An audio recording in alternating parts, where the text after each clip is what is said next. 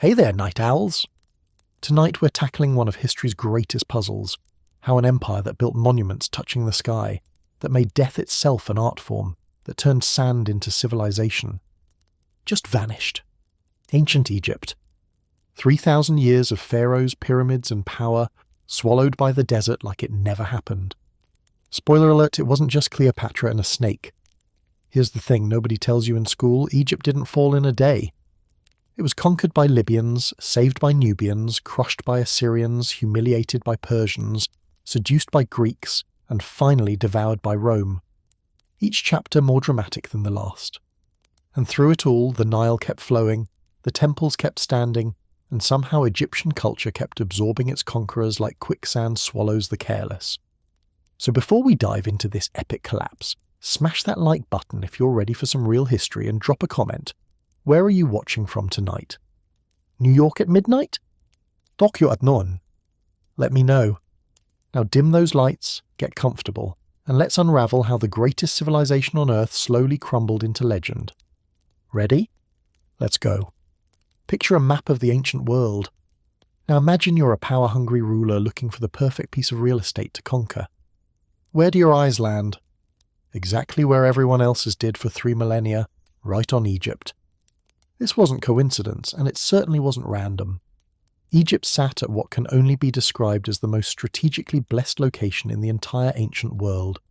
A geographical jackpot that made it simultaneously the envy and the target of every ambitious empire within marching distance. To the north, the Mediterranean Sea stretched out like a liquid highway connecting Egypt to Greece, Rome, Phoenicia, and every major trading civilization that mattered. This wasn't just a nice view for beachfront property. This was access to the entire known world's commerce, ideas, and unfortunately, armies.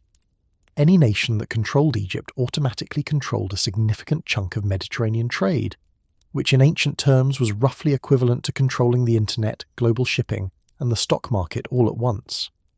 Not a bad position to be in, unless of course everyone else noticed, which they absolutely did. To the west lay Libya, with its nomadic tribes who spent centuries eyeing Egypt's wealth like hungry neighbours, watching through a fence at a particularly impressive barbecue. These weren't just casual observers. The Libyans represented a constant pressure, a demographic force that would eventually push through Egypt's western defences and, in a twist that would become a recurring theme, end up sitting on the throne themselves.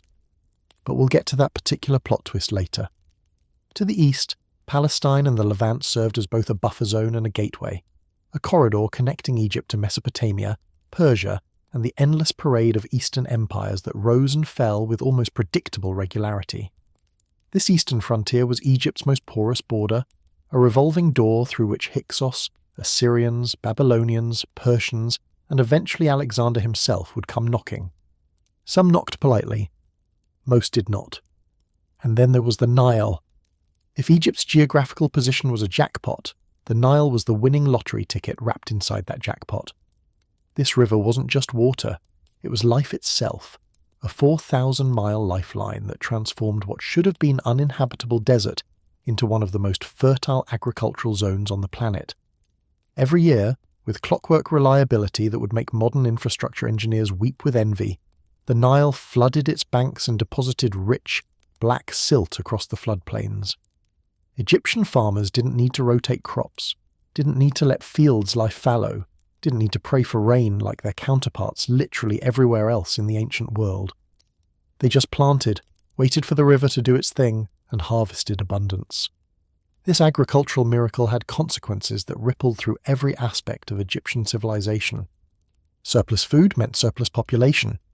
Surplus population meant surplus labour. Surplus labour meant you could do things like, say, stack 2 million stone blocks into a geometric mountain just because your god king wanted a fancy tomb. The pyramids weren't built by alien technology or lost civilizations. They were built by the Nile, or more precisely by the abundance that the Nile made possible.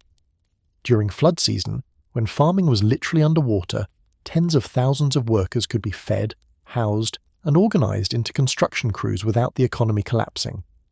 Try doing that in Mesopotamia, where irrigation was a constant battle against salt buildup and unpredictable flooding. Good luck building anything taller than a ziggurat.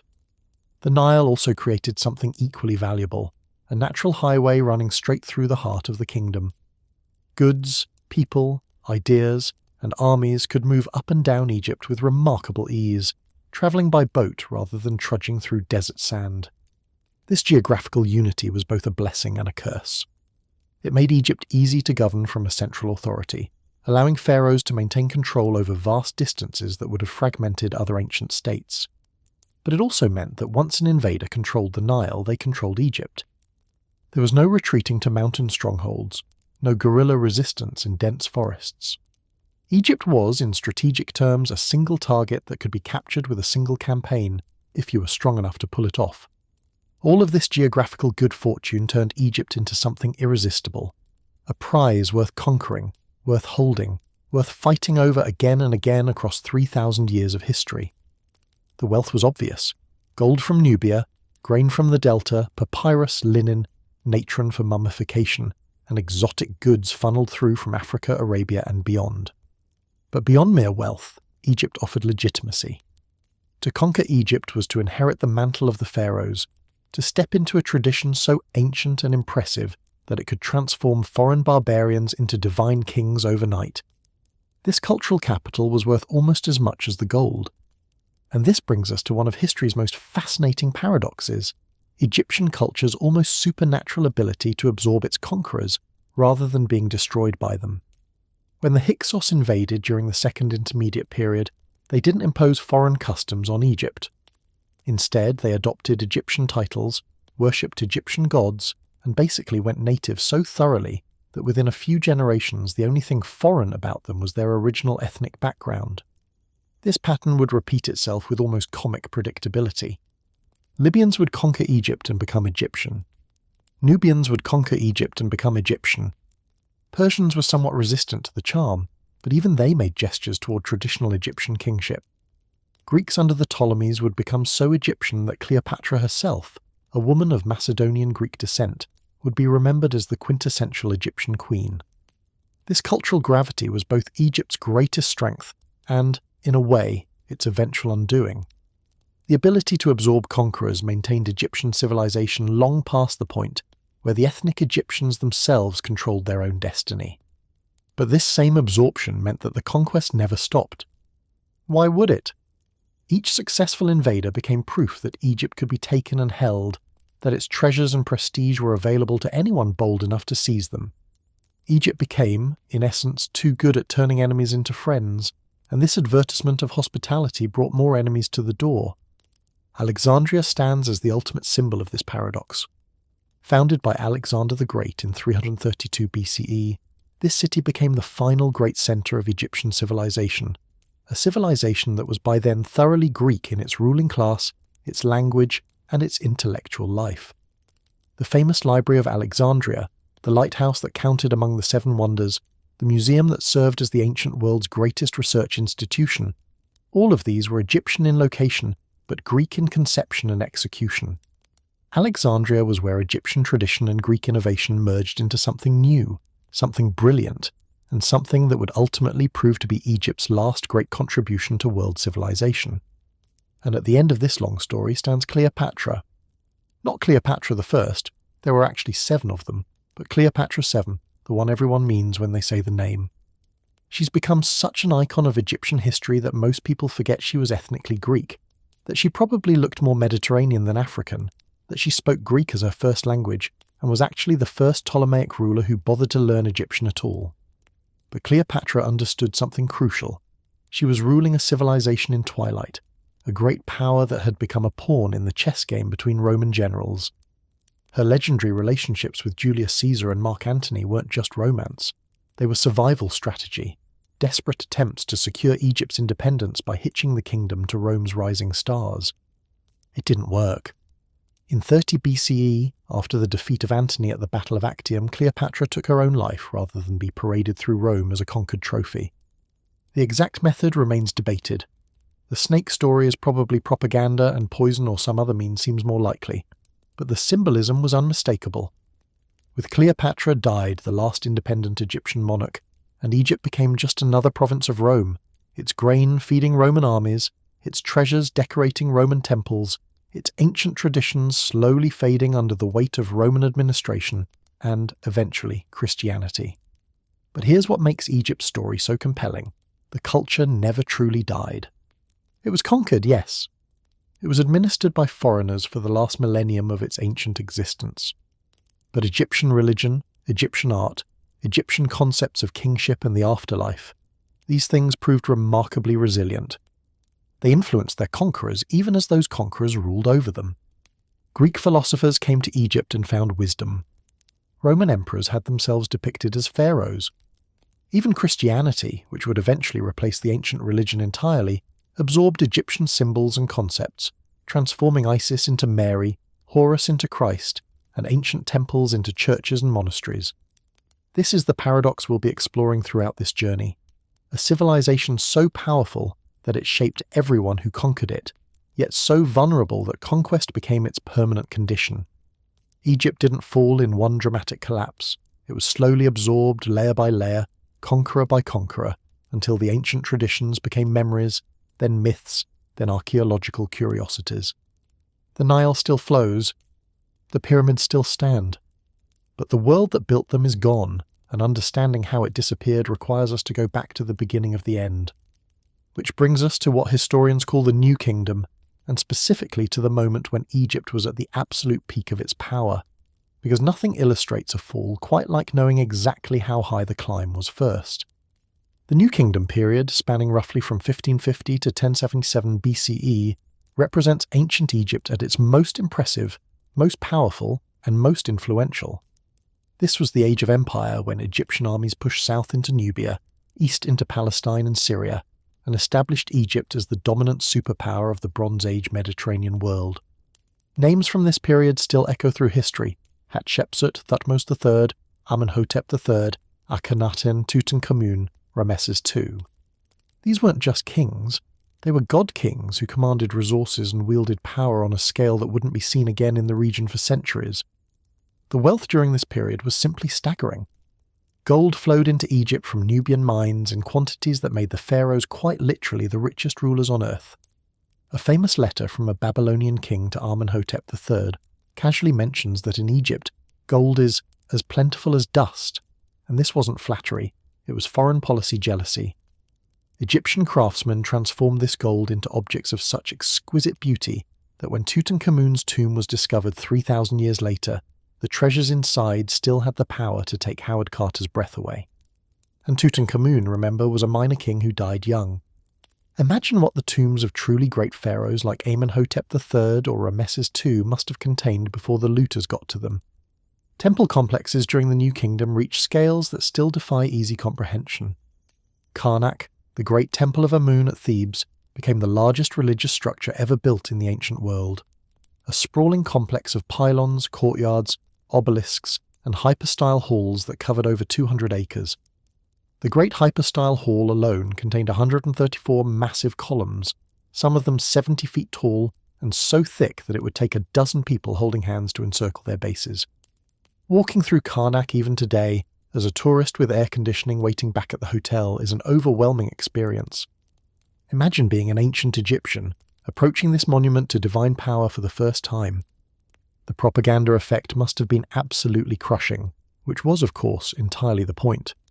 Military power matched this architectural grandeur.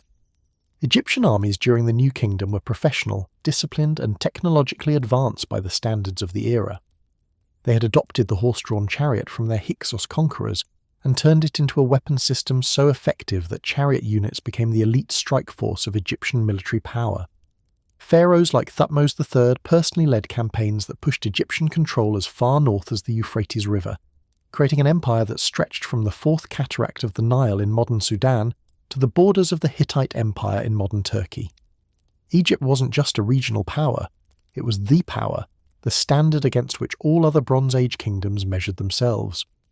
But here's where the story gets interesting, and where we start to see those first cracks that would eventually shatter this golden age. Because the New Kingdom wasn't just the peak of Egyptian power, it was also the beginning of a slow, almost imperceptible decline that would accelerate over the following centuries. And the first signs of trouble came not from foreign enemies, but from within Egyptian society itself, in the most unexpected place: the belief system that had defined Egyptian civilization for 2,000 years.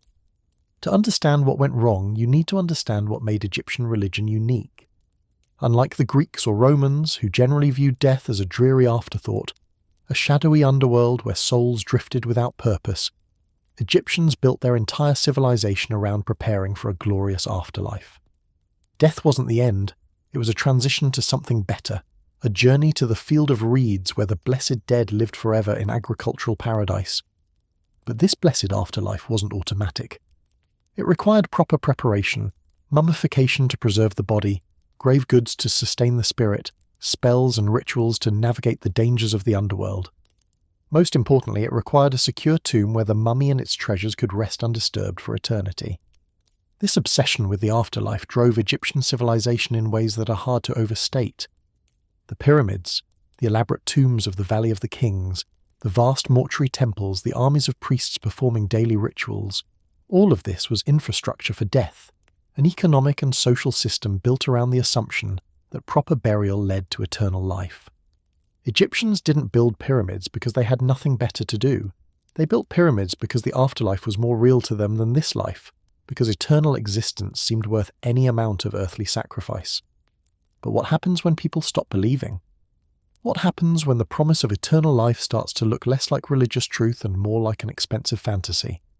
This is what began to happen during the later New Kingdom, and the evidence comes from a source so unexpected that it took archaeologists decades to understand its significance: the tombs themselves. The Valley of the Kings was supposed to solve a problem that had plagued Egyptian burial practices since the Pyramid Age: tomb robbery. The pyramids, for all their impressive engineering, were basically giant advertisements saying "treasure inside." Grave robbers had been breaking into them almost since they were built, and by the New Kingdom, the royal tombs of the Pyramid Age had been thoroughly looted. The solution was secrecy. Instead of obvious monuments, the New Kingdom pharaohs would be buried in hidden tombs cut into a remote desert valley, far from population centres, guarded by dedicated police forces. The tomb locations would be kept secret, the workers who built them sequestered in special villages where their movements could be monitored. No more pyramids screaming "rob me," just anonymous holes in the rock that would protect the royal dead for eternity. It didn't work. Not even close. The evidence from the Valley of the Kings tells a story of almost immediate failure. Tomb robbery wasn't a later phenomenon, something that happened after Egyptian civilization collapsed.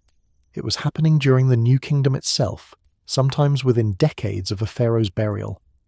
We have court records from the reign of Ramesses IX documenting systematic looting of royal tombs in the Valley of the Kings and neighbouring areas.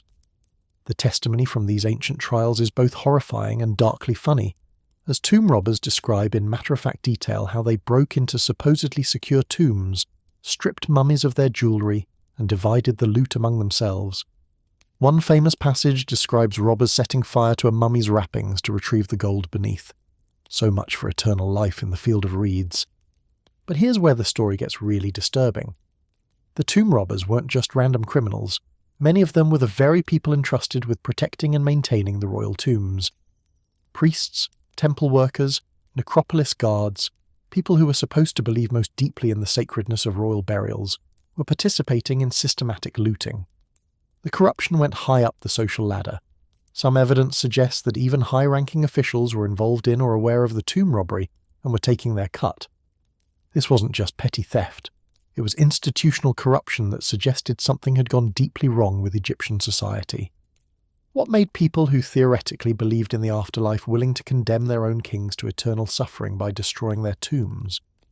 The most obvious answer is that they didn't believe anymore, or at least didn't believe strongly enough for it to outweigh the very tangible benefits of selling stolen gold.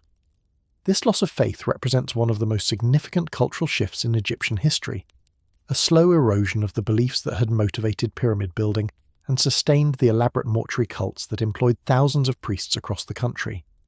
We can trace this erosion in other ways too. Literary texts from the late New Kingdom and subsequent periods express increasing skepticism about traditional religious promises.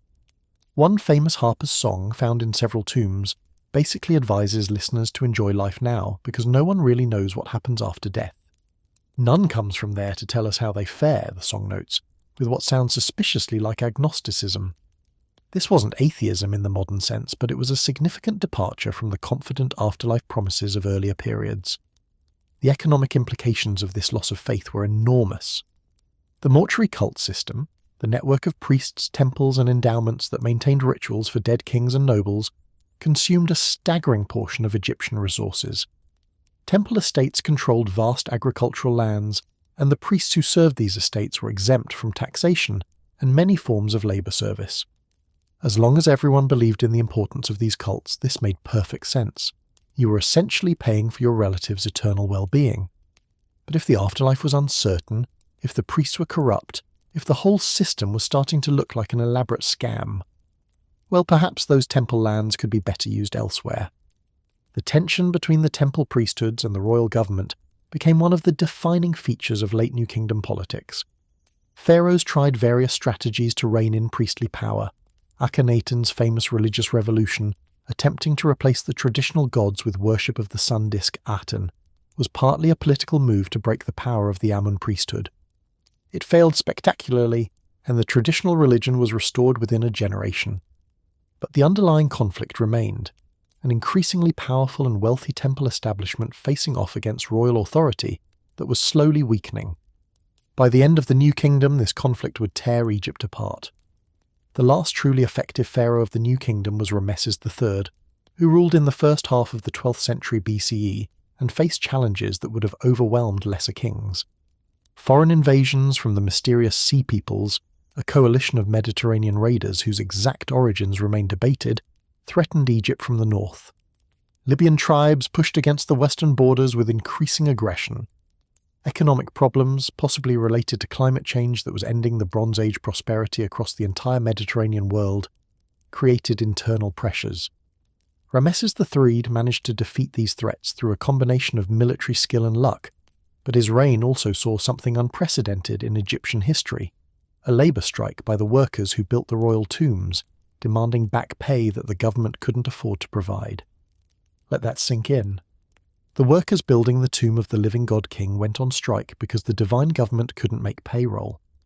This wasn't just an economic problem, it was a symbolic collapse. If the pharaoh couldn't even pay the men building his own tomb, what exactly was divine kingship worth? After Ramesses III, the decline accelerated. His successors, a parade of increasingly ineffective Ramesses-numbered Phi through Eanth, watched helplessly as royal authority crumbled. The tomb robbery crisis reached its peak during this period, with court records showing systematic looting and corruption that the government seemed powerless to stop. Prices for basic goods fluctuated wildly, suggesting economic instability. Local officials increasingly acted on their own authority, ignoring directives from the capital. Most dramatically, power began to split geographically. In the south, around Thebes and the great temple complex of Karnak, the high priests of Amun accumulated political and military power that rivaled the pharaohs themselves. These weren't just religious figures anymore, they commanded armies, controlled territories, and eventually began putting their names in royal cartouches, the oval frames traditionally reserved for kings. By the end of the 20th dynasty, around 1077 BCE, Egypt effectively split into two states: a northern kingdom ruled by the pharaohs from the delta city of Tanis, and a southern theocracy ruled by the high priests of Amun from Thebes. This division wasn't formalized as a civil war. The two powers seemed to have reached some kind of understanding, intermarrying and recognizing each other's authority within their respective zones. But it represented a fundamental break from the unified kingdom that had defined Egyptian civilization for millennia. Egypt was now two states pretending to be one, and this weakness would prove irresistible to foreign observers who had long coveted Egyptian wealth. The internal fractures went deeper than mere politics. The new kingdom had been built on a social system that required massive coordinated effort: building projects, military campaigns, agricultural management, religious ceremonies. All of this required a functioning central authority that could direct resources and labour across the entire kingdom. As that central authority weakened, the grand projects stopped. No more royal tombs in the Valley of the Kings. No more massive temple expansions. The age of building was over, and what followed was an age of maintaining, and eventually of decline. The crisis of faith that manifested in tomb robbery and priestly corruption reflected something deeper: a loss of confidence in the systems that had sustained Egyptian civilization for so long. when pharaohs could no longer pay their workers, when priests stole from the gods they were supposed to serve, when the promise of eternal life seemed less certain than the prospect of immediate profit. These were symptoms of a society losing its grip on its own identity. Egypt in the late New Kingdom was still fabulously wealthy by contemporary standards, still culturally sophisticated, still capable of producing impressive art and literature. But something essential had been lost, some core conviction that had made the earlier achievements possible. Foreign observers noticed. The Libyans to the west, who had been raiding and settling along Egypt's borders for centuries, saw an opportunity. These were tough desert people, hardened by life in an unforgiving landscape, and they had been slowly infiltrating Egyptian society for generations.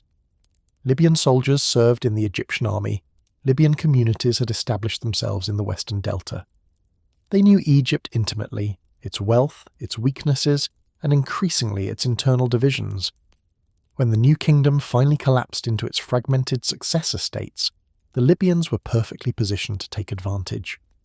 But before we get to the Libyan takeover, we need to understand what made this internal collapse so devastating.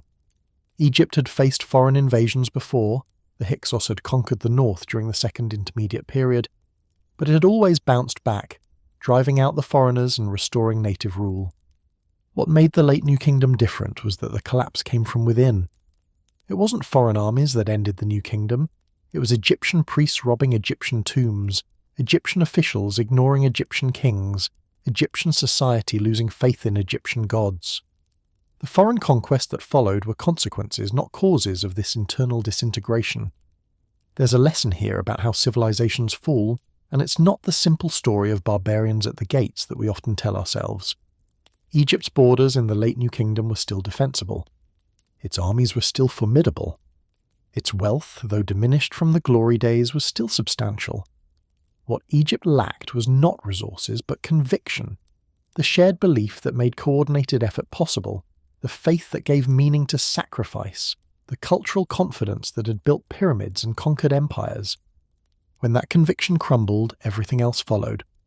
The priests who robbed tombs probably didn't think they were ending a civilization. The local officials who ignored royal commands probably didn't see themselves as traitors. The workers who went on strike were just trying to feed their families. Each individual decision made sense in context. Why maintain faith in a system that seemed to be failing you? But collectively, these rational individual choices created an irrational collective outcome, the slow-motion suicide of one of history's greatest civilizations. This is what we're watching when we study Egypt's decline. Not a single catastrophic event, but a gradual loss of the things that made Egypt, Egypt. The religion didn't disappear overnight. It slowly lost its grip on people's imaginations. The royal authority didn't collapse in a day. It slowly became irrelevant to people's daily lives. The unity that had defined Egypt since its legendary founding under King Menes slowly fractured into regional powers that barely recognized each other's legitimacy. By the time foreign conquerors arrived to pick up the pieces, there wasn't much left to conquer, just a divided land that remembered being great but couldn't quite figure out how to be great again. And yet, and this is crucial, Egypt never stopped being Egypt. Even in its weakened, divided state, Egyptian culture remained distinctive, recognizable, and somehow magnetic. The foreigners who conquered Egypt didn't impose their own civilizations. Instead, they adopted Egyptian civilization, wrapped themselves in pharaonic symbolism, and ruled as Egyptian kings. This pattern would continue for centuries, through Libyans and Nubians and Persians and Greeks and finally Romans. Each conquest seemed like the end, and each time Egyptian culture absorbed its conquerors and continued, transformed but unbroken. This remarkable persistence is perhaps the most fascinating aspect of Egypt's decline. Most conquered civilizations disappear, absorbed into their conquerors' cultures, their languages replaced, their religions forgotten. Egypt somehow reversed this dynamic, turning its conquerors into Egyptians rather than being turned into something else. The civilization was too powerful to die, even when it became too weak to defend itself. It continued under foreign management, maintained by people who weren't ethnically Egyptian, but who became Egyptian in every meaningful cultural sense. Understanding this persistence requires us to understand what made Egyptian culture so uniquely compelling: its art, its religion, its concept of divine kingship, its vision of cosmic order represented by Ma'at.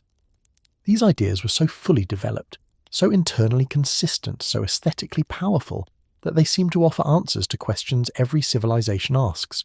Who are we? Why are we here? What happens after we die?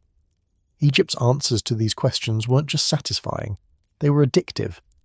Once you accepted the Egyptian worldview, alternatives seemed pale and unconvincing. The Greeks who conquered Egypt under Alexander weren't barbarians. They had their own sophisticated culture, their own impressive philosophical traditions, their own compelling mythology. Yet even the Greeks found Egypt irresistible. Alexander himself was crowned as pharaoh in the traditional manner, and his successors, the Ptolemies, spent centuries trying to be proper Egyptian kings. They built temples indistinguishable from those of native dynasties, worshipped Egyptian gods alongside Greek ones, and eventually produced Cleopatra, who was Greek in blood but Egyptian in soul. If even the Greeks couldn't resist Egyptian culture, what chance did the Libyans or Nubians have? But persistence isn't the same as health. Egyptian civilization persisted under foreign rule the way a patient might persist on life support, technically alive but far from thriving. The great building projects became smaller and less frequent. The religious innovation stopped. Instead of developing new ideas, priests simply repeated old formulas with increasingly mechanical devotion. The art, while still beautiful, became repetitive, copying ancient models rather than creating new ones. Egypt was preserved, but it was preserved like a museum exhibit, impressive to look at but no longer growing, no longer creating, no longer fully alive. The first foreign rulers to benefit from Egypt's internal collapse were the Libyans, and their story illustrates both the power of Egyptian culture to absorb outsiders and the limitations of that absorption. But that's a tale that deserves its own attention, because the Libyan period introduces themes that would repeat throughout Egypt's long twilight. Foreign rulers desperately trying to be Egyptian, Egyptian traditions adapting to foreign management, and the slow transformation of a living culture into ancient tradition. The New Kingdom was over, and something new was beginning, something that would carry Egyptian civilization forward while fundamentally changing what that civilization meant. The cracks that appeared in the New Kingdom would never fully heal. The loss of faith that turned priests into tomb robbers would never be fully restored. The political division that split Egypt into northern and southern kingdoms would recur again and again, becoming almost the default state of Egyptian politics. What had been the world's most stable, most unified, most confident civilization became something more fragile, more dependent on foreign strength, more uncertain of its own identity. Egypt was still Egypt, but it was an Egypt that had lost something essential, and the next 1,000 years would be spent trying to recover what had been lost while never quite succeeding. The glory was fading. The gold was tarnishing. The gods were losing their power over human hearts. And waiting in the wings, watching this slow-motion collapse with calculating eyes, were the peoples who would inherit Egypt's body if not its soul: Libyans, Nubians, Assyrians, Persians, Greeks, and finally Romans. Each would take their turn ruling the land of the Nile, and each would be transformed by what they conquered, becoming in some sense Egyptian, even as they ended Egypt's independence forever. This is the story we're following. Not a single dramatic fall, but a long, slow descent from golden peak to dusty plain, with Egypt somehow remaining itself through centuries of foreign domination. It's a story about the power of culture and the limits of that power, about conquest and absorption, about belief and disillusion. And it starts here, in the twilight of the New Kingdom, when the pharaohs still sat on their thrones but the foundations beneath them had already begun to crumble. Consider for a moment the psychology of living through such a decline. The Egyptians of the late New Kingdom weren't stupid. They knew their civilization had seen better days. They could walk through temple complexes built by their ancestors and see the difference between ancient craftsmanship and contemporary work. They could read hieroglyphic records of military victories that their own armies could no longer match. They could compare the humble tombs of their minor kings to the spectacular monuments of the great pharaohs and understand viscerally that something had been lost. This awareness created a peculiar cultural atmosphere, part nostalgia, part despair, part stubborn determination to maintain traditions even when those traditions had lost their original meaning. Egyptian art of this period became increasingly backward-looking, deliberately imitating styles from centuries earlier, as if copying the forms could somehow recapture the spirit. Religious texts were compiled and standardized, preserving ancient knowledge but rarely adding to it. The culture was curating itself, turning from a living tradition into a carefully maintained archive. There's something poignant about this self-conscious preservation. These people genuinely loved their civilization and desperately wanted it to survive. They memorized ancient hymns, performed ancient rituals, maintained ancient customs not because they were blindly traditional, but because they understood that these things mattered, that losing them would mean losing something essential about what it meant to be Egyptian. In a sense, they were already treating their own culture as historical heritage, worthy of protection and documentation, which is exactly what it would become under foreign rule. The crisis of the late New Kingdom also accelerated social changes that had been building for centuries. The strict hierarchies that had defined earlier periods began to blur as central authority weakened. Local strongmen accumulated power that would have been unthinkable under a strong pharaoh. Merchant classes grew more prominent as trade networks adapted to political fragmentation. The army, always important in Egyptian society, became even more central to politics as military commanders realized that they could make and unmake kings. This militarization of Egyptian politics was particularly significant for what came next. The pharaohs of the late New Kingdom increasingly relied on foreign mercenaries, especially Libyans, to fill out their armies. These weren't slave soldiers or desperate refugees. They were professional warriors attracted by Egyptian wealth and the possibility of land grants as payment for service. Over time, Libyan soldiers and their families established communities throughout Egypt, particularly in the Delta region. They maintained their own cultural identity to some extent, their distinctive feathered headdresses and tribal organizations, but they also integrated into Egyptian society, learning the language, worshipping Egyptian gods, and eventually claiming Egyptian titles. This Libyan military presence was a time bomb waiting to go off. As long as strong pharaohs controlled the army, foreign soldiers were useful tools.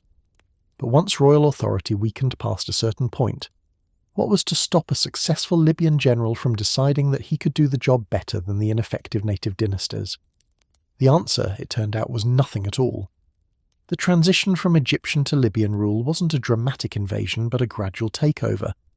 Libyan military commanders had been accumulating titles and power for generations, intermarrying with Egyptian nobility, building power bases in strategically important cities. When the last native pharaohs of the New Kingdom died out or were pushed aside, Libyan generals simply stepped into the vacancy. To them, this probably didn't feel like conquest. They had been part of Egyptian society for so long that ruling it seemed like a natural promotion, rather than a foreign takeover. But the native Egyptian population knew the difference. However Egyptian the Libyan rulers tried to be, and they tried very hard indeed, there was always an awareness that something fundamental had changed. The god-kings who had ruled Egypt since the beginning of time were suddenly foreigners, strangers who wore Egyptian crowns and performed Egyptian rituals, but whose ancestors had come from the desert, who spoke with foreign accents and maintained foreign customs alongside their Egyptian obligations. This awareness would colour Egyptian attitudes toward their rulers for the rest of ancient history, creating a persistent tension between cultural absorption and ethnic consciousness. The economic disruptions of the late New Kingdom had lasting consequences as well. The elaborate mortuary economy that had driven so much Egyptian activity, the tomb building, the mummification industry, the maintenance of funerary cults, was severely damaged by the tomb robbery crisis and the accompanying loss of faith. This wasn't just a matter of religious belief, it was economic infrastructure. Thousands of people had earned their livelihoods from death-related industries, and when demand for elaborate burials declined, those livelihoods disappeared. The famous workmen's village at Deir el-Medina, home to the craftsmen who built royal tombs, was eventually abandoned as the New Kingdom ended. Its residents dispersed, their specialized skills no longer needed, their community dissolved. The centralized grain distribution systems that had fed workers on state projects broke down as well, replaced by more localized and chaotic economic arrangements. Archaeological evidence suggests increased economic inequality during this period, with some families accumulating wealth while others struggled. The social contract that had bound Egyptian society together, the pharaoh provides order and sustenance, the people provide labor and loyalty, was fraying badly. What remained was still recognizably Egyptian, but it was a damaged Egypt, an Egypt that had lost confidence in its own systems and institutions. International trade patterns also shifted during this transition. Egypt's position as a dominant player in Mediterranean commerce had depended partly on political stability and effective administration. As both declined, trade routes began to bypass Egypt or exploit its weakness. The collapse of the broader Bronze Age system around 1200 BCE, which destroyed or weakened civilizations from Greece to Mesopotamia, further disrupted the trade networks that had enriched the New Kingdom. Egypt was not alone in suffering during this period. It was part of a general Mediterranean crisis, but Egypt's particular version of the crisis left it vulnerable in ways that would be exploited by later conquerors. Perhaps most importantly, the late New Kingdom saw a transformation in how Egyptians understood their own history. Earlier generations had viewed Egyptian civilization as eternal and unchanging, a perfect order established at the beginning of time and maintained by the pharaohs through their performance of sacred rituals. This ideology had always been somewhat fictional. Egyptian history was actually full of changes and developments, but it served important purposes, providing stability and continuity in a world that valued both highly. The crisis of the late New Kingdom made this fiction increasingly hard to maintain. When kings couldn't pay their workers, when priests robbed tombs, when foreign soldiers occupied the delta, the pretense of eternal perfection became obviously absurd. Egyptians began to develop a more historical consciousness, acknowledging that things had been better in the past and might be better again in the future, but weren't particularly good right now. This historical awareness was both a symptom of decline and a tool for survival. It allowed Egyptians to maintain hope that their civilization could be restored while acknowledging the reality of its current weakness. The textual evidence from this period reflects this changed consciousness. Chronicles were compiled that traced Egyptian history from the earliest dynasties, emphasizing past greatness in ways that implicitly criticized present failures. Literary texts explored themes of change and impermanence that would have been alien to earlier Egyptian thought. The confident assertions of eternal order gave way to more nuanced reflections on the nature of time, the transience of human achievements, and the uncertain relationship between past and future.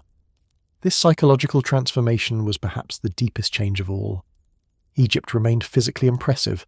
The monuments still stood, the Nile still flooded, the land still produced abundant grain. But the mental landscape had shifted fundamentally. Egyptians no longer saw their civilization as naturally dominant and eternal. They saw it as vulnerable, as something that needed to be actively protected and maintained. This defensive posture would characterize Egyptian culture for the rest of its ancient history, even during periods of political strength and cultural creativity. The weight of the past bore down heavily on those who lived through this transition. Every temple they entered reminded them of what their ancestors had achieved. Every ancient text they read measured their own accomplishments against standards they could no longer meet. This burden of historical memory was both crushing and inspiring. Crushing because it made contemporary failures so obvious, inspiring because it provided models for what restoration might look like. Egyptian revivals over the following centuries would draw constantly on New Kingdom precedents, trying to recapture past glory by imitating past forms. The international context of this transition deserves attention as well.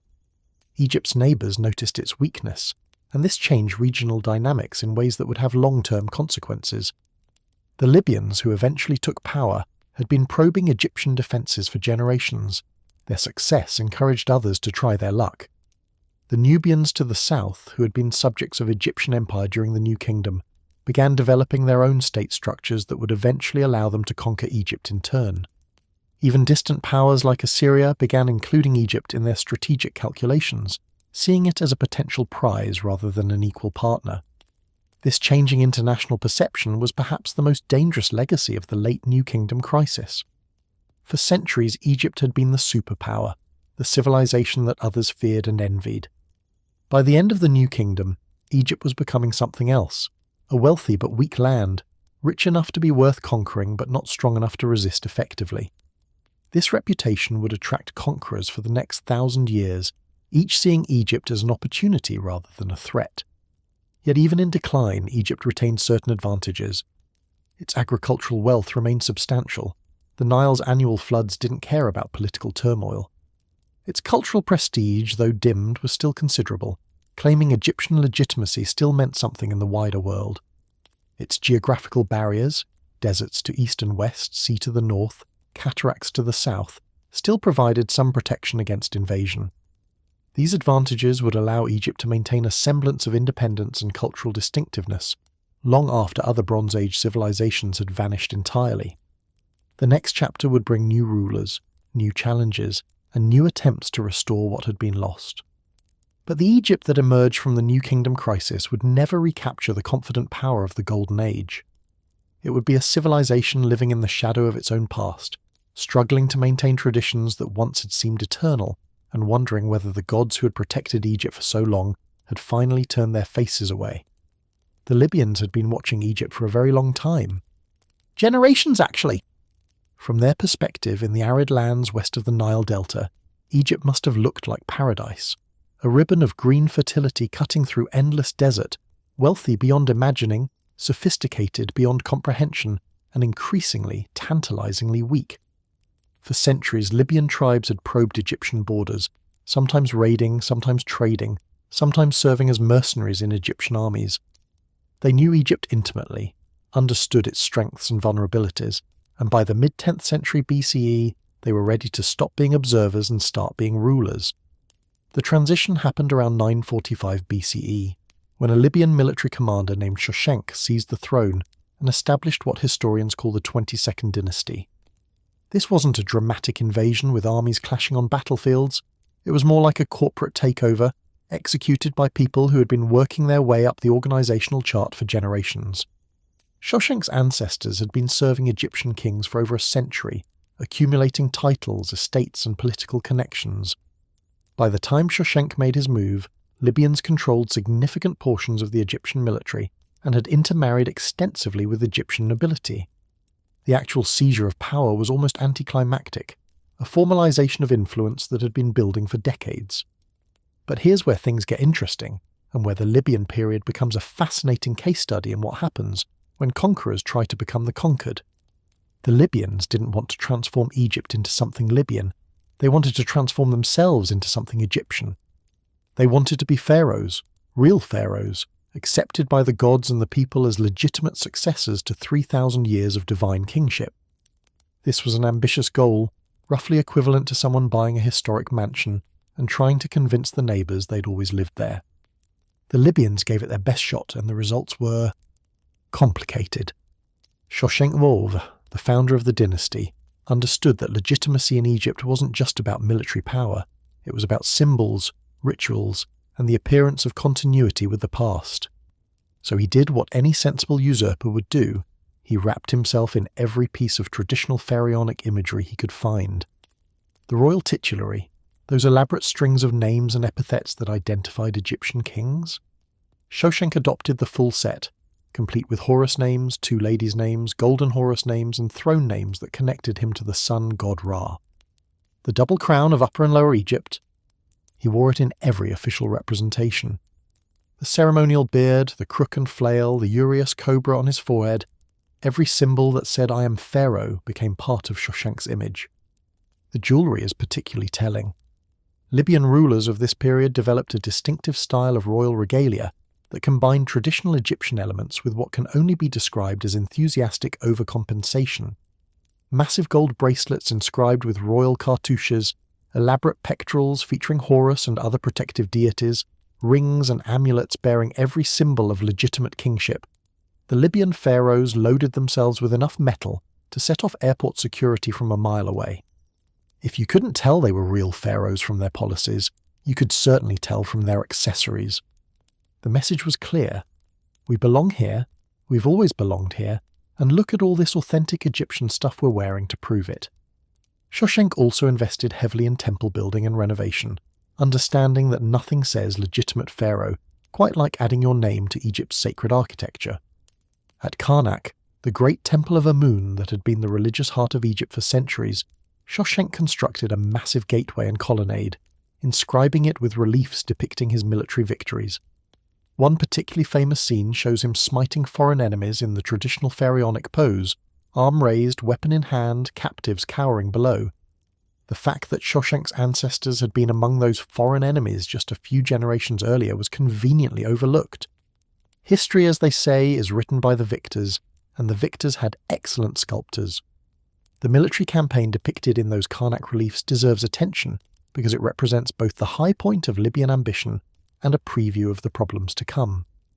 Around 925 BCE, Shoshenq led a major military expedition into Palestine, attacking both the Kingdom of Israel and the Kingdom of Judah. This campaign is actually mentioned in the Bible, where Shoshenq appears as Shishak, king of Egypt, who attacked Jerusalem and carried off treasures from the Temple of Solomon.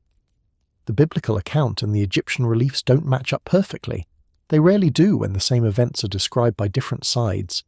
But the basic fact of a major Egyptian military intervention in the Levant is confirmed by multiple sources. This campaign was significant for several reasons. First, it demonstrated that Egypt under Libyan rule was still capable of projecting power beyond its borders, still a force to be reckoned with in regional politics. The New Kingdom Empire was long gone, but Egypt could still field armies and intimidate neighbours when properly motivated. Second, and more importantly for Shoshenq's purposes, the campaign provided exactly the kind of traditional pharaonic activity that legitimized his rule. Egyptian kings were supposed to smite foreigners. It was practically in the job description, and Shoshenq's Palestinian campaign allowed him to perform this role convincingly. But here's the thing about military campaigns. They're expensive, they're risky, and they require a level of organizational coordination that the Libyan state was increasingly unable to sustain. Shoshenq's campaign was impressive, but it wasn't followed by effective occupation or long-term control. The Egyptians collected tribute, knocked some heads together, and went home, leaving the political situation in Palestine essentially unchanged. This pattern of impressive but ultimately ineffective military action would characterize Libyan rule throughout its duration. Lots of sound and fury, ultimately signifying not much at all. The fundamental problem with Libyan Egypt wasn't military or economic. It was structural. The Libyans had come to power as military strongmen, and they understood power in military terms. Their political system was essentially a network of competing military commands, each controlled by a member of the extended royal family or a powerful general, each jealously guarding its own territory and resources. This worked fine when a strong king like Shoshenq could keep everyone in line through a combination of personal authority and the promise of shared plunder. It worked considerably less fine when weaker kings inherited the throne and found themselves presiding over a collection of semi-independent warlords who happened to share their last name. The comparison to medieval European feudalism is tempting but not quite accurate. Feudalism, for all its problems, had a theoretical framework of mutual obligations that provided some basis for political order. The Libyan system had no such framework. It was raw power politics dressed up in pharaonic costume, and it began to fragment almost immediately after Shoshenq's death. His successors found themselves constantly balancing, bribing, and occasionally fighting their own relatives, who controlled military forces and territories that should have been under royal command but increasingly weren't. The geography of this fragmentation is important to understand. The Libyans had their power base in the delta region of Lower Egypt, particularly around the cities of Bubastis, Tanis, and later Sais. This was where their communities had been established during the late New Kingdom, where their tribal structures remained strongest, and where their military power was most concentrated. Upper Egypt, meanwhile, remained under the effective control of the high priests of Amun at Thebes, who had been running their own semi-independent theocracy since the end of the New Kingdom. The Libyan pharaohs claimed authority over all of Egypt, but their actual control was largely limited to the north. This north-south division wasn't new. It had existed in some form since the end of the New Kingdom, but under Libyan rule it became institutionalized in ways that made reunification increasingly difficult. The Theban priests were Egyptian, not Libyan, and they had their own ideas about who should be running things. They acknowledged the Libyan pharaohs in formal documents and participated in certain royal ceremonies, but they exercised real power in the south and weren't particularly interested in taking orders from the delta. The result was a kingdom that looked unified on paper, but was actually two separate political entities sharing a common cultural heritage and not much else. Within the Libyan-controlled north, further fragmentation occurred as the dynasty progressed. The pharaohs had a habit of appointing their sons and relatives to powerful military commands, presumably hoping that family loyalty would ensure political unity. This strategy, which has failed in approximately 100% of historical cases where it's been tried, failed here as well. Each appointed relative became the founder of his own local dynasty, passing his position to his sons, who passed it to their sons, until Egypt was dotted with mini-kingdoms ruled by cousins who theoretically owed allegiance to the pharaoh but practically did whatever they wanted. By the late 22nd dynasty, around 850–800 BCE, this fragmentation had reached absurd levels. Different branches of the royal family were competing openly for power, sometimes fighting each other in actual military conflicts, sometimes simply ignoring each other and ruling their territories independently. The fiction of unified rule was maintained through elaborate diplomatic protocols. Everyone still used the pharaonic calendar, still acknowledged the same gods, still inscribed their names in proper hieroglyphic style, but the political reality was chaos. Egypt had essentially returned to the conditions of the First Intermediate Period, centuries earlier, when the collapse of the Old Kingdom had fragmented the country into competing local powers. The religious dimension of Libyan rule deserves particular attention because it illustrates the strange contradictions of their attempted assimilation. The Libyans, as we've noted, enthusiastically adopted Egyptian religion, building temples, performing rituals, and presenting themselves as devoted servants of the traditional gods. But Egyptian religion wasn't just a matter of personal belief. It was a complex institutional system controlled by powerful priesthoods with their own interests and agendas. The relationship between Libyan kings and Egyptian priests was never entirely comfortable, a marriage of convenience that both sides exploited for their own purposes. The priests of Amun at Thebes were particularly important in this dynamic. They controlled enormous wealth, temple estates that covered vast areas of Upper Egypt, and they claimed direct communication with Amun, the king of the gods. When important decisions needed to be made, the priest would consult Amun's oracle, and the god would indicate his will through movements of his cult statue during processions. Unsurprisingly, Amun's will tended to align rather closely with the priest's interests, a coincidence that nobody seems to have questioned too loudly. These oracular pronouncements carried enormous weight in Egyptian society, and any pharaoh who wanted to maintain legitimacy needed to stay on good terms with the people who interpreted them. The Libyan pharaohs handled this situation with varying degrees of skill. Some tried to place their own relatives in the high priesthood, hoping to bring this power under royal control. This worked occasionally but created its own problems, as priestly relatives proved just as independent-minded as military relatives. Others simply accepted the Theban priests as semi-autonomous partners, exchanging recognition of royal authority for non-interference in southern affairs. Neither approach really solved the fundamental problem. The pharaoh was supposed to be the supreme intermediary between gods and humans, but in practice, that intermediary role was being performed by priests who had their own agenda. The cultural production of the Libyan period reflects these tensions and contradictions. On the surface, Libyan-era art and architecture followed traditional Egyptian patterns. The same gods, the same hieroglyphic writing system, the same iconographic conventions that had defined Egyptian culture for millennia. But subtle differences began to emerge, hints that something had changed beneath the familiar surface.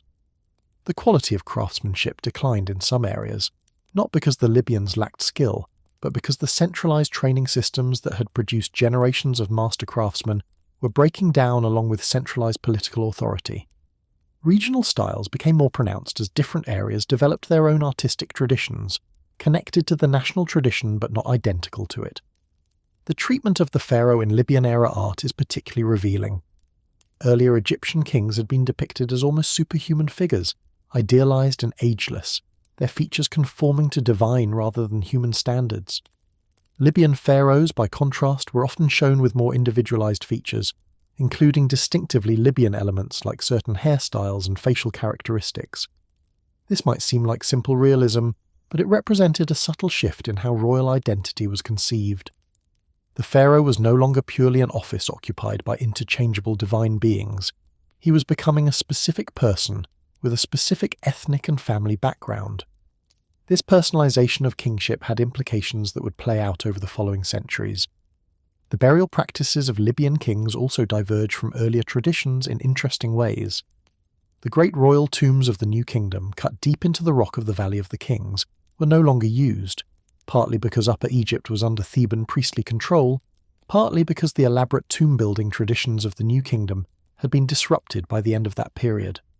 Instead, Libyan pharaohs were buried at Tanis, their delta capital, in tombs that were impressive but distinctly different from earlier royal burials. These Tanite tombs were built within temple precincts rather than isolated in desert valleys, and they contained burial goods that mixed traditional Egyptian elements with newer styles and foreign imports.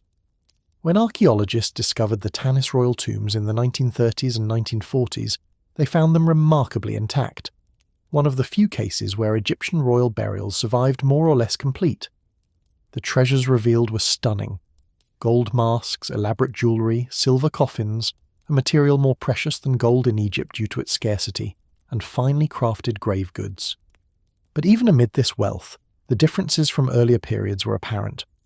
Some objects showed distinct Libyan stylistic influences, others were repurposed from earlier reigns, reused because the Libyan state couldn't or wouldn't commission new work of equivalent quality. The burials were rich, but also somehow improvised, as if the Libyan pharaohs were trying to perform a tradition they didn't entirely understand. The international position of Libyan Egypt presents another window into the dynasty's limitations. During the New Kingdom, Egypt had been a superpower whose diplomatic correspondence filled archives across the Near East. Libyan Egypt maintained some international contacts, but its role in regional affairs was considerably diminished. The fragmentary evidence suggests diplomatic relations with Assyria, Babylon, and various Levantine states, but Egypt was no longer the dominant partner in these relationships. When Assyrian power began to expand westward in the 9th and 8th centuries BCE, Egypt was among the powers scrambling to respond rather than leading regional coalitions. This diminished international standing had practical consequences. Trade networks that had once centered on Egypt began to bypass it or exploit its weakness. The Phoenician cities of the Levantine coast, which had once been Egyptian vassals or trading partners operating within an Egyptian-dominated system, became independent commercial powers running their own networks across the Mediterranean. Cyprus, Crete, and other Mediterranean islands developed trading relationships that no longer required Egyptian permission or participation. Egypt remained wealthy and important, but it was no longer the centre around which everything else orbited. The religious and cultural influence of Egypt proved more durable than its political power, however. This is one of the more remarkable aspects of Egyptian civilization during its long decline. Even when Egypt couldn't project military force, it continued to project cultural force. The prestige of Egyptian religion, the sophistication of Egyptian art, the sheer age and impressiveness of Egyptian monuments, these things continued to attract admiration and imitation long after Egypt had ceased to be a political threat.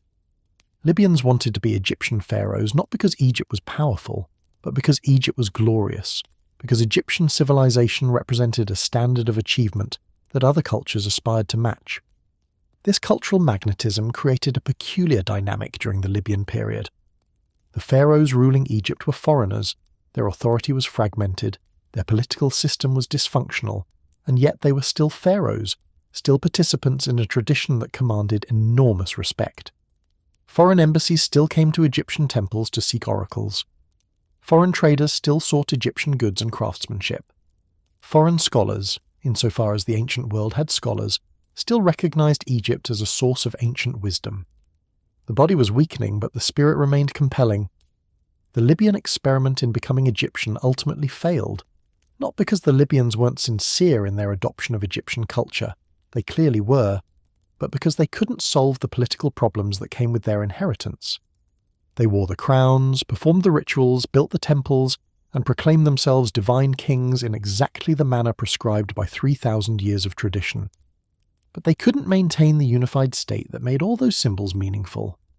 Their Egypt was a collection of competing power centres, held together by cultural memory and not much else, and this fragmentation made it vulnerable to anyone strong enough to exploit it. The ironies of this situation would have been apparent to any thoughtful observer.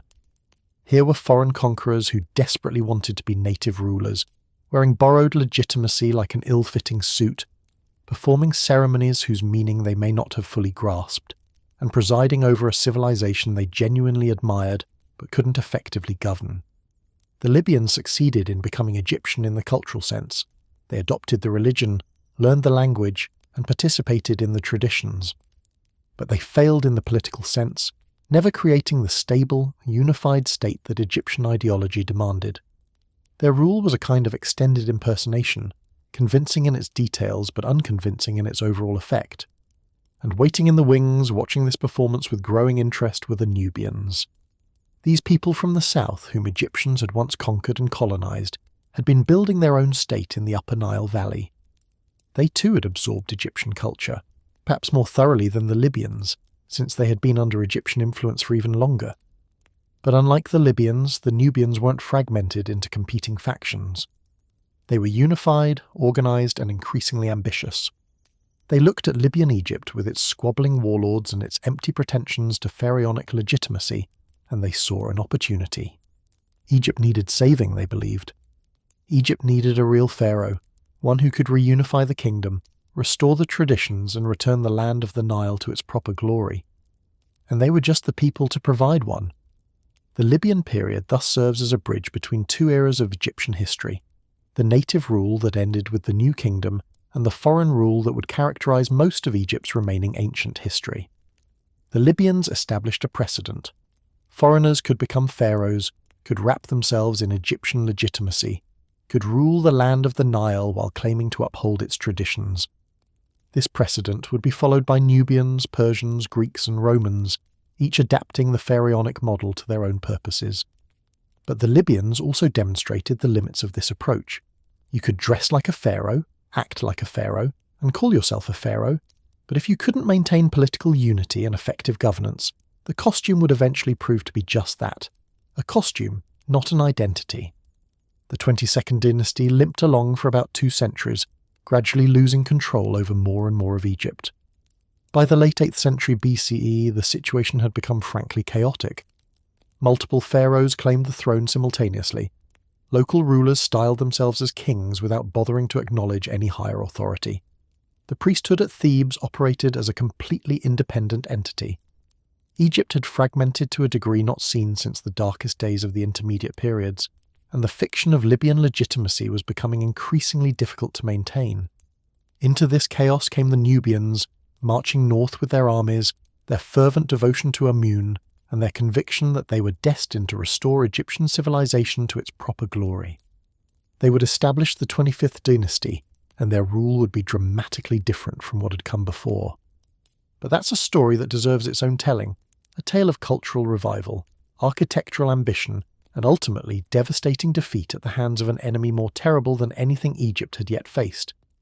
The Libyan legacy is thus one of transition and ambiguity.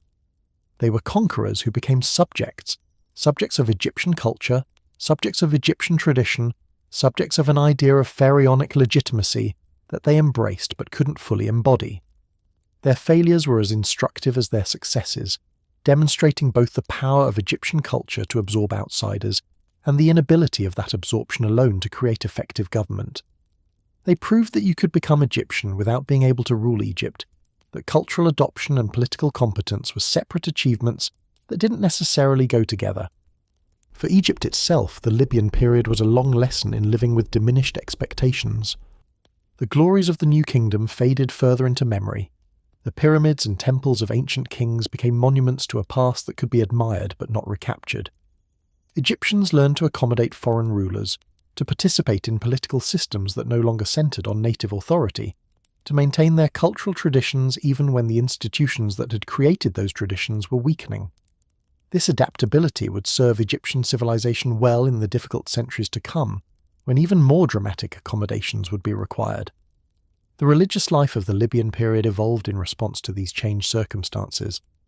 Temple cults continued to function, often with increased emphasis on oracle consultations and personal piety, rather than state-organized ceremonies. The gods remained important, but the relationship between worshippers and deities became more individual, less mediated by royal authority. This shift toward personal religion was already underway in the late New Kingdom, but it accelerated under Libyan rule as the pharaoh's role as cosmic intermediary became more theoretical than practical. The literary and intellectual production of the Libyan period is difficult to assess because relatively little has survived. What we have suggests continuity with earlier traditions, copies of classic texts, maintenance of scribal schools, preservation of religious knowledge, but not much innovation. The period was one of conservation rather than creation, of maintaining inherited wisdom rather than adding to it. This was perhaps appropriate for a society that had lost confidence in its ability to match the achievements of the past, that was focused on preservation rather than progress. The Libyan rulers themselves remain somewhat mysterious figures, their personalities largely hidden behind the conventional imagery of pharaonic propaganda. We know their names, their reign lengths, their building projects and military campaigns, but we don't really know them as individuals. They appear in the historical record as a series of throne names and epithets, indistinguishable from one another except for specialists who can track the subtle changes in titulary and iconography.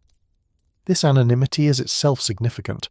These were rulers who adopted a tradition rather than transforming it, who filled a role rather than redefining it. They were pharaohs by imitation, competent performers of a script they hadn't written. The artistic legacy of the period shows this imitative quality clearly. Libyan-era works follow New Kingdom models so closely that scholars sometimes have difficulty dating them without inscriptional evidence. This wasn't lack of creativity so much as deliberate policy. The Libyan rulers wanted their art to look as traditional as possible, to blend seamlessly into the long history of Egyptian artistic production. In this they largely succeeded. Their temples and statues could pass for works of earlier periods unless you knew exactly what to look for. But success in imitation isn't the same as success in creation, and the Libyan period produced no artistic innovations that would influence later developments. The political fragmentation of the period had economic consequences that affected ordinary Egyptians as much as the elite. The breakdown of central authority disrupted trade networks, made travel more dangerous, and reduced the efficiency of agricultural management. The elaborate systems of granaries, redistribution, and corvée labour that had characterised the unified state were replaced by more localised arrangements that probably worked less well for most people. Archaeological evidence suggests some economic decline during this period, though nothing catastrophic. Egypt's agricultural wealth provided a floor below which standards of living couldn't easily fall. The military developments of the period are particularly important for understanding what came next. The Libyan system of decentralized military commands, each loyal primarily to its local commander rather than to the pharaoh, created both problems and opportunities. The problems are obvious. Without unified military command, Egypt couldn't effectively respond to external threats. The opportunities were less obvious but equally significant. When a strong ruler did emerge who could unify these scattered forces, he would command a substantial military establishment that had been maintained and developed at local expense. This is exactly what the Nubians would exploit when they came north. They found not a defenceless Egypt, but an Egypt whose military resources had been preserved even as its political unity had shattered. The transition from Libyan to Nubian rule would be more gradual and complex than simple invasion narratives might suggest. The Nubians had been building influence in Upper Egypt for decades before they formally claimed the throne. Theban priests, frustrated with Libyan chaos, had been developing relationships with Nubian rulers who shared their devotion to Amun. By the time the Nubians marched north in force, they already had allies, supporters and collaborators among the Egyptian elite. The conquest, when it came, was as much invitation as invasion, or at least that's how the Nubian rulers chose to portray it. But the Libyans weren't finished yet. Even after the Nubians established themselves as the legitimate pharaohs, Libyan rulers continued to control parts of the delta, sometimes acknowledging Nubian supremacy, sometimes asserting independence. The political landscape of Egypt in the late 8th and early 7th centuries BCE was extraordinarily complex, with Nubian pharaohs, Libyan kings, Theban priests, and various local powers all competing for authority and resources. This complexity would have significant consequences when Assyria turned its attention toward Egypt, finding a divided land that could be conquered piece by piece rather than confronted as a unified state. The Libyan period thus ends not with a bang but with a gradual dissolution, as Libyan authority faded in the face of Nubian ambition and Assyrian aggression. The 22nd dynasty gave way to the 23rd and 24th, each representing further fragmentation of what had been an already fragmented realm. The pharaonic titles continued to be used, the traditional rituals continued to be performed, but the content behind these forms became increasingly thin. By the time the Nubians completed their conquest of Egypt, the Libyans had been ruling, and misruling, for over 2 centuries, a period that saw Egyptian civilization continue but not flourish, survive but not thrive. The social dynamics of Libyan Egypt reveal much about how conquered populations adapt to foreign rule. Ordinary Egyptians, farmers, craftsmen, merchants, minor priests, had to navigate a world where the people at the top looked different, spoke with accents, and organized their power in unfamiliar ways. The evidence suggests that most Egyptians simply got on with their lives, paying taxes to whoever demanded them, worshipping their gods in their local temples, and leaving the high politics to the elites who seemed to enjoy fighting over such things.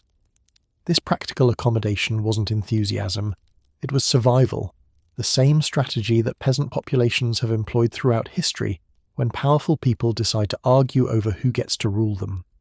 The intermarriage between Libyan and Egyptian families created a complex social hierarchy that defied simple ethnic categorization. By the later centuries of Libyan rule, many prominent families had mixed ancestry, combining Libyan military traditions with Egyptian priestly or administrative lineages. These hybrid elites developed their own subculture, neither purely Libyan nor purely Egyptian, but something new that combined elements of both.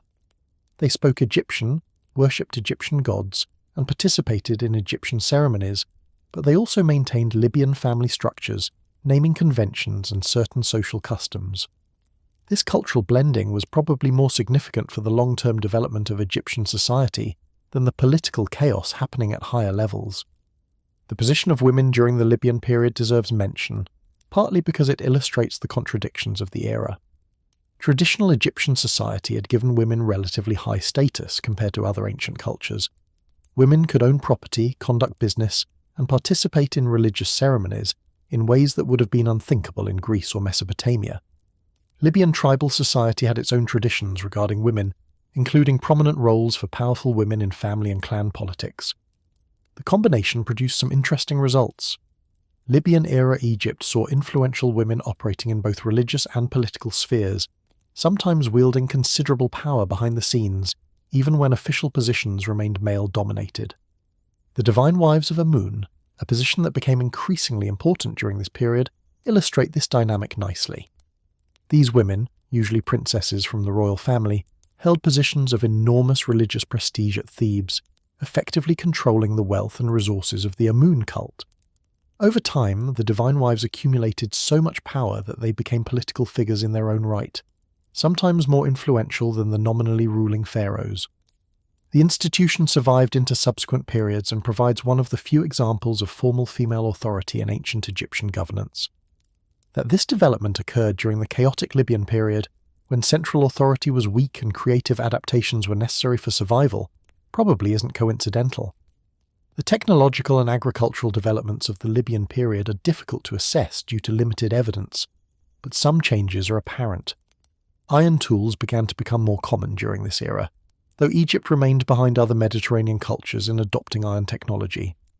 The conservative nature of Egyptian society, combined with the political fragmentation that disrupted large-scale coordination, meant that technological innovations spread slowly and unevenly. Some regions adopted new techniques while others continued traditional practices. The lack of central planning meant that improvements weren't systematically implemented across the kingdom.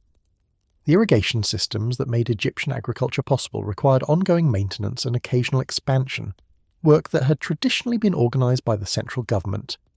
Under Libyan rule, this responsibility devolved increasingly to local authorities, with varying results. Some areas maintained their systems effectively, others saw gradual deterioration, as the coordination necessary for major projects became harder to achieve. The agricultural output of Egypt remained high by absolute standards. The Nile's annual flood provided a natural fertilization system that no political chaos could entirely disrupt. But the efficiency with which this output was collected, stored and distributed probably declined. The religious festivals that punctuated Egyptian life continued throughout the Libyan period, though perhaps with modifications reflecting changed circumstances. These festivals were enormously important for social cohesion, bringing communities together for celebrations that reinforced shared identity and provided welcome breaks from agricultural labour. The festivals also had economic dimensions, with markets and trade occurring alongside religious ceremonies.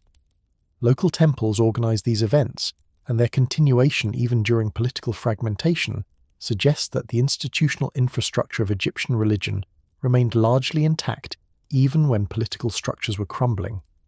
The funerary practices of ordinary Egyptians during this period show interesting adaptations to changed circumstances. Elite burials became more modest as resources were diverted to political competition rather than afterlife preparation. Some families economized by reusing tomb spaces, adding new burials to chambers that had been prepared for ancestors. Not exactly what Egyptian tradition prescribed, but pragmatic given the circumstances. The democratization of afterlife beliefs that had been developing since the New Kingdom continued, with more people claiming access to the resurrection spells and protective magic that had once been royal prerogatives. If the pharaohs couldn't guarantee cosmic order, perhaps individuals could ensure their own eternal salvation through proper preparation and correct ritual. The scribal tradition, that cornerstone of Egyptian administrative and cultural life, faced particular challenges during the Libyan period. Scribal schools required stable institutions to function, temples or government offices that could train new generations, maintain libraries of model texts, and provide employment for graduates. As institutions fragmented, so did the scribal network, with different centres developing their own variations in training and practice. The result was a gradual divergence of scribal traditions across Egypt, with regional variations in handwriting styles, textual conventions, and administrative practices. This diversification would have implications for later periods, when attempts to restore centralised government would require reconciling these variant traditions. The foreign communities resident in Egypt during the Libyan period added another layer of complexity to an already complex society. Greeks had been present in Egypt since at least the 7th century BCE, when they established trading posts in the delta with pharaonic permission. Phoenician merchants operated throughout the Mediterranean, and Egypt remained an important node in their commercial networks. Assyrians, Babylonians, and various peoples from the Levant maintained connections with Egypt for diplomatic and commercial purposes.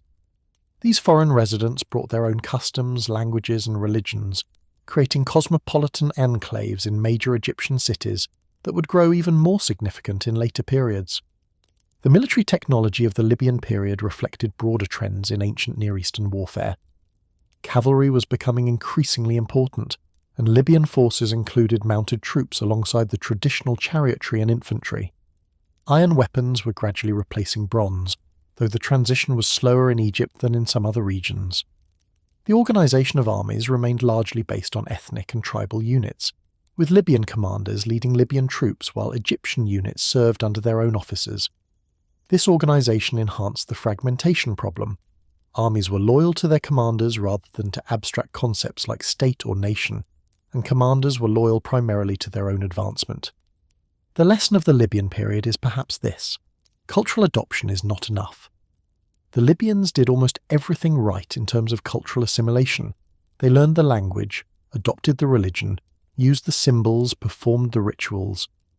They became Egyptian in every meaningful cultural sense.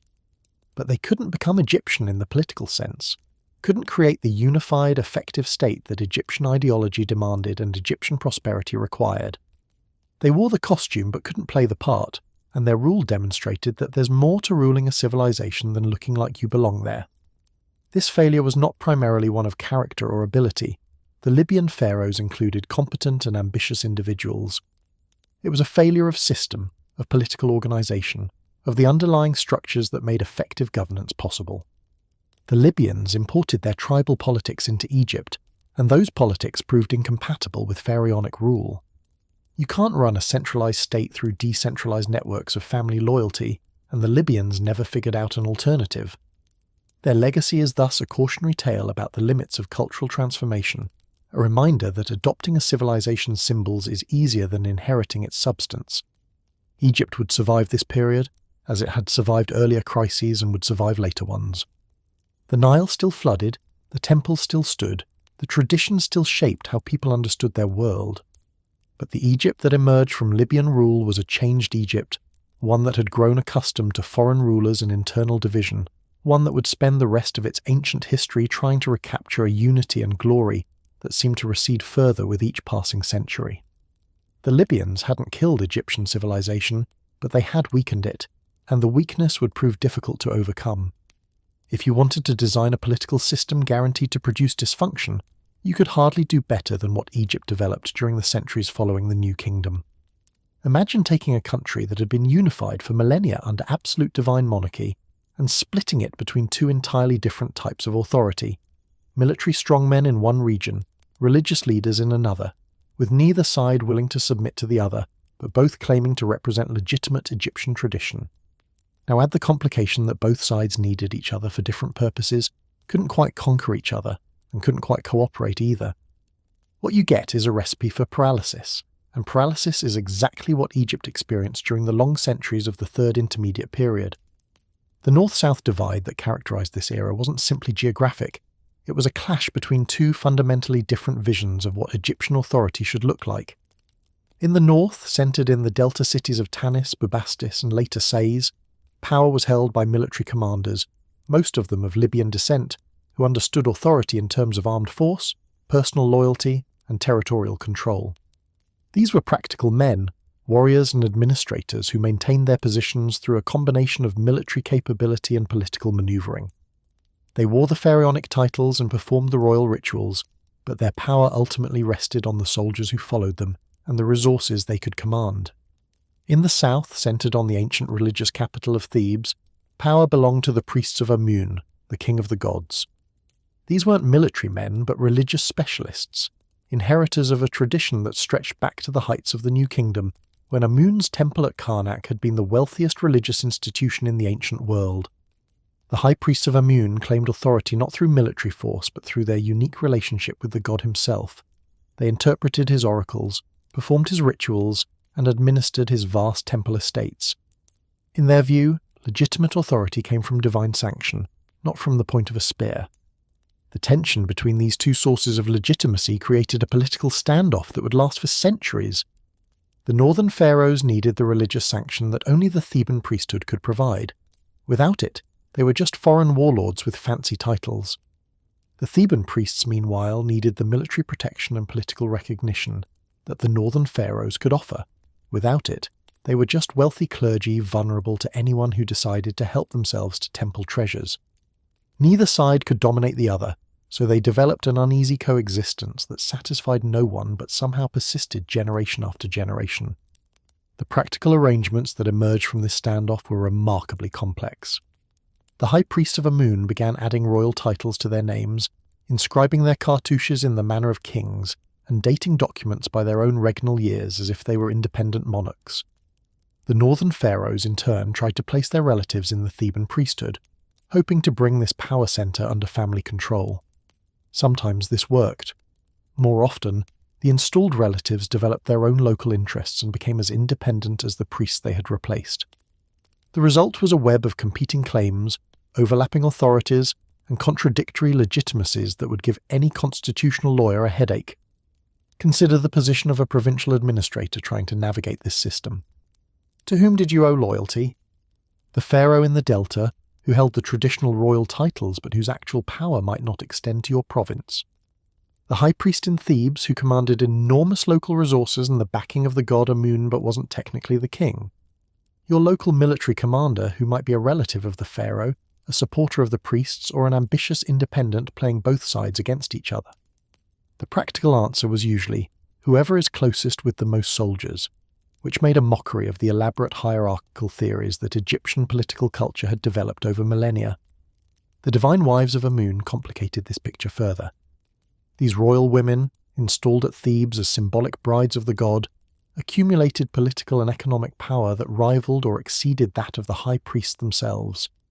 They controlled temple estates, commanded loyalty from religious personnel, and exercised authority that was theoretically derived from their sacred marriage to Amun rather than from any male lineage. The institution became a political tool. Northern pharaohs would install their daughters as divine wives to extend their influence into the south, but once installed, these women often developed their own agendas that didn't necessarily align with their father's interests. The economic dimensions of this north-south split deserve careful attention. The temple estates of Amun at Thebes were enormous. Some estimates suggest they controlled up to 30% of Egyptian agricultural land at their peak. This land wasn't taxed by secular authorities. Its produce supported the temple cult, its personnel, and its various charitable functions. The priests who administered these estates were effectively running a parallel economy, one that operated according to religious rather than political logic. When the central government was strong, this parallel economy could be coordinated with national interests. When the central government was weak, as it was throughout most of the Third Intermediate Period, the temple economy became an independent power base that could support political autonomy. The northern delta region, by contrast, was the commercial heart of Egypt, connected to Mediterranean trade routes that brought wealth from Greece, Phoenicia, and beyond. The Libyan rulers who controlled this region derived their resources from trade, agriculture, and military tribute rather than from temple estates. Their economy was more dynamic and externally oriented, but also more dependent on maintaining security along trade routes and in port cities. When political fragmentation disrupted these networks, northern revenues suffered in ways that southern temple income did not. This economic divergence had military implications. The south could maintain its position through the passive resources of temple estates, land that produced regardless of political conditions, peasants who farmed regardless of who claimed to rule them.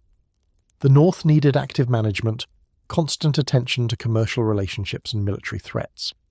Northern rulers were therefore more aggressive in their political maneuvering, more likely to launch military campaigns and diplomatic initiatives, more engaged with the wider Mediterranean world.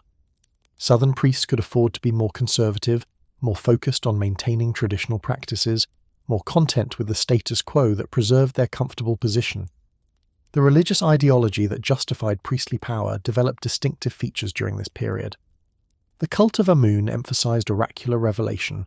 The god spoke through his cult statue, answering questions and providing guidance on matters ranging from personal problems to affairs of state. These oracular sessions were theatrical events, with the god's statue carried in procession, while priests interpreted its movements as divine communication. Naturally, the interpretations tended to favor priestly interests, a coincidence that skeptics might find suspicious, but that believers accepted as evidence of Amun's wisdom and justice. The oracle system gave the Theban priests enormous political leverage. Major decisions could be referred to the god for approval, and since the priests controlled the interpretation of oracular responses, they effectively had veto power over policies they disliked. Northern pharaohs who wanted to pursue initiatives in the south had to either work with the priesthood or risk being condemned by divine will, not a comfortable position for rulers who claimed to be gods themselves. This oracular authority became a check on military power, a religious counterbalance to armed force that gave the priests influence far beyond what their military capabilities would have supported. The architecture of the period reflects these competing power centres. In the north, the Libyan pharaohs built at Tanis, creating a new royal capital with temples, tombs and monuments that imitated the great constructions of earlier ages. The Tanis Temple of Amun was partly built with blocks and statues taken from the abandoned city of Pyrameses, earlier materials repurposed for new propaganda needs. This recycling was practical. Why quarry new stone when perfectly good blocks were lying around? But it also symbolized the relationship between Libyan rule and Egyptian tradition. The new rulers were building with the pieces of the old civilization, constructing something that looked traditional but was assembled from fragments of a broken whole. In the south, the Theban priests continued to maintain and expand the Karnak temple complex, adding new constructions that emphasized their own authority and piety. These additions were often smaller and less ambitious than the great New Kingdom projects, reflecting reduced resources and perhaps reduced confidence, but they kept the tradition alive. The message was clear. Thebes remained the religious heart of Egypt, the place where divine power manifested most clearly, regardless of what military adventures were happening in the distant delta. The military organization of divided Egypt reflected its political fragmentation. There was no unified Egyptian army during this period. Instead, there were multiple military forces loyal to different commanders and power centers. The northern pharaohs commanded the largest forces, based on the Libyan military traditions that had brought them to power, but their control over these forces was often tenuous. Individual commanders controlled their own troops, maintained their own territories, and could switch allegiances if better offers came along. The south had fewer dedicated military forces. The priests relied on divine authority rather than armed might, but could call upon local levies and the soldiers of allied commanders when necessary. This military fragmentation made coordinated defense against external threats essentially impossible. When enemies appeared on Egypt's borders, there was no unified command structure to organize resistance, no single authority that could mobilize national resources for defense. Different power centers made their own calculations about whether to fight, negotiate, or simply stay out of the way and let someone else deal with the problem. This was not, to put it mildly, an optimal strategy for national survival, but it was the natural consequence of the political system that had evolved. The diplomatic relations of divided Egypt were correspondingly complex. Foreign powers found themselves dealing not with a single Egyptian government, but with multiple competing authorities, each claiming legitimacy and each pursuing its own interests. This could be exploited by clever foreign diplomats who played different Egyptian factions against each other, promising support to one while negotiating with another. The Assyrians, in particular, would prove adept at this strategy when they turned their attention to Egypt, finding willing collaborators among Egyptian rulers who saw foreign alliance as a way to gain advantage over domestic rivals. The cultural production of the divided period shows interesting patterns of both continuity and innovation. Religious texts continued to be composed and copied, maintaining the literary traditions that defined Egyptian intellectual life. Funerary practices evolved as different regions developed their own variations on traditional themes. Artistic styles became more diverse as the centralized training systems of earlier periods broke down, with different workshops developing distinctive approaches within the broad framework of Egyptian tradition. One notable development was the increasing use of bronze statuettes for religious purposes. Earlier periods had favoured stone sculpture for divine images, but the Third Intermediate period saw a proliferation of small bronze figures depicting gods, kings, and sacred animals. These objects were often dedicated in temples by private individuals, reflecting the democratization of religious practice that accompanied the weakening of royal control over cult activities. Ordinary Egyptians, unable to rely on the pharaoh's cosmic maintenance of divine order, took matters into their own hands, dedicating offerings and commissioning ritual objects that would ensure their personal relationship with the gods. The scribal tradition fractured along with political authority. Different power centres maintained their own scribal schools, training bureaucrats and priests in the skills necessary for administration and religious practice. The hieroglyphic writing system remained unified. It was too complex to diverge significantly in just a few centuries, but administrative practices, textual formats, and educational curricula developed regional variations. A scribe trained in Thebes might find Delta administrative practices unfamiliar, and vice versa.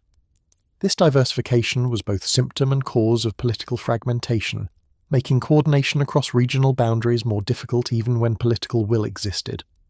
The treatment of royal tombs during this period illustrates the changed relationship between pharaohs and their eternal afterlife. The Libyan kings at Tanis were buried within temple precincts rather than in isolated valley tombs, a significant departure from New Kingdom practice. These burials were elaborate and expensive, filled with gold and silver grave goods that demonstrated royal wealth and piety, but they were also more modest than the great royal tombs of earlier ages. The careful separation between royal tombs and populated areas that had characterized earlier burial practices was abandoned, perhaps because the ideology of sacred kingship had been weakened to the point where such elaborate precautions seemed unnecessary. The Theban priests, meanwhile, took responsibility for maintaining and protecting the royal mummies that had been buried in the Valley of the Kings during earlier dynasties.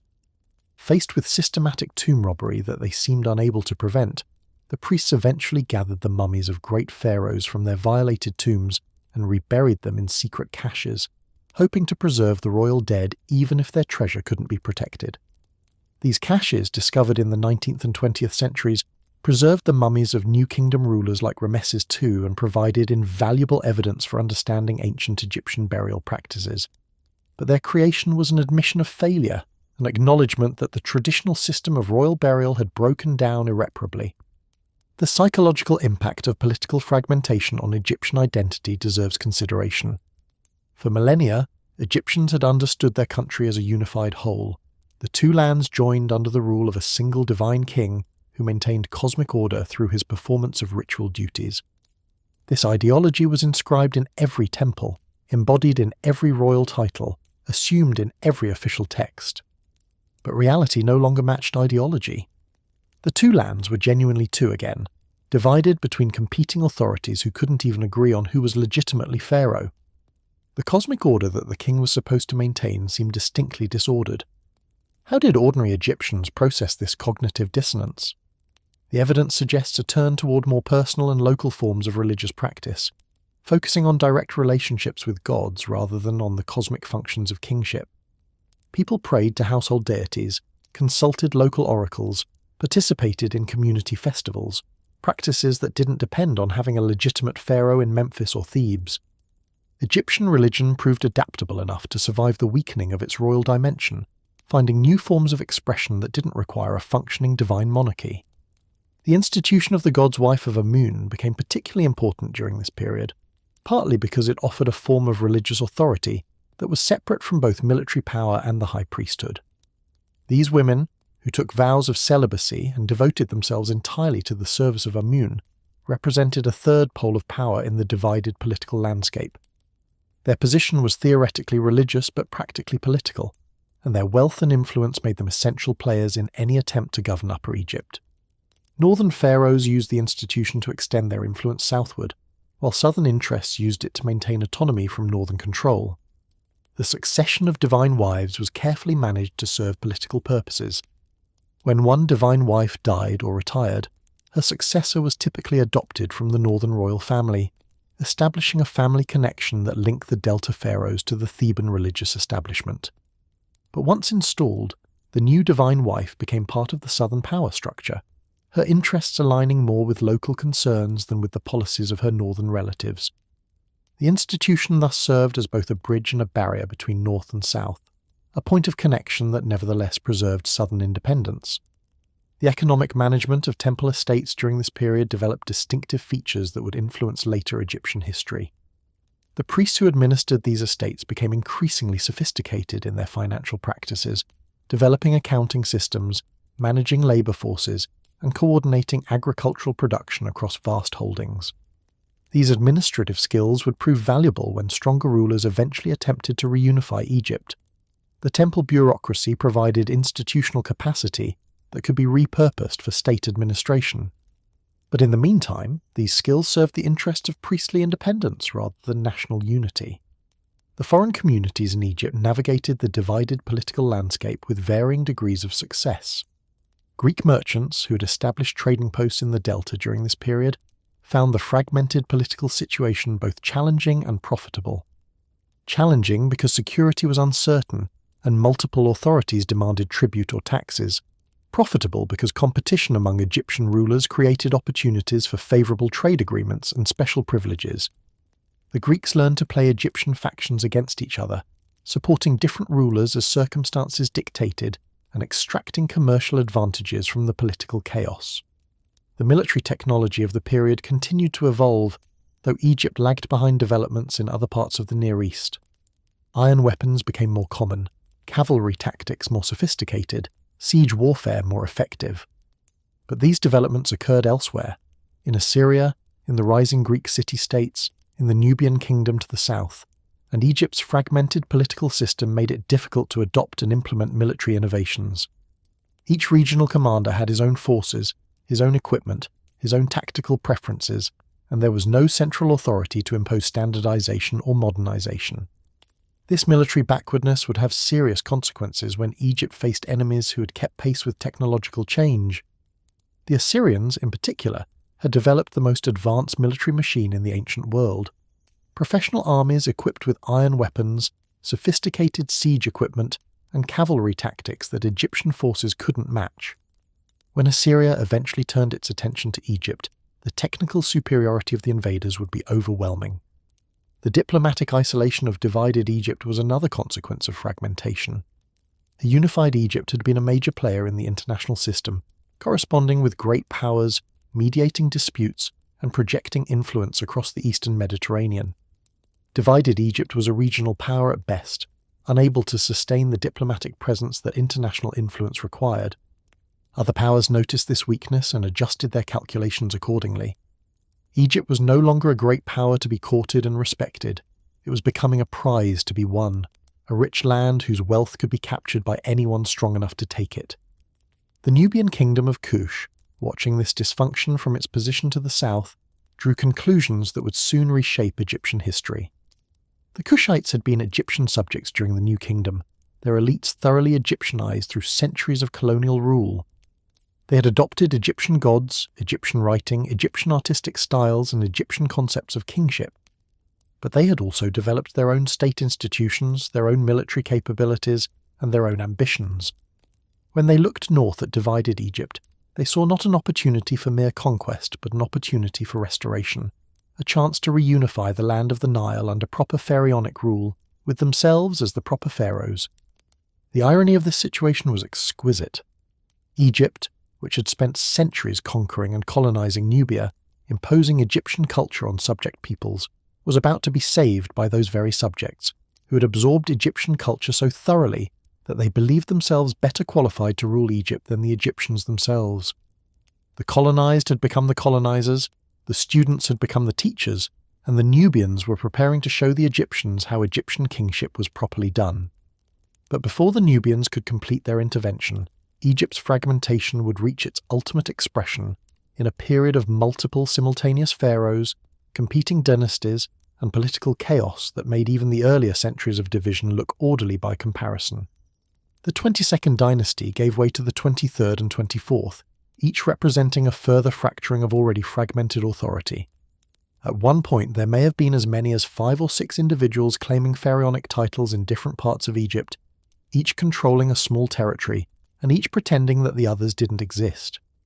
This political atomization was the final stage before foreign intervention became inevitable. No Egyptian faction was strong enough to reunify the country on its own, but each was strong enough to prevent others from doing so. The result was a perpetual standoff, a balance of weakness rather than strength that paralyzed the entire system. Egypt had talked itself into a corner from which it couldn't escape without outside assistance, or outside conquest. The religious dimension of this crisis took on apocalyptic overtones in some texts of the period.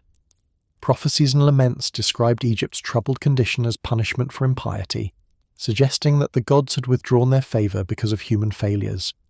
These texts looked forward to a future restoration, when a righteous king would arise to reunify the land and restore proper worship. Such prophecies were politically useful. Any ruler who managed to achieve reunification could claim to be fulfilling divine destiny. But they also reflected genuine religious anxiety about Egypt's condition. The priests of Amun at Thebes particularly cultivated this prophetic tradition, emphasizing their unique relationship with the god and their role as interpreters of divine will. In their telling, Egypt's problems stemmed from the impiety of northern rulers who had neglected proper worship and allowed sacred traditions to decay. The solution was obvious: restore proper reverence for Amun, support his priesthood, and follow the guidance of his oracles. That this solution conveniently served priestly interests was, they assured everyone, entirely coincidental.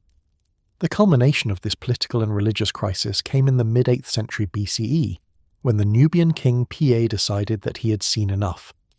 Marching north with his armies, proclaiming himself the true servant of Amun and the rightful restorer of Egyptian order, Pa would conquer the entire land of the Nile and establish the 25th dynasty. But his success was only possible because the divided Egypt of priests and generals had weakened itself to the point where outside intervention became irresistible. The internal conflicts that had paralyzed Egyptian politics for centuries had finally created an opening that outsiders could exploit. The legacy of divided Egypt was thus a cautionary tale about the dangers of political fragmentation. The competition between priests and generals, between north and south, between religious authority and military power, had prevented any single faction from dominating, but it had also prevented any faction from governing effectively. Egypt had preserved its traditions, maintained its religious institutions, continued its cultural practices, but it had lost the political coherence that made national survival possible. The land of the Nile had become a battlefield where Egyptian factions fought each other rather than external threats, and this internal conflict invited exactly the foreign intervention that all factions feared. The priests who thought divine authority would protect them, the generals who thought military force would secure them, the local rulers who thought their small kingdoms could survive amid larger conflicts. All of them were about to discover that their calculations had been wrong. The Nubians were coming, and after the Nubians the Assyrians, and after the Assyrians the Persians. Egypt's long twilight was about to enter a new phase, one where foreign rule would become the norm rather than the exception, and where the question would no longer be whether Egypt could maintain independence, but whether it could maintain its identity under foreign domination. The division of power between priests and generals that had characterized the Third Intermediate Period was about to be resolved, not through Egyptian victory of one faction over another, but through the imposition of external order by rulers who claimed Egyptian legitimacy while coming from beyond Egypt's borders. The pattern established during these divided centuries would shape Egyptian history for the rest of the ancient period. Foreign rulers claiming pharaonic titles, Egyptian institutions adapting to foreign management, and Egyptian culture persisting through political changes that would have destroyed less resilient civilizations. The tragedy of divided Egypt was that its very strength contributed to its weakness. The power of Egyptian religious institutions, which preserved ancient traditions and provided continuity through political chaos, also created an alternative power center that prevented political unification. The military capabilities of Libyan commanders, which protected Egyptian territories from some external threats, also fragmented the country into competing warlord domains. The cultural prestige that made everyone want to be pharaoh also made it impossible for anyone to accept someone else's claim to that title. Egypt was too rich to ignore, too sophisticated to abandon, and too divided to defend. The Nubians who would soon march north understood this perfectly. They weren't coming as barbarian invaders to destroy Egyptian civilization. They were coming as devotees of Egyptian culture to save it from itself. Their conquest would be presented as restoration, their rule as return to ancient standards that Egyptians had abandoned. And remarkably, many Egyptians would accept this interpretation, welcoming Nubian rule as a relief from the chaos of divided government. The priests of Amun, in particular, would find the Nubians more congenial rulers than the Libyan pharaohs had ever been, fellow worshippers of the god, respectful of priestly prerogatives, committed to traditional practices that the northern rulers had neglected. But that's a story for the next chapter. For now, let's simply note where things stood as the Third Intermediate Period reached its crisis point. A country divided against itself, a political system that produced paralysis instead of governance, and a cultural tradition that everyone claimed to revere but no one could effectively maintain. Egypt had become a prize waiting to be claimed, and the claimants were already sharpening their weapons.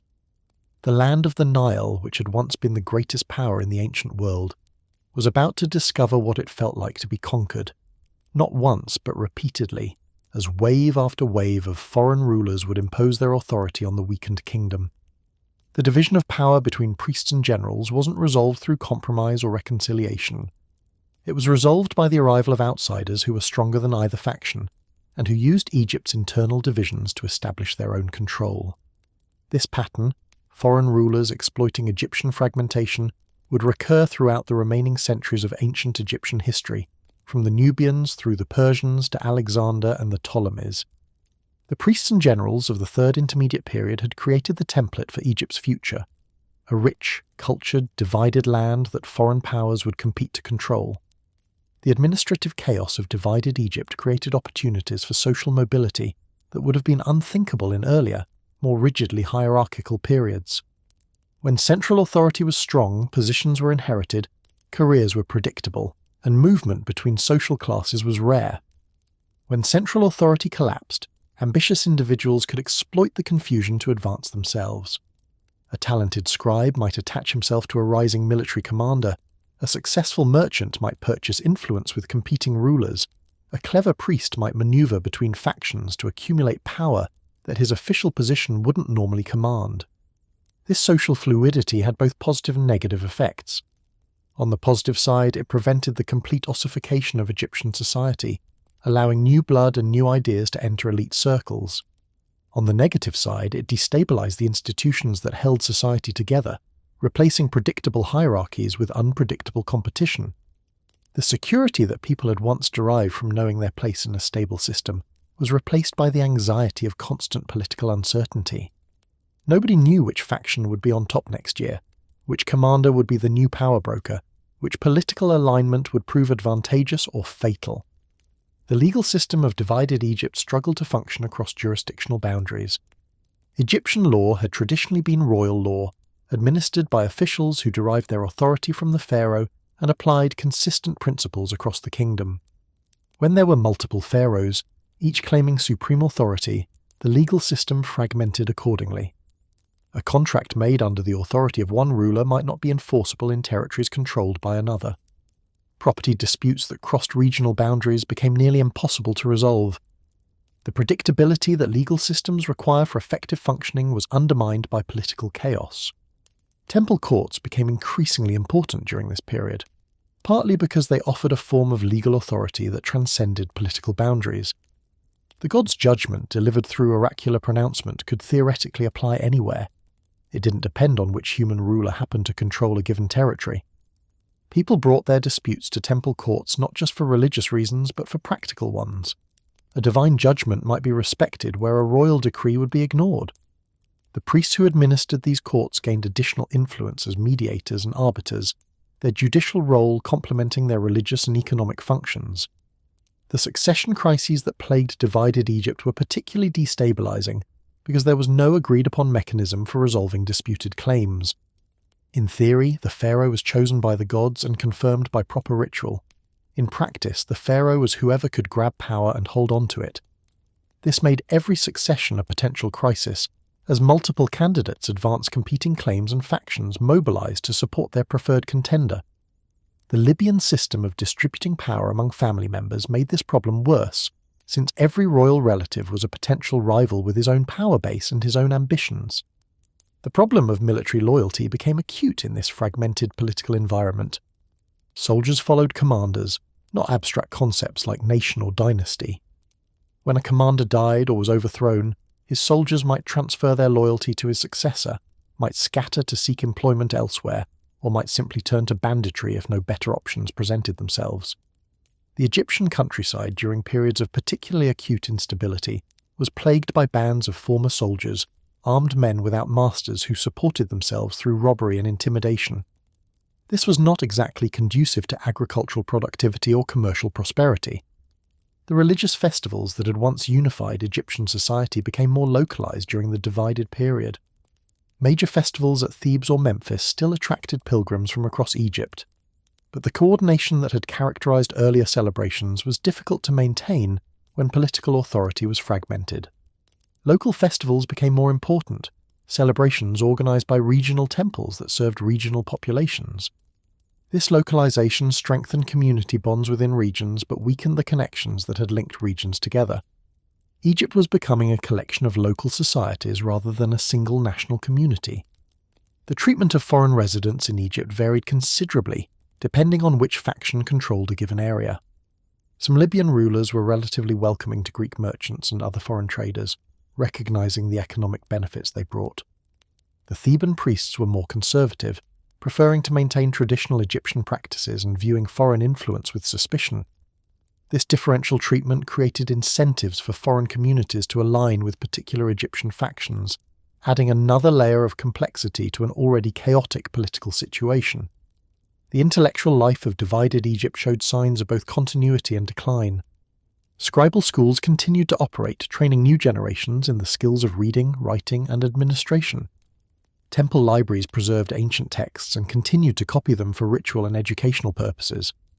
But the innovative intellectual work that had characterized earlier periods, new religious compositions, new literary forms, new scientific investigations, became rarer.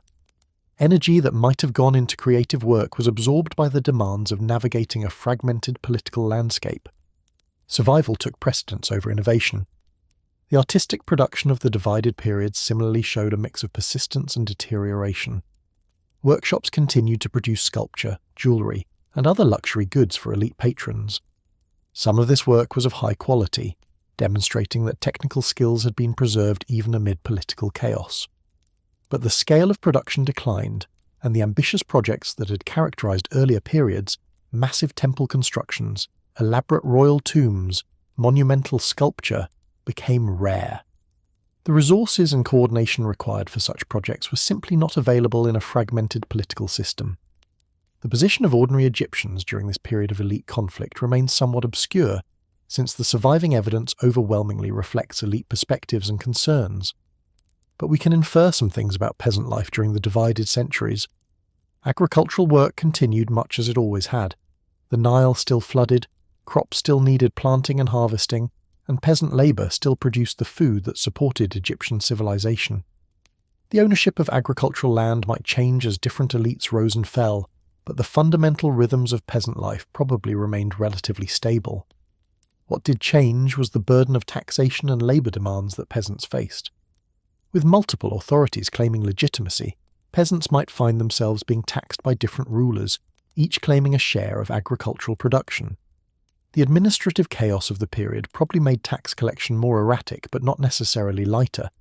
Each local authority had incentives to extract as much as possible from the peasants under its control, since it couldn't count on receiving resources from elsewhere.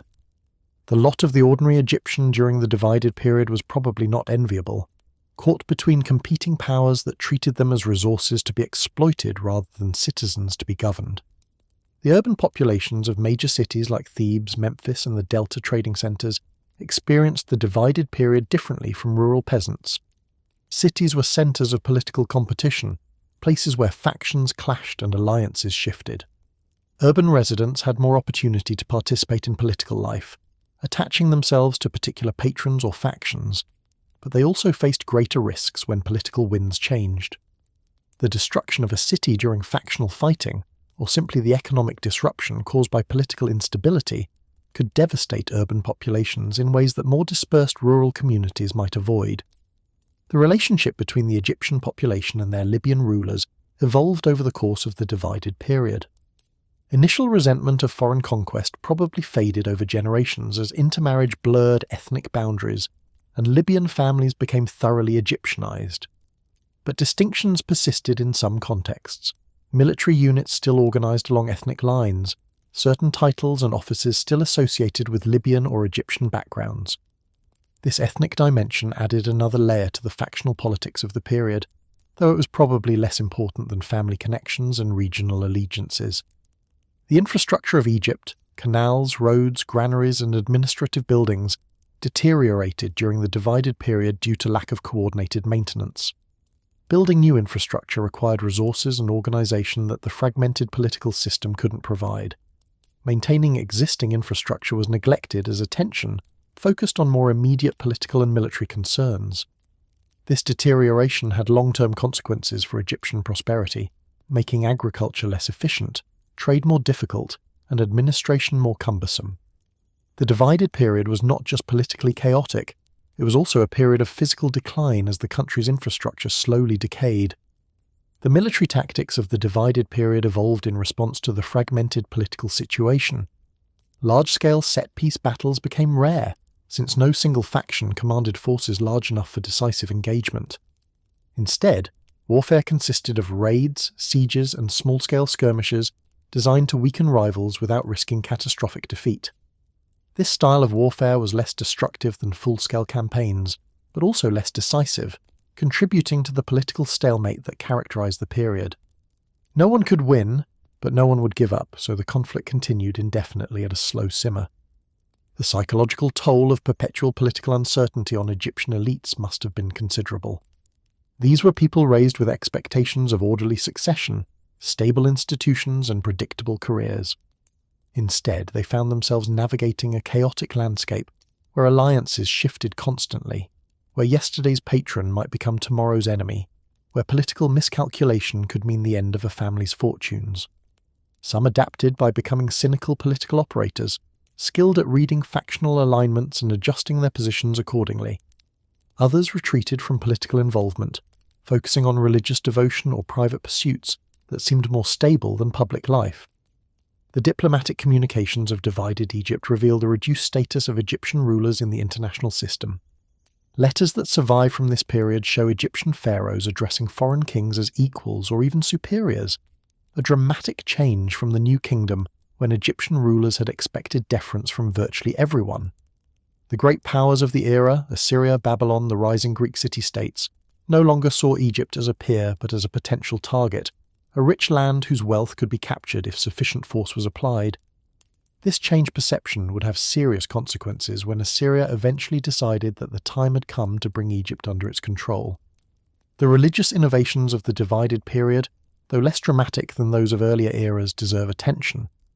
The cult of sacred animals expanded significantly during this time, with temples dedicated to bulls, cats, ibises, and other creatures receiving increased devotion. This animal worship, which would strike later Greek visitors as peculiar and barbaric, represented a democratization of religious practice. Ordinary people could interact directly with divine creatures without the mediation of pharaonic ritual.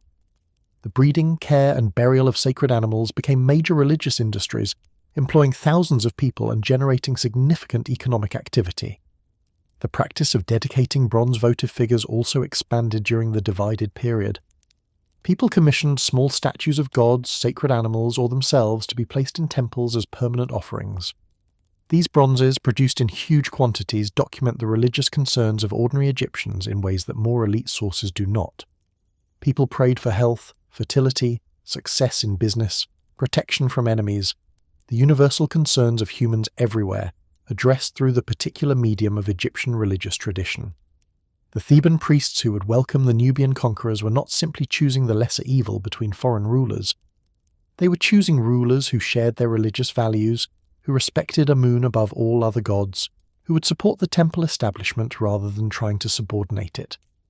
The alliance between Theban priests and Nubian kings was a natural partnership, built on shared devotion to Amun and mutual interest in establishing stable authority over Egypt.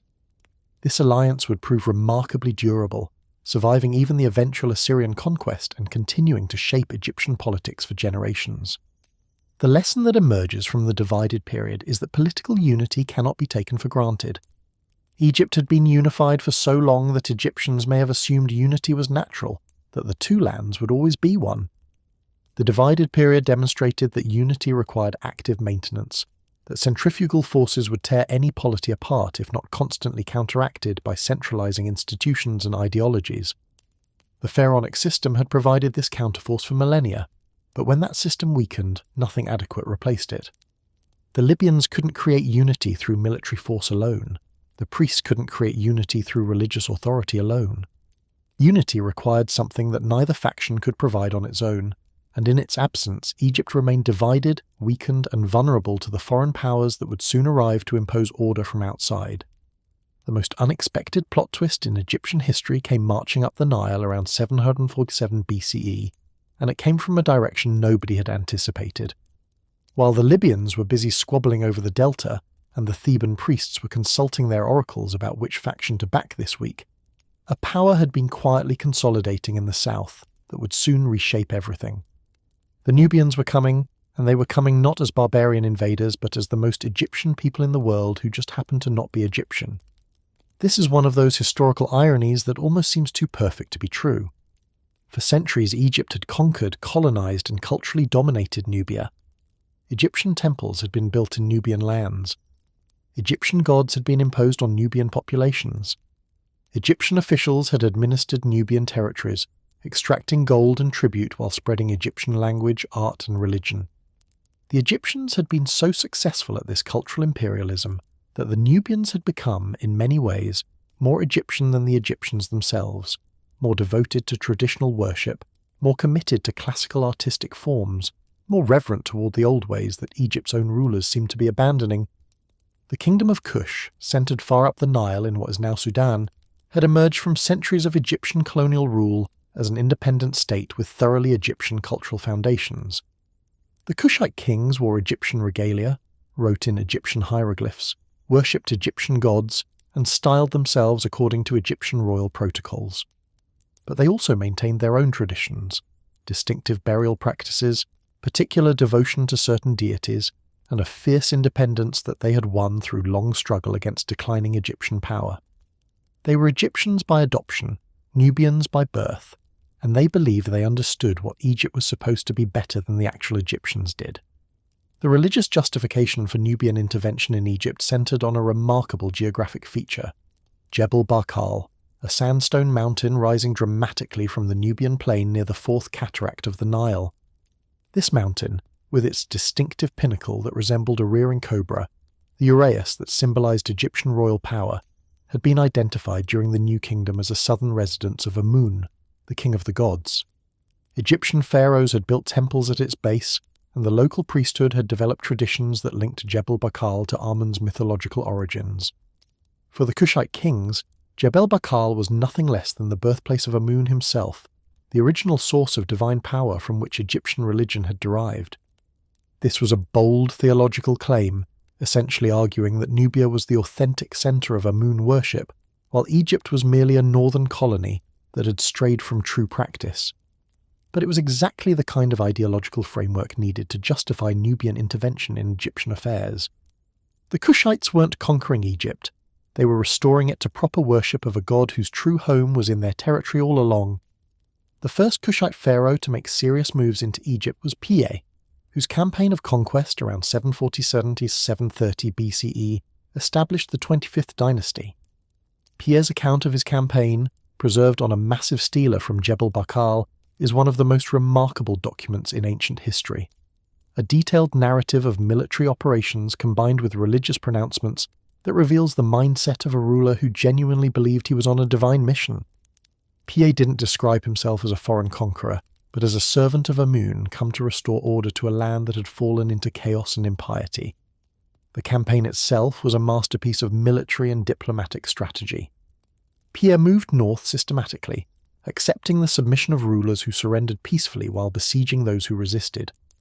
The major Libyan strongholds in the delta proved stubborn, but Piye's forces were experienced and well organized, veterans of warfare in the harsh Nubian environment. One by one, the northern cities fell or submitted, until Piye controlled the entire length of the Nile from the Mediterranean to deep in the Nubian heartland. But here's where Piye's behavior becomes fascinating and slightly puzzling.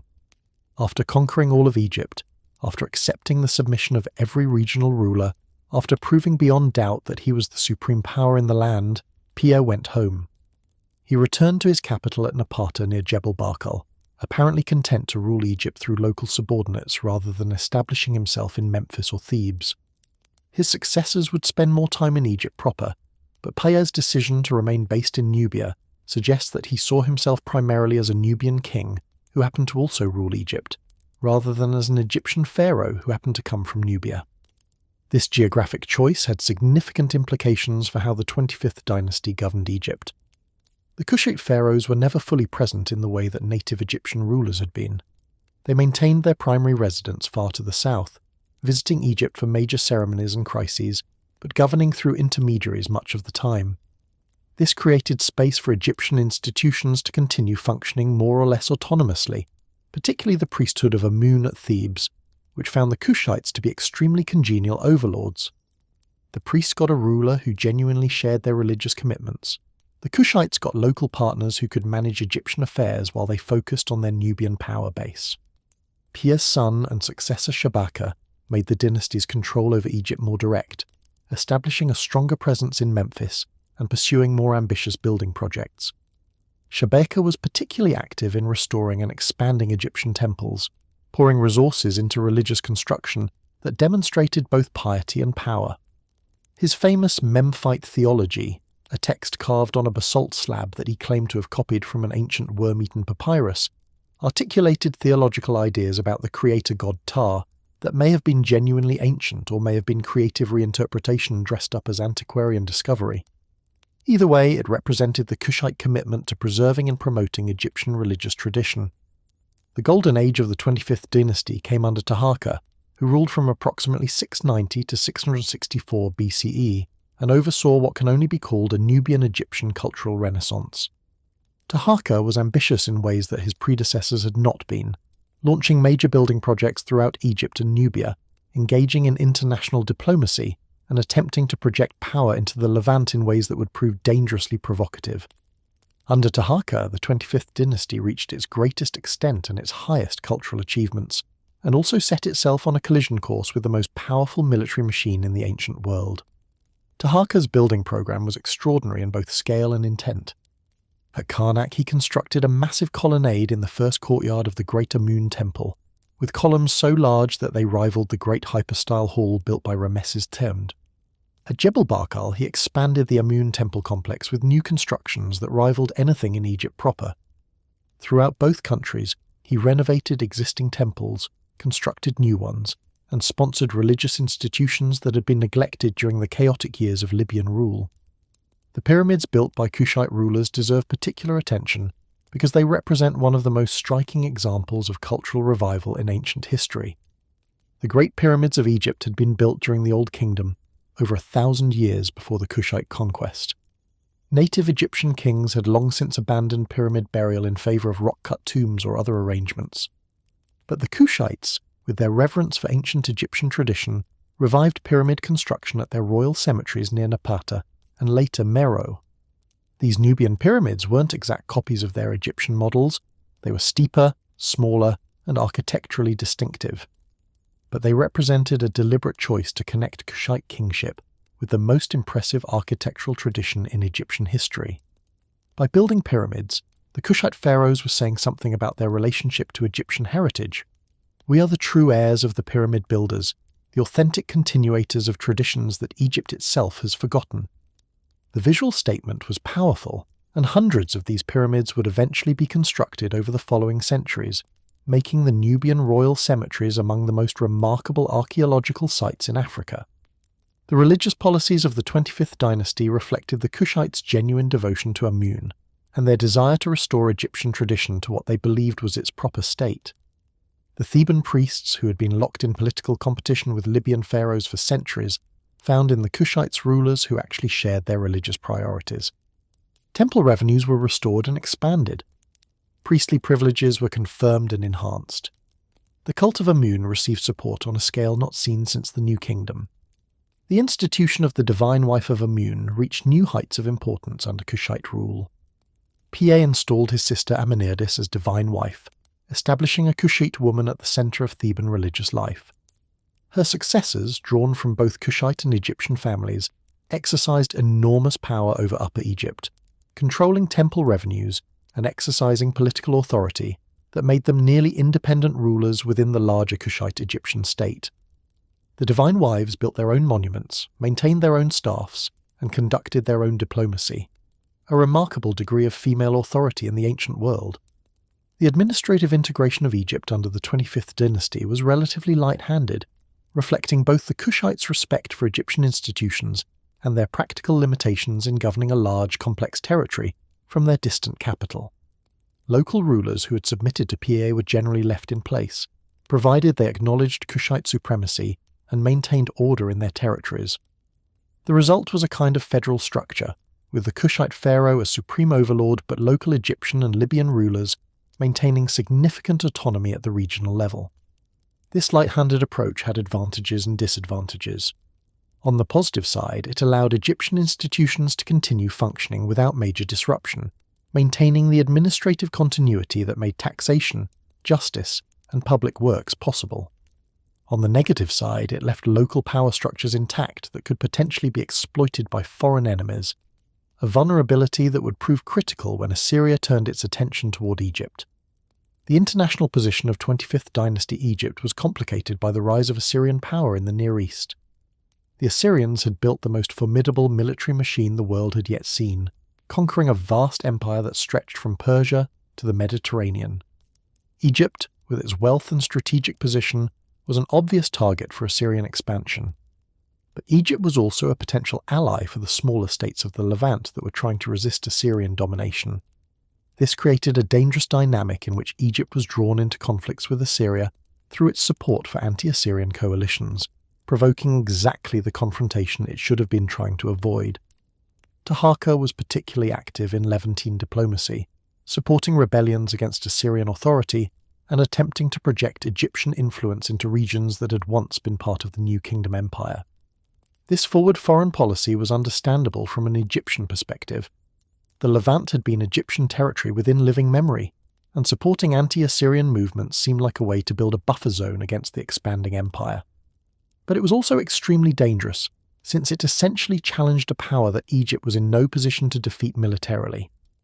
The artistic achievements of the 25th dynasty represent one of the most fascinating chapters in Egyptian cultural history, a period when Nubian and Egyptian elements merged to create something genuinely new while remaining deeply rooted in ancient tradition.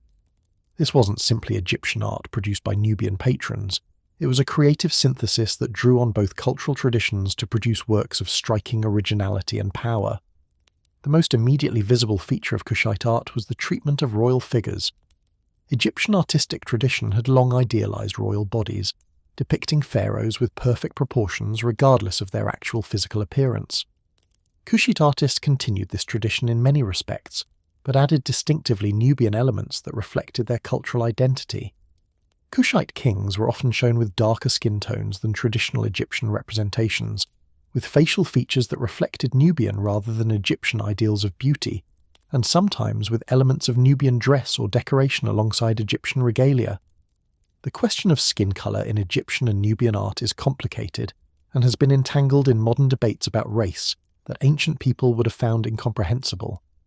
What we can say is that Kushite artists made deliberate choices to distinguish their rulers from the Egyptian artistic tradition, while still working within that tradition's broader framework. The Kushite pharaohs wanted to be seen as Egyptian kings, but they also wanted to be recognised as Kushites, and their art reflected this dual identity in ways that previous foreign rulers of Egypt had not attempted. The depiction of deities during the 25th dynasty shows similar patterns of creative synthesis. The goddess Mut, Amun's consort, was particularly important in Kushite religious practice, and her representations during this period show interesting developments. Some images of Mut from the Kushite period incorporate what appear to be tribal scarification marks, parallel lines on the cheeks that were characteristic of certain African peoples and that would have been foreign to Egyptian artistic tradition. These marks transformed Mut from a purely Egyptian goddess into a figure that could speak to Nubian as well as Egyptian worshippers, a visual statement that the gods belonged to both peoples. Similar patterns appear in representations of other deities. Kushite artists maintained the basic iconography of Egyptian gods, their characteristic crowns, animal associations, and symbolic attributes, while adding details that gave these figures a Nubian dimension. The result was a religious art that was recognizably Egyptian to anyone familiar with that tradition, but that also incorporated elements that spoke specifically to Nubian cultural identity. This was syncretism in action, the creative merger of religious traditions that occurs when cultures meet and interpenetrate. Taharqa's reliefs represent the high point of this artistic synthesis. His constructions at Karnak, Jebel Barkal, and other sites were decorated with elaborate scenes that combined Egyptian iconographic traditions with new compositional approaches and decorative elements. The use of gold and lapis lazuli in these reliefs, precious materials that transformed temple walls into gleaming displays of divine power, reflected both the wealth of the 25th dynasty and its commitment to artistic excellence. These weren't budget productions. They were meant to rival and surpass the achievements of the great New Kingdom pharaohs. The compositional innovations in Kushite relief sculpture are subtle but significant. While following the basic conventions of Egyptian two-dimensional art, the distinctive combination of frontal and profile views, the hierarchical scaling of figures, the orderly registers of narrative, Kushite artists introduced variations that gave their work a distinctive character. Figures were sometimes more densely packed, creating busy, energetic compositions that contrasted with the more spacious layouts of traditional Egyptian relief. Details of costume and ornament were often more elaborate, reflecting both Nubian decorative traditions and a general taste for visual richness. The small-scale arts of the 25th dynasty, jewellery, bronze figurines, carved ornaments, similarly demonstrate the merger of Egyptian and Nubian traditions. Kushite jewellery combined Egyptian protective symbols with Nubian decorative preferences, creating objects that would have been appropriate for elite Egyptians, but that also reflected the cultural identity of their Nubian wearers. Bronze figurines of gods and kings showed the same dual character, following Egyptian iconographic conventions while incorporating the distinctively Nubian features that marked Kushite royal representations. The tomb paintings and reliefs of the Kushite period extended these artistic innovations into the funerary realm. Kushite nobles who were buried in Egypt followed Egyptian funerary customs, mummification, provision of grave goods, decoration of tombs with scenes of afterlife activities, but they often did so with variations that reflected their Nubian identity. Family groups might be shown with Nubian features and costume elements alongside Egyptian burial equipment. The protective spells and images that were supposed to ensure successful passage to the afterlife might include both Egyptian and Nubian religious elements. The textiles of the 25th dynasty, though few have survived, appear to have been particularly sophisticated. Descriptions and fragmentary remains suggest elaborate woven fabrics that combined Egyptian weaving techniques with Nubian colour preferences and decorative patterns. Clothing was always an important marker of identity in ancient societies, and the Kushite elite seem to have dressed in ways that marked them as both Egyptian and Nubian, participating in Egyptian material culture while maintaining visible signs of their distinct origin. The intellectual culture of the 25th dynasty reflected the same dual heritage as its art. Kushite scribes were trained in Egyptian writing systems, both hieroglyphic and hieratic, and produced texts that followed Egyptian literary conventions. But the content of some of these texts reflected Nubian perspectives and concerns. The Great Stela of Piae, for instance, is written in entirely conventional Egyptian style, but narrates events from a Nubian perspective and emphasizes themes like devotion to Amun and disgust at impiety that were particularly important in Kushite ideology. The Kushites also seem to have maintained their own language alongside Egyptian, using it for everyday communication even as they employed Egyptian for official and religious purposes. This bilingualism was common in colonial and post-colonial situations, where elite languages coexist with vernacular ones, and it suggests that Kushite culture retained its distinctiveness even as it deeply engaged with Egyptian civilization. The eventual development of Meroitic writing, a script derived from Egyptian but used to write the Nubian language, shows that this linguistic heritage would eventually find its own written expression. The gender dynamics of Kushite Egyptian culture deserve attention because they differed in some respects from Egyptian norms. Nubian societies appear to have given women more prominent roles in certain contexts than was typical in Egypt. The importance of queen mothers in Kushite royal succession, the powerful positions held by divine wives of Amun, and certain representations of royal women in Kushite art all suggest a society where female authority was more visible and perhaps more substantial than in purely Egyptian contexts. The Kushite queens, known by the title Kandake, which Greek and Roman sources would render as Candace, were particularly powerful figures in Nubian political life. While this institution reached its fullest development after the 25th dynasty, during the later Meroitic period, its roots were visible even during Kushite rule of Egypt. Royal women were depicted in contexts that emphasized their power and authority, shown wearing the crowns of rulership and performing actions that in Egyptian tradition were reserved for male kings. This was not Egyptian art. It was something new, built from Egyptian elements but expressing Nubian values. The material culture of everyday life during the 25th dynasty probably changed less dramatically than the art of royal courts and temples. Ordinary Egyptians continued using the same pottery, tools and household objects that their ancestors had used, produced by the same workshops following the same traditions. The Kushite conquest was an elite phenomenon. It changed who sat on the throne, who commanded the armies, who dedicated temples to the gods, but it left the basic fabric of Egyptian daily life relatively undisturbed. This continuity at the popular level was important for the stability of Kushite rule. The Kushites didn't try to impose Nubian culture on ordinary Egyptians. They presented themselves as restorers of Egyptian tradition, not as foreign innovators.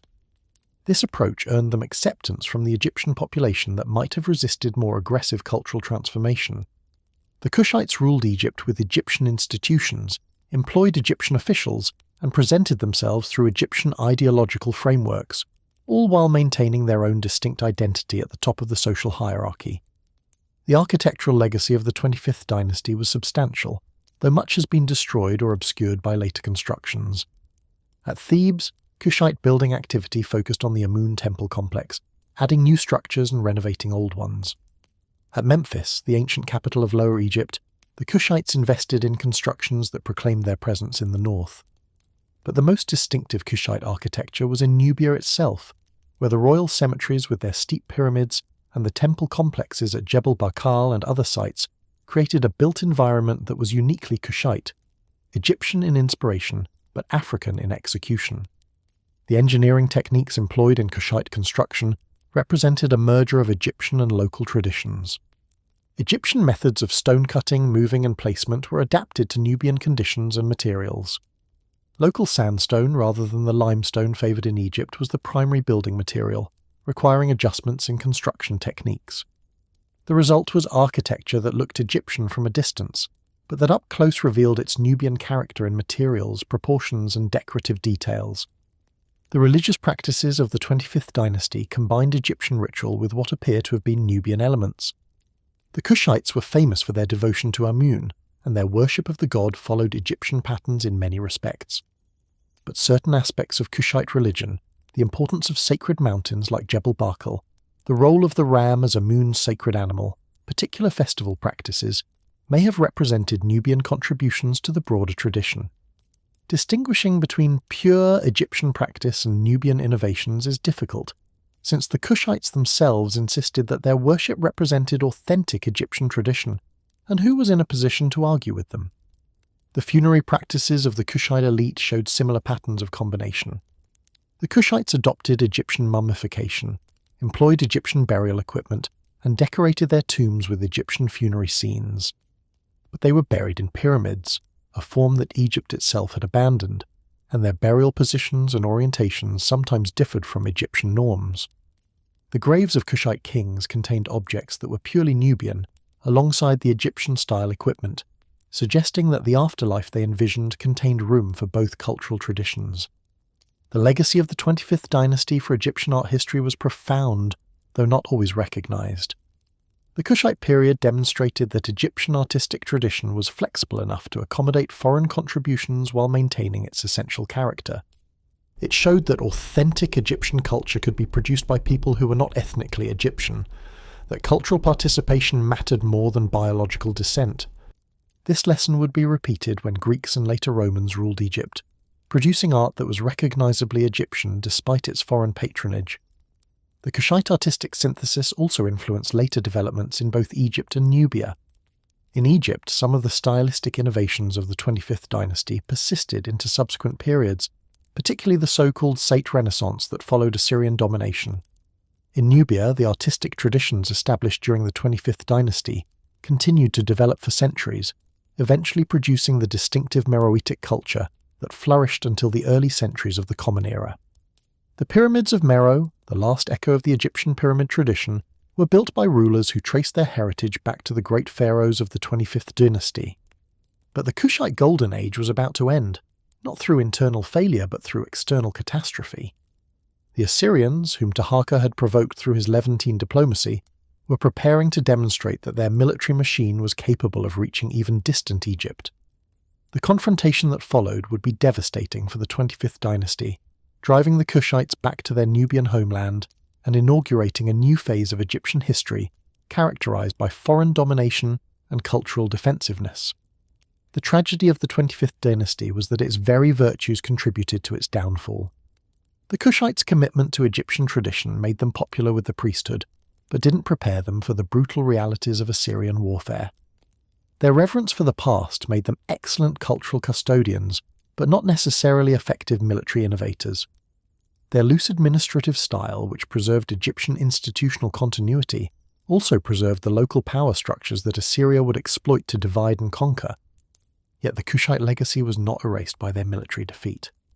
Their artistic innovations persisted, their religious policies shaped Egyptian practice for generations, and their example demonstrated that Egyptian civilization could be maintained by foreign rulers who genuinely embraced its values. The 25th dynasty was not just a period of foreign domination, it was a genuine renaissance, a creative flowering that produced some of the most interesting art and architecture in Egyptian history. The Nubians had come as saviors, and in cultural terms at least they had delivered on their promises.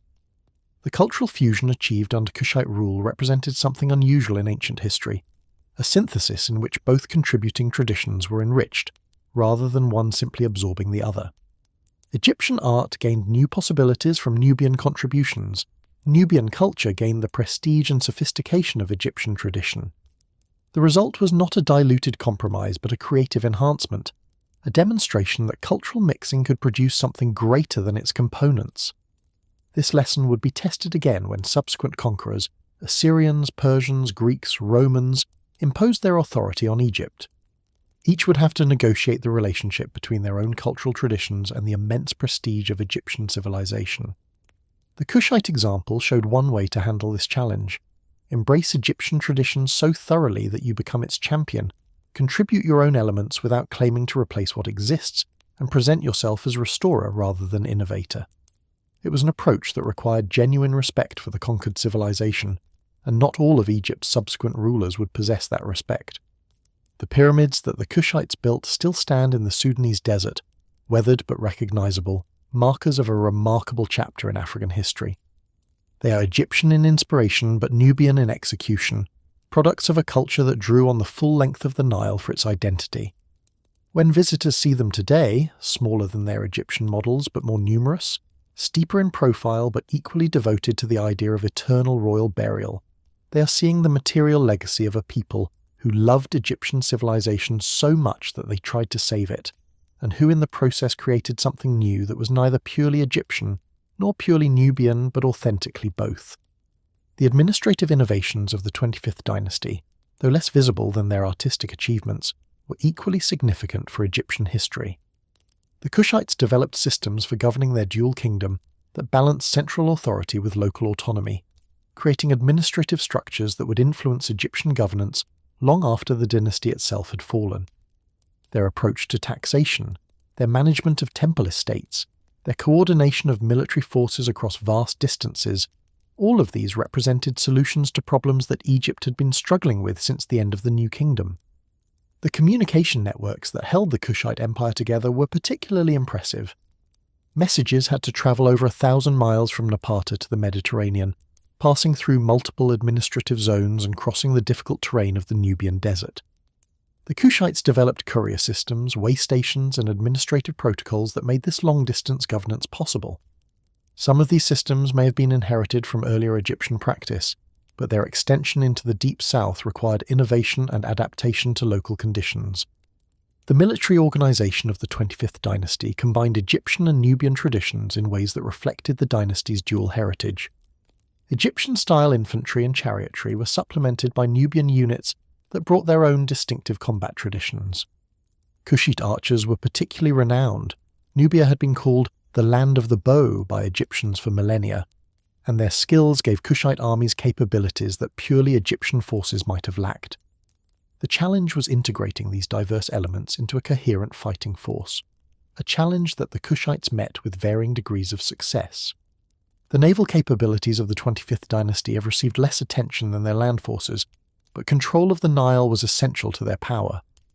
The river was the main transportation route for the entire kingdom, and whoever controlled river traffic controlled the movement of goods, troops, and messages. The Kushites maintained river fleets that could move forces rapidly up and down the Nile, giving them strategic flexibility that land-based movement alone could not provide. This river power was particularly important for maintaining contact between the distant capital at Napata and the Egyptian territories to the north. The economic policies of the Kushites reflected their understanding of Egyptian prosperity and their desire to maintain it. They supported the agricultural infrastructure that was the foundation of Egyptian wealth, the irrigation systems, the granaries, the distribution networks that turned Nile floods into stored grain and stored grain into political power. They also encouraged trade, both the Mediterranean commerce that enriched the delta and the African trade routes that brought gold, ivory, and exotic goods from the interior of the continent. The gold resources of Nubia were particularly important to Kushite power. Egypt had always valued Nubian gold.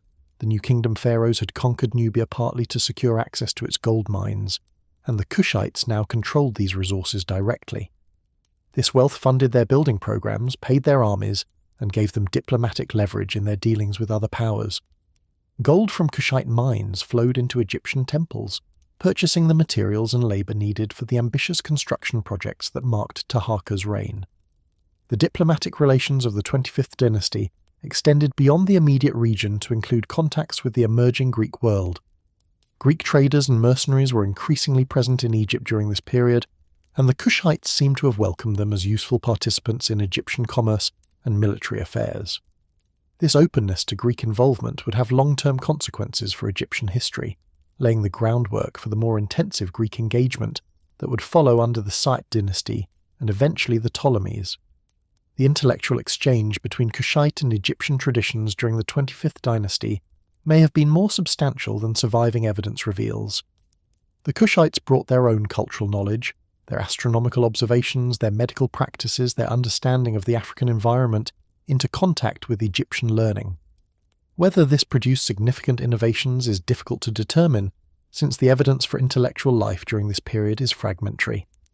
But the mere fact of cultural contact at elite levels suggests that some exchange of ideas must have occurred. The religious syncretism of the Kushite period extended to deities beyond the major Egyptian gods. Local Nubian spirits and divine powers were probably incorporated into the broader religious framework, given Egyptian-style representations while maintaining their Nubian identities. This kind of syncretism was typical of ancient religions, which tended to add new gods to their pantheons rather than replacing old ones. The result was a religious landscape of considerable complexity, where worshippers could draw on both Egyptian and Nubian divine resources depending on their needs and preferences. The festivals of the 25th dynasty combined Egyptian ceremonial traditions with what may have been Nubian elements. The great festivals of Amun at Thebes continued on their traditional schedules, drawing participants from across Upper Egypt and providing opportunities for the Kushite pharaohs to display their piety and power. But these festivals may have incorporated new elements, music, dance, ritual actions, that reflected Nubian cultural contributions. The evidence for festival practice is unfortunately limited, since most of what we know comes from temple inscriptions that describe ideal ceremonial forms rather than actual practice. The treatment of the dead during the Kushite period showed interesting variations from earlier Egyptian practice. While elite burials followed Egyptian patterns in most respects, some details suggest Nubian influence or at least Nubian preferences. The orientation of bodies, the arrangement of grave goods, the types of objects included in burials, all of these could vary in ways that distinguished Kushite burials from purely Egyptian ones. These variations were subtle rather than dramatic, reflecting the general pattern of Kushite culture, thoroughly Egyptian in most respects, but with distinctive elements that marked Kushite identity. The role of horses in Kushite culture was particularly notable. The Kushites were famous horse breeders, and their cavalry capabilities exceeded what Egypt itself could produce. Royal tombs at the Kushite capital included horse burials, animals sacrificed to accompany their royal masters into the afterlife, a practice that had no parallel in Egyptian tradition.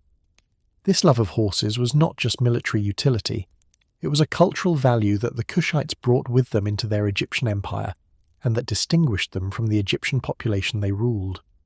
The clothing and personal adornment of the Kushite elite combined Egyptian and Nubian elements in ways that proclaimed their dual identity. Royal figures might be shown wearing Egyptian crowns and Nubian jewellery, combining symbols from both traditions in a single image. Clothing styles probably showed similar patterns of combination, with Egyptian garments supplemented by Nubian accessories or vice versa. This visual code allowed Kushite elites to navigate between their two cultural worlds, signalling different aspects of their identity in different contexts. The language situation in 25th dynasty Egypt was complex. Egyptian remained the language of administration, religion and high culture, and Kushite rulers became fluent in it for official purposes. But Nubian languages were probably spoken at the Kushite court and in Nubian communities throughout the empire. This bilingualism had practical implications for administration. Officials needed to communicate in different languages depending on their audience, and cultural implications for identity. The Kushites were always, in some sense, operating in two linguistic worlds, never fully at home in either one. The succession practices of the 25th dynasty reflected Nubian rather than purely Egyptian traditions. In Kushite culture, the throne could pass to brothers, nephews, or other relatives rather than exclusively from father to son. This lateral succession pattern made Kushite royal politics more complex than Egyptian tradition allowed, with multiple potential heirs competing for position. The result was sometimes conflict within the royal family, as different lines claimed precedence based on different interpretations of succession rules. The position of the Queen Mother in Kushite society was particularly powerful, exceeding anything comparable in Egyptian tradition. Royal mothers could exercise significant political influence, and their status was recognized in official representations and protocols. This matrilineal element in Kushite culture, the importance of the royal woman through whom legitimate succession passed, gave women a structural importance in politics that Egyptian tradition did not provide. The powerful divine wives of Amun at Thebes were partly a Kushite innovation, extending into Egyptian institutions a role for royal women that reflected Nubian cultural values. The provincial administration of the 25th dynasty relied heavily on local officials who owed their positions to Kushite patronage, but who were often Egyptian in background. These officials were the interface between Kushite authority and Egyptian society, translating royal demands into local action and local concerns into information that could travel up the administrative hierarchy. Their position required cultural competence in both traditions, understanding what Kushite rulers wanted while knowing how to achieve it within Egyptian social structures. The legal administration of the period continued Egyptian judicial traditions, with courts operating according to established principles and procedures. The Kushites don't seem to have attempted to impose Nubian legal customs on Egypt. Instead, they allowed Egyptian law to continue functioning under their overall authority. This legal continuity was important for social stability, since property rights, contract enforcement, and criminal justice all depended on predictable legal processes that the population understood and trusted. The temple economies of the 25th dynasty flourished under Kushite patronage. Royal donations enriched temple estates, enabling expanded services and attracting additional personnel. The temples became more important as centers of local power during this period, partly because the Kushite pharaohs encouraged their development, and partly because central administration was focused far away in Napata. This strengthening of temple economies would have lasting effects on Egyptian society, creating institutional power centers that would survive the fall of the 25th dynasty itself.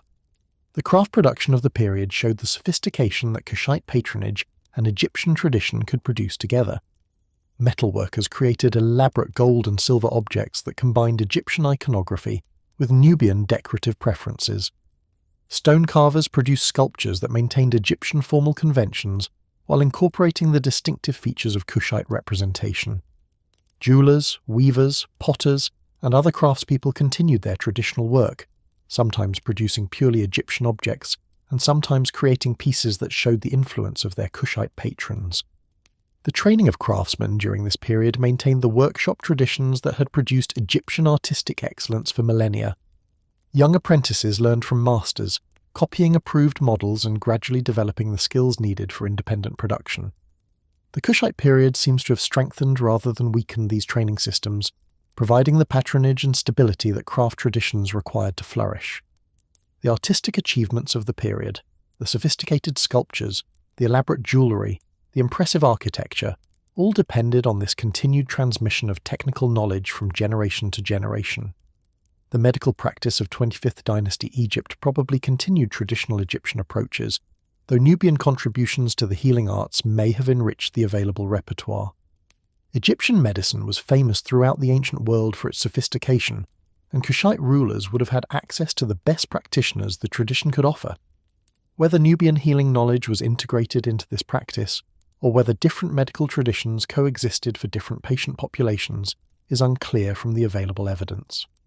The astronomical knowledge of the period combined Egyptian calendrical traditions with whatever observations the Kushites brought from their Nubian homeland. The Egyptian calendar was essential for organizing agricultural activity and religious festivals, and the Kushites adopted it fully for their rule over Egypt. But Nubian astronomical traditions, observations of stars, understanding of seasonal changes in the southern climate, may have contributed to the broader knowledge available at Kushite courts.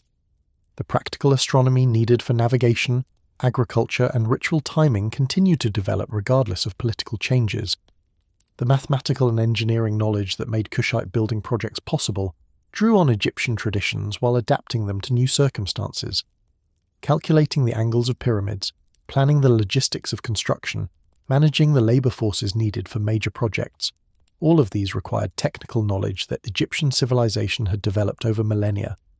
The Kushites inherited this knowledge and applied it to their own purposes, sometimes modifying traditional approaches to accommodate different materials or different aesthetic preferences. The Assyrians had a reputation, and it wasn't for their hospitality. When the most feared military power in the ancient world finally turned its full attention toward Egypt, the consequences would be devastating in ways that even Egypt's long history of foreign invasions hadn't prepared it for. The Kushite Golden Age under Taharqa had been glittering and ambitious, but it had also been remarkably short-sighted in one crucial respect. You don't poke the tiger and expect it not to notice. The confrontation had been building for decades.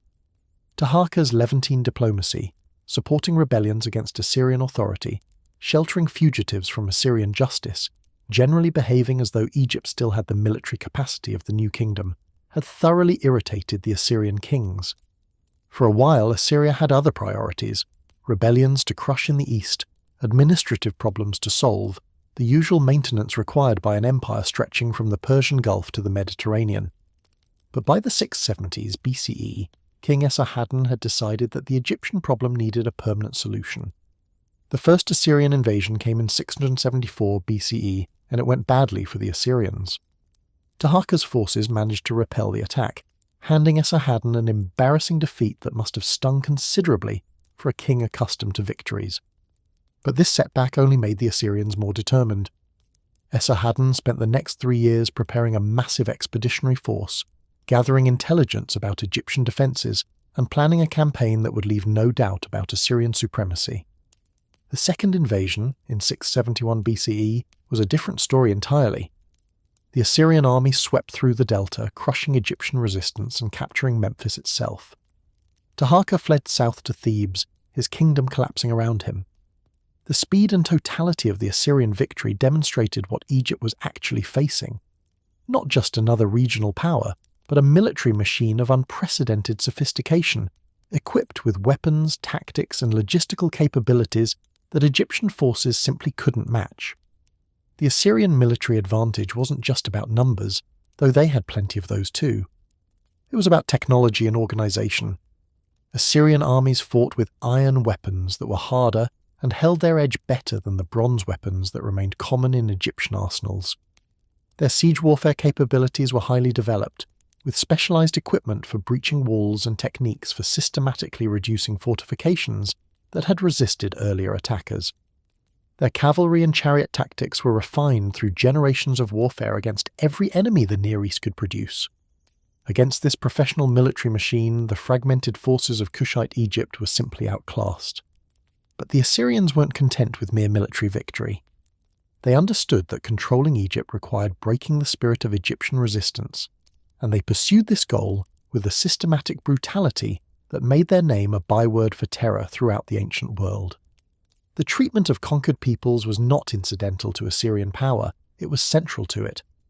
The Assyrians advertised their atrocities, carved them in stone reliefs for all to see, described them in gloating detail in royal inscriptions. The message was clear: resist Assyria and suffer consequences beyond imagination. Egypt received this message in full during the Assyrian campaigns. Cities that resisted were sacked, their populations killed or deported, their leaders executed in ways designed to maximize psychological impact. The Assyrians understood the propaganda value of cruelty. They didn't just defeat enemies, they made examples of them. Heads were displayed on poles, bodies were impaled, survivors were mutilated so they could serve as living warnings to anyone contemplating rebellion. This wasn't random violence, it was calculated terrorism, designed to make future resistance seem pointless. Taharqa managed to recapture Memphis after Esarhaddon withdrew, but this was merely the prelude to further disaster. Esarhaddon died while planning another Egyptian campaign, but his successor Ashurbanipal proved even more formidable. In 667 BCE, Ashurbanipal launched another invasion that again expelled Taharqa from Lower Egypt. When Taharqa died in 664 BCE, his nephew Tantamani attempted to restore Kushite control, briefly recapturing Memphis and killing the Assyrian-appointed governor. This was a catastrophic miscalculation. Ashurbanipal's response was the most devastating military campaign Egypt had ever experienced. The Assyrian army pushed south, pursuing Tantamani past Memphis, past the traditional limits of foreign invasion, all the way to Thebes itself.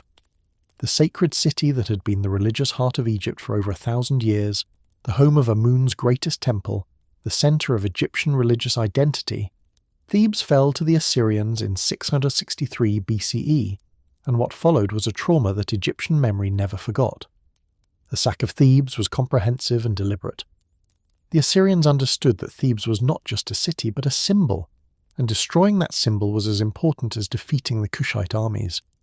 The great temples that generations of pharaohs had built and adorned were systematically plundered.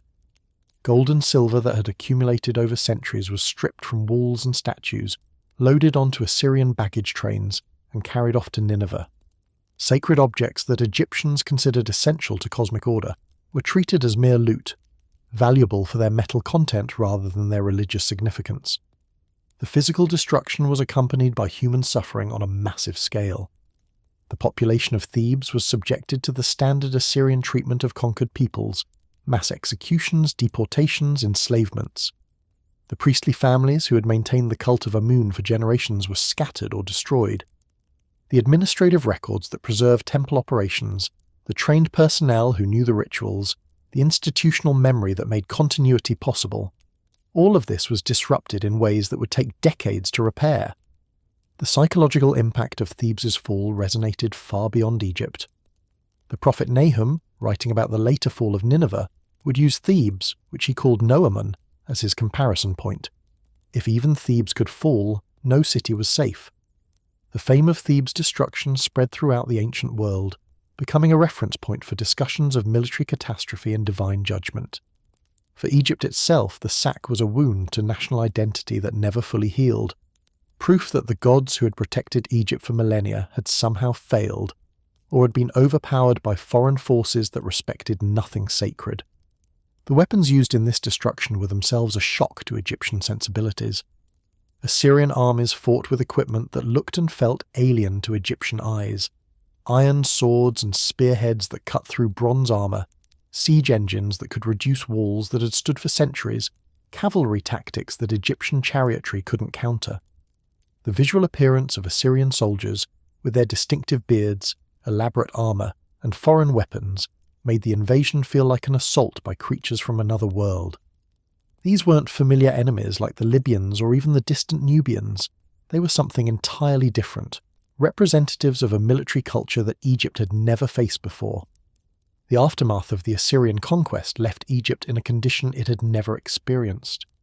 For the first time in its history, the entire country was under foreign domination, not the gradual assimilation of the Libyans or the culturally sympathetic rule of the Kushites, but genuine foreign occupation by rulers who neither understood nor respected Egyptian tradition. The Assyrians installed local collaborators to administer Egypt on their behalf, men who owed their positions to foreign backing and who couldn't afford to antagonize their Assyrian overlords regardless of Egyptian interests. The most significant of these collaborators was Necho of Sais, a Delta ruler who had submitted to Assyrian authority and been rewarded with expanded power. The Assyrians needed local administrators who understood Egypt and could keep it quiet, and they were willing to empower Egyptian rulers who would serve Assyrian interests. This bargain with occupation would prove to be the foundation of Egypt's eventual recovery, though it must have seemed like simple collaboration at the time. Necho was killed during Tantamani's brief rebellion, but his son Psamtik inherited both his territory and his relationship with Assyria.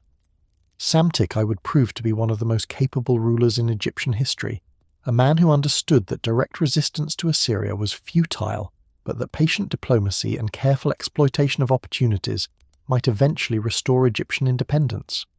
His reign, beginning around 664 BCE and lasting until 610 BCE, would transform Egypt from an occupied province into an independent kingdom, the Sate Renaissance that forms the second half of our story. The transition from Assyrian domination to Sate independence was gradual rather than dramatic. Assyria didn't lose Egypt in a single battle, it lost Egypt because it was losing everything else. The Assyrian Empire, which had seemed invincible in the 670s and 660s, began to crack in the 650s and collapsed entirely by 612 BCE. Rebellions in Babylon, pressure from the Medes, internal political instability, all of these weakened Assyrian control over distant provinces like Egypt. Psamtik exploited this weakness skillfully, gradually expanding his authority, reducing his dependence on Assyrian support, and building the military and administrative capacity that would make independence sustainable. The Sate rulers came from the delta city of Sais, which gave the dynasty its name. This was significant. For the first time since the Old Kingdom, Egypt was ruled from the north rather than from Thebes or Memphis. The centre of gravity had shifted, reflecting both the destruction of Theban power by the Assyrians and the commercial importance of the delta cities in an increasingly Mediterranean-oriented world. Sais became the new capital, and the Sate pharaohs would rule from there for over a century. The cultural program of the Sate dynasty was deliberately archaizing, looking back to Egypt's glorious past as a model for present revival. This wasn't mere nostalgia, it was a political statement. The Sate pharaohs presented themselves as restorers of authentic Egyptian tradition, consciously imitating the art, architecture, and religious practices of the Old and Middle Kingdoms.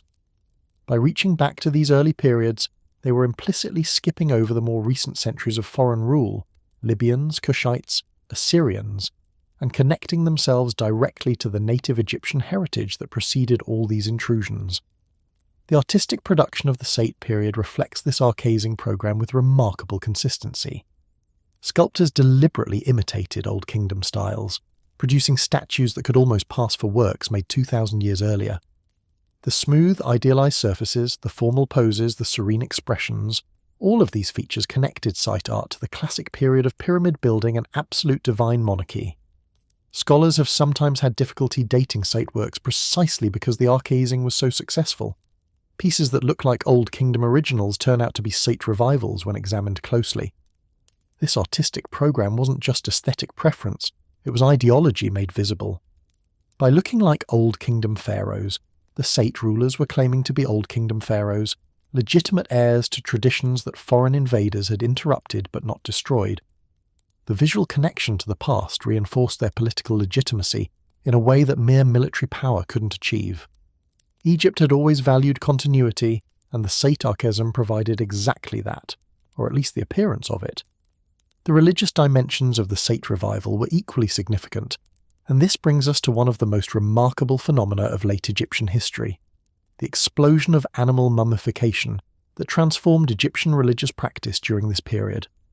If you've ever seen pictures of Egyptian animal mummies, carefully wrapped cats, crocodiles, ibises, hawks and bulls, most of them date from the Sate period, and later, when animal cults reached an intensity that earlier periods had never approached. To understand this development, we need to understand what animal mummification meant in Egyptian religion. The Egyptians had always believed that certain animals were sacred, embodying or representing particular deities. The Apis bull, for instance, was considered a living manifestation of the god Ptah, selected according to specific markings and treated as divine during its lifetime. When an Apis bull died, it was mummified with full honours and buried in a special cemetery. This practice was ancient, stretching back to the earliest periods of Egyptian history. What changed during the Site period was the scale and the democratization of animal cult. Previously, the great animal cults had been primarily royal and elite affairs. Pharaohs might dedicate bulls or participate in the burial of particularly sacred animals, but ordinary people had limited involvement. Under the Sates, animal cult became a mass phenomenon. Ordinary Egyptians could purchase mummified animals as offerings to the gods, could participate in the care and burial of sacred creatures, could connect personally with divine power through the medium of animal worship. The Serapeum at Saqqara provides the most spectacular evidence of this development. The Serapeum was the burial complex of the Apis bulls, a vast underground system of galleries where successive bulls were interred in enormous stone sarcophagi. The complex had existed since the New Kingdom, but it was massively expanded during the Sate period and afterward, as bull after bull was added to the sacred necropolis. The logistics of maintaining this cult were impressive: breeding programs to identify properly marked calves, facilities for housing the living bull, embalming operations for preparing the deceased bull, ceremonies for installation and burial. This was religion as industrial operation. But the Apis bulls were just the beginning. Throughout Egypt, animal cults multiplied and expanded. At Saqqara itself, in addition to the Apis bulls, there were massive cemeteries for ibises, hawks, baboons and cats, millions of animals mummified and buried as offerings to the gods associated with each species. The ibis cemetery alone contained an estimated 4 million mummified birds, a number so large that it suggests organised breeding programs producing animals specifically for mummification. This wasn't just incidental animal burial, it was a mummification industry on a scale that would have been unimaginable in earlier periods. Crocodiles were particularly important in certain regions. At Kom Ombo and other sites in Upper Egypt, crocodile cults flourished, with living crocodiles kept in temple pools and dead ones carefully mummified and buried. Some crocodile mummies are remarkably elaborate, with the animals carefully prepared, wrapped in linen and decorated with painted details. Others were more modest, reflecting the range of offerings that different worshippers could afford. The crocodile god Sobek received devotion on a scale that earlier periods had never imagined. The economic dimensions of this animal mummification boom were substantial. Breeding animals, feeding them, preparing their mummies, purchasing linen for wrapping, paying priests to perform ceremonies, all of this created employment and economic activity centered on religious practice. The temples that administered these cults became major economic actors, employing significant portions of the local population and generating revenues that supported the broader religious establishment. This was religion as big business, and it helped sustain Egyptian traditional culture during a period when political circumstances might otherwise have led to its decline. The symbolic significance of animal mummification for Egyptian identity was perhaps even more important than its economic role. In a world where foreign powers had demonstrated their ability to conquer Egypt, where Assyrian brutality had violated the most sacred spaces, where the certainties of pharaonic protection had been shattered, animal cult offered ordinary Egyptians a way to connect with divine power that didn't depend on political circumstances. You couldn't control whether foreign armies invaded, but you could purchase a mummified cat and offer it to Bastet. You couldn't restore the power of the pharaohs, but you could participate in the burial of an Apis bull. Animal cult was democratic religion, accessible to everyone and dependent on no one's military success. The Sate pharaohs encouraged this religious activity not just for spiritual reasons, but for political ones. A population devoted to traditional Egyptian religion was a population with strong Egyptian identity, less likely to accept foreign cultural influence, more likely to support rulers who presented themselves as champions of Egyptian tradition. The animal cults helped maintain Egyptian distinctiveness during a period when political independence was fragile, and cultural assimilation to foreign norms was a real threat. The foreign policy of the Sate dynasty reflected the changed circumstances of Egyptian power. No longer could Egypt pretend to be a superpower capable of dominating the Near East. Instead, the Sates pursued a more modest but ultimately effective strategy: alliance with other powers against common threats, development of commercial relationships that brought wealth without conquest, and careful management of borders to prevent invasion without provoking conflict. Greek mercenaries played an increasingly important role in Sate Egypt, providing military capabilities that native Egyptian forces couldn't match. Psamtik established Greek trading posts in the delta, most notably at Naucratis, where Greek merchants could conduct business under controlled conditions. This opening to the Greek world brought economic benefits: Greek goods, Greek silver, access to Mediterranean trade networks. But it also introduced cultural influences that would eventually transform Egypt entirely. The Sate pharaohs probably didn't anticipate that their Greek policies would lead to Greek conquest just 2 centuries later, but the seeds were being planted. The military reforms of the Sate period modernized Egyptian armed forces without abandoning traditional organization entirely. Greek hoplite tactics were adopted by some units, while native Egyptian formations continued to serve in other roles. The combination of Greek military professionalism with Egyptian manpower created armies capable of defending Egyptian interests, though not of challenging major powers directly.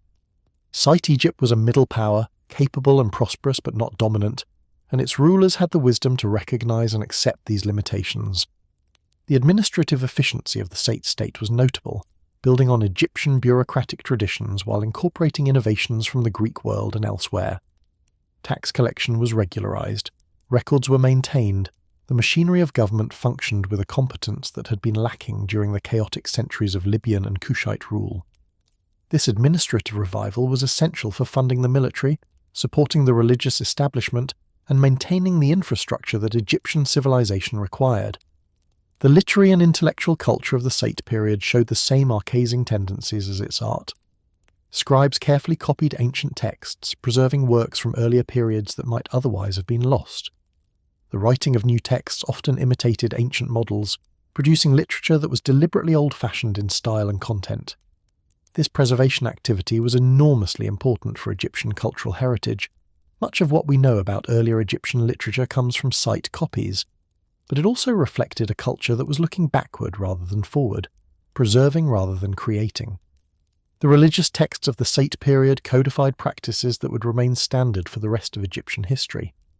The Book of the Dead reached something like its final form during this period, with standardized selections of spells arranged in conventional order. Temple rituals were recorded in detail, creating manuals that could guide priests through proper performance of ceremonies. This codification made Egyptian religion more uniform and portable. Anyone with the right text could perform the right rituals, but it may also have reduced the creative vitality that had characterized earlier religious innovation. The Theban priesthood slowly recovered from the Assyrian devastation, though it never regained the independent political power it had wielded during the Third Intermediate Period. The Sate pharaohs were careful to maintain their authority over Upper Egypt, while supporting the restoration of temple functions. Divine wives of Amun continued to be installed, drawn from the royal family and exercising religious authority at Thebes. But the real power was in Sais now, and Thebes was a provincial centre rather than a rival capital. The prosperity of the Sate period was real but fragile. Egypt's wealth depended partly on trade routes and commercial relationships that could be disrupted by international conflicts. The agricultural productivity of the Nile Valley continued to provide a solid economic base, but Egypt was increasingly integrated into a Mediterranean economic system over which it had limited control. When that system was disrupted, as it would be when the Persians conquered Egypt in 525 BCE, Egyptian prosperity would suffer accordingly. The cultural achievements of the Sate period deserve more recognition than they usually receive. The archizing art, often dismissed as derivative, actually required enormous skill and knowledge. You can't successfully imitate Old Kingdom sculpture without understanding Old Kingdom techniques. The religious developments, particularly the animal cults, represented genuine popular engagement with tradition rather than mere elite antiquarianism. The administrative and military reforms created a state capable of independent action after centuries of foreign domination. The Sate Renaissance was real, not just propaganda. Yet there was also something defensive about Sate culture, a quality of looking backward that reflected uncertainty about the future. Egyptian civilization had survived the Assyrian terror, had rebuilt after the sack of Thebes, had restored traditional practices and reasserted national identity. But the memory of what had happened couldn't be erased. The gods had not protected Egypt from the Assyrians. The pharaonic system had failed its most basic test. However successfully the Sates rebuilt, they did so in the shadow of that failure. The animal cults that flourished during this period can be understood partly as a response to this theological crisis. If the great gods hadn't protected Egypt, perhaps one could find protection through personal devotion to specific divine beings embodied in sacred animals. If the cosmic order that pharaohs were supposed to maintain had proven so fragile, perhaps individuals needed to establish their own connections to divine power. The democratization of Egyptian religion during the Sate period wasn't just social change, it was theological adaptation to a world where traditional certainties had been shattered. The Serapeum, with its rows of massive bull sarcophagi stretching into the darkness, embodied both the grandeur and the anxiety of Sate religion. Each bull was a god made flesh, a direct manifestation of divine power in the material world. Each burial was an affirmation that the old ways continued, that Egyptian tradition had survived everything foreign invaders could throw at it. But the scale of the operation, the industrial production of divinity, the mass mummification of millions of animals, suggested a culture trying too hard, compensating for lost confidence through sheer volume of religious activity. The foreign communities in Sate Egypt grew more numerous and more influential as the dynasty progressed. Greeks, Phoenicians, Jews and other peoples established themselves in Egyptian cities, particularly in the cosmopolitan delta. These communities brought their own religions, their own languages, their own ways of life. The Sate pharaohs generally tolerated this diversity. Foreign merchants and mercenaries were too useful to exclude, but their presence slowly transformed Egyptian society in ways that would become more apparent in subsequent centuries. The education of young Egyptians during the Sate period emphasized traditional knowledge while acknowledging new realities. Scribal schools taught hieroglyphic writing and classical texts, maintaining the skills that had defined Egyptian literacy for millennia. But they also had to prepare students for a world that included Greek-speaking merchants, foreign military tactics, and international trade relationships that hadn't existed in earlier periods. The balance between tradition and adaptation was delicate, and different students probably struck it in different ways. The medical and scientific knowledge of Sate Egypt continued traditions that stretched back to the earliest dynasties, while incorporating some foreign influences. Egyptian medicine remained famous throughout the Mediterranean world. Greek visitors marveled at Egyptian doctors and their treatments. But medical knowledge, like other forms of learning, was increasingly being codified and standardized rather than developed. The Sates preserved more than they innovated, maintaining traditions rather than advancing them. The astronomy and calendar keeping that had been essential to Egyptian civilization continued under Sate rule with the same conservative character. The Egyptian calendar, with its 365-day year and 3 seasons tied to the Nile's flood cycle, remained in use despite its gradual drift from the actual astronomical year. The Sates could have reformed the calendar, other cultures had done so, but they chose to maintain traditional forms even when those forms were becoming increasingly problematic. Tradition trumped efficiency. The twilight of Sate Egypt came not through internal failure but through external conquest. The Persian king Cambyses invaded in 525 BCE, bringing another foreign army to the land of the Nile. The Sate pharaoh Psamtik III was defeated at the Battle of Pelusium, and captured shortly afterward, ending the Sate dynasty after just over a century of rule. Egyptian independence, so painfully won from the Assyrians, was lost again to a new empire from the east. The pattern was becoming familiar. Egypt was wealthy enough to attract conquerors, sophisticated enough to be worth ruling, but not powerful enough to resist the great empires that periodically emerged in the Near East. The Sate period had been a genuine revival, a restoration of Egyptian independence and culture after the Assyrian catastrophe. But it was also a reminder of Egypt's fundamental vulnerability, its position as a prize to be won rather than a power to be feared. The legacy of the Sate period extended far beyond its political duration. The archizing artistic tradition it established would influence Egyptian art until the end of pharaonic history. The religious developments, particularly the animal cults, would continue and expand under Persian, Greek and Roman rule. The administrative systems the Sates developed would provide templates for foreign rulers trying to govern Egypt effectively. In many ways, the Sate Renaissance established the patterns that would characterize late Egyptian civilization for the next 6 centuries. The animal mummies that fill museum collections around the world are mostly products of this religious culture that the Sates created or at least amplified. When visitors see those carefully wrapped cats and crocodiles, those elaborately prepared bulls and ibises, they're seeing the material remains of a religious system that helped Egypt maintain its identity through centuries of political subordination. The gods remained Egyptian even when the pharaohs were Persian or Greek or Roman, and the animal cults were one way of keeping those gods present and active in Egyptian life. The memory of the Assyrian terror never completely faded. Later, Egyptian texts would recall the destruction of Thebes as a historical trauma, a moment when the world had turned upside down and everything sacred had been violated. The Sate revival was impressive, but it was also defensive, a response to catastrophe rather than a confident expression of power. Egyptian civilization after the Assyrians was permanently changed, still recognizably Egyptian, still devoted to traditional gods and traditional practices, but carrying a wound that shaped its character for the rest of its ancient history. The material culture of Sate Egypt reveals both the prosperity of the period and its anxieties.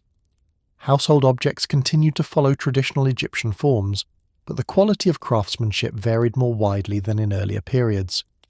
Mass production techniques allowed cheaper goods to reach wider markets, but the finest work still demanded considerable skill and expense. The gap between elite and common material culture may have widened during this period, as wealthy Egyptians could afford imports and luxury goods, while ordinary people made do with locally produced necessities. The textile industry of Sate Egypt was particularly notable, producing linen fabrics that were prized throughout the Mediterranean world. Egyptian linen had always been famous for its quality, and Sate producers maintained and perhaps improved these standards. The export of textiles brought foreign currency into Egypt, helping to fund imports of goods that Egypt couldn't produce domestically.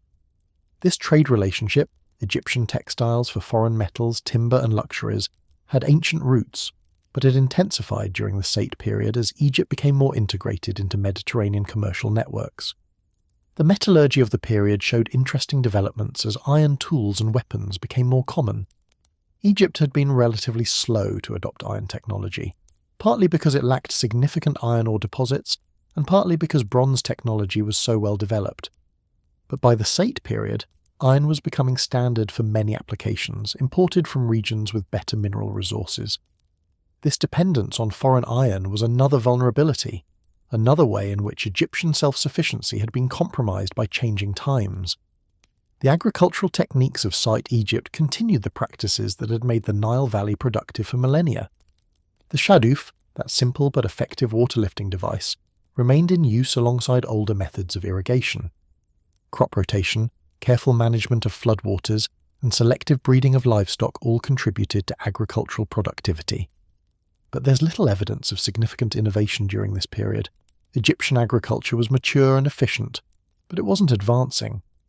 The demographic patterns of Sate Egypt are difficult to determine precisely, but some trends are apparent.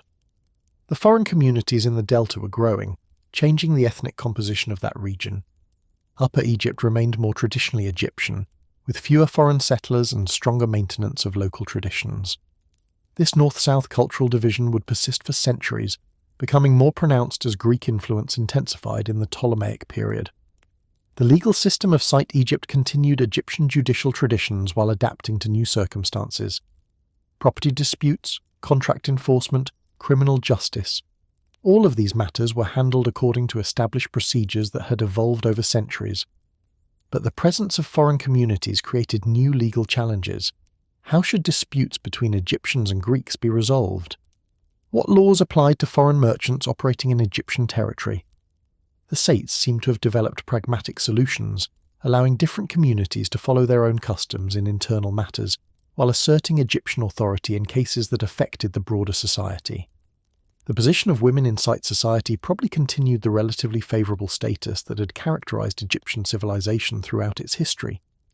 Women could own property, conduct business, and participate in religious activities in ways that would have been unusual in many other ancient cultures. But the evidence for women's lives during this specific period is limited, and we should be cautious about assuming too much continuity. Social conditions can change even when formal legal status remains the same. The education of priests during the Sate period emphasized mastery of traditional texts and rituals. The House of Life, the institution where sacred knowledge was preserved and transmitted, continued to function at major temples, training new generations in the skills their predecessors had possessed. But this education was increasingly about preservation rather than innovation. Young priests learned what their teachers knew, which was what their teachers' teachers had known. The system reproduced itself without significant development. The relationship between the Sate pharaohs and the priesthoods was generally cooperative, though tensions existed. The pharaohs needed priestly support for their legitimacy claims and their religious programs. The priests needed royal patronage and protection. This mutual dependence created incentives for accommodation, but it also created potential conflicts over resources and authority. The Sate solution seems to have been generous patronage combined with firm royal control, supporting the temples financially while ensuring that priestly power didn't threaten royal prerogatives. The provincial administration of Site Egypt built on earlier systems while adapting them to new conditions. Nomarchs, provincial governors, administered local affairs under royal supervision, maintaining order, collecting taxes and resolving disputes. The effectiveness of this system varied depending on the quality of individual administrators and the attention that royal government devoted to provincial affairs. Generally, the Sate state seems to have been well administered by ancient standards, though corruption and incompetence were never entirely eliminated. The infrastructure of Site Egypt required constant maintenance, and royal government devoted considerable resources to this purpose. Canals needed to be cleared, roads maintained, buildings repaired. The great temples inherited from earlier periods required ongoing care. Roofs leaked, walls cracked, decorative elements deteriorated. Simply keeping the existing infrastructure functional was a major undertaking, quite apart from any new construction the Sates might attempt. The relationship between urban and rural Egypt during the Sate period reflected long-standing patterns. Cities were centres of administration, commerce, and specialised craft production. The countryside was where most people lived and where most food was produced. The wealth generated by rural agriculture supported urban populations and funded the activities of government, temples, and elite households. This basic structure had characterised Egyptian civilization since its origins and continued under Sate rule. The burial practices of ordinary Egyptians during the Sate period showed some simplification compared to earlier standards. The elaborate tomb construction and extensive mummification that had characterized elite burials for centuries remained out of reach for most people.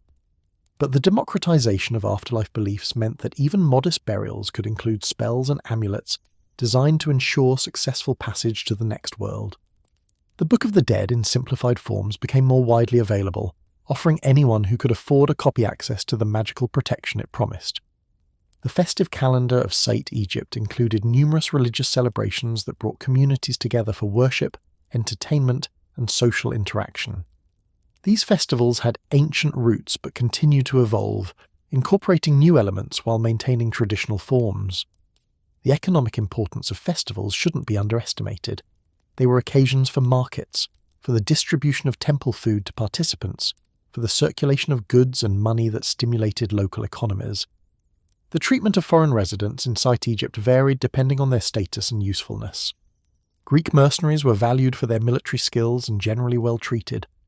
Greek merchants at Naucratis operated under regulated conditions that gave them security while protecting Egyptian economic interests. Other foreign communities, Phoenicians, Jews, various peoples from the Near East, found places within Egyptian society according to their particular circumstances and contributions.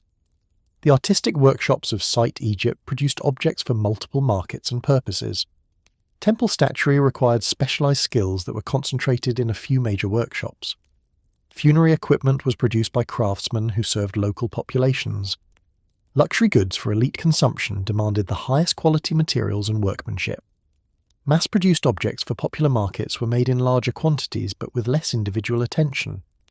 This differentiation of production reflected the stratified nature of Egyptian society and the varied demands of different consumers. The religious innovations of the Sate period, paradoxically combined with its archaizing tendencies, created a distinctive spiritual atmosphere. On one hand, traditional forms were rigorously maintained and ancient models consciously imitated.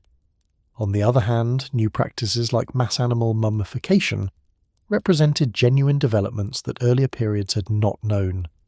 This combination of conservatism and innovation was characteristic of late Egyptian religion, faithful to tradition in form while evolving in substance. The oracle cults that had developed during the Third Intermediate Period continued under Sate rule, though perhaps with less political significance than they had possessed when Egypt was divided. People still sought divine guidance on personal matters, health, business, family decisions, and the temples that provided oracle services continued to attract pilgrims and supplicants. This personal dimension of religion, focused on individual needs rather than cosmic maintenance, had become increasingly important and would remain so for the rest of Egyptian history. The memory of past greatness haunted Sate culture in ways both productive and limiting. The deliberate imitation of Old Kingdom art demonstrated sophisticated understanding of ancient techniques and genuine artistic skill.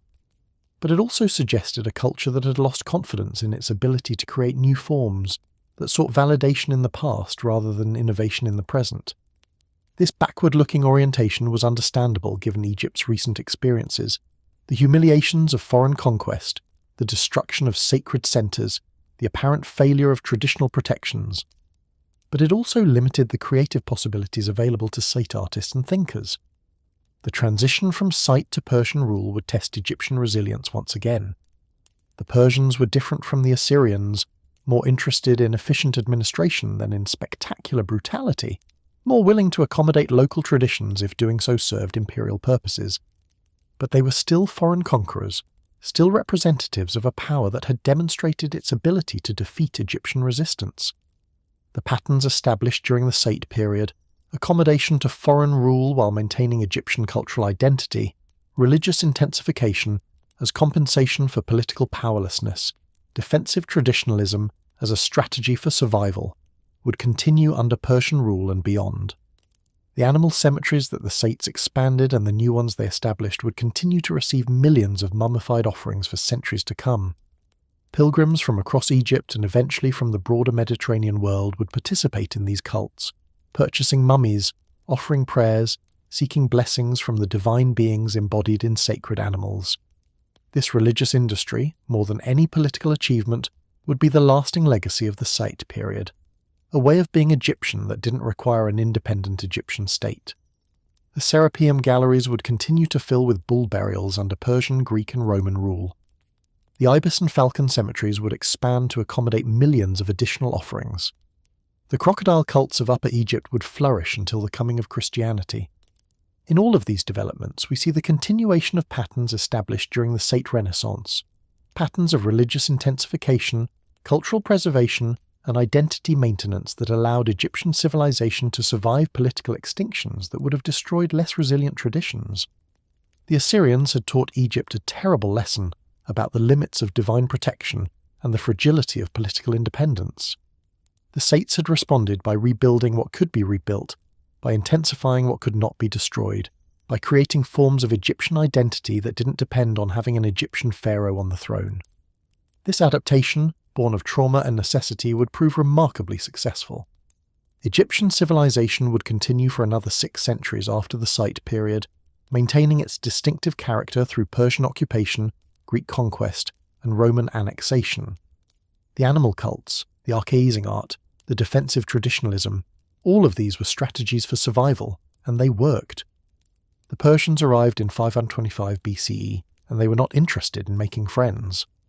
Cambyses II, son of Cyrus the Great, founder of the Persian Empire, had inherited his father's appetite for conquest, but not, unfortunately, his father's diplomatic touch.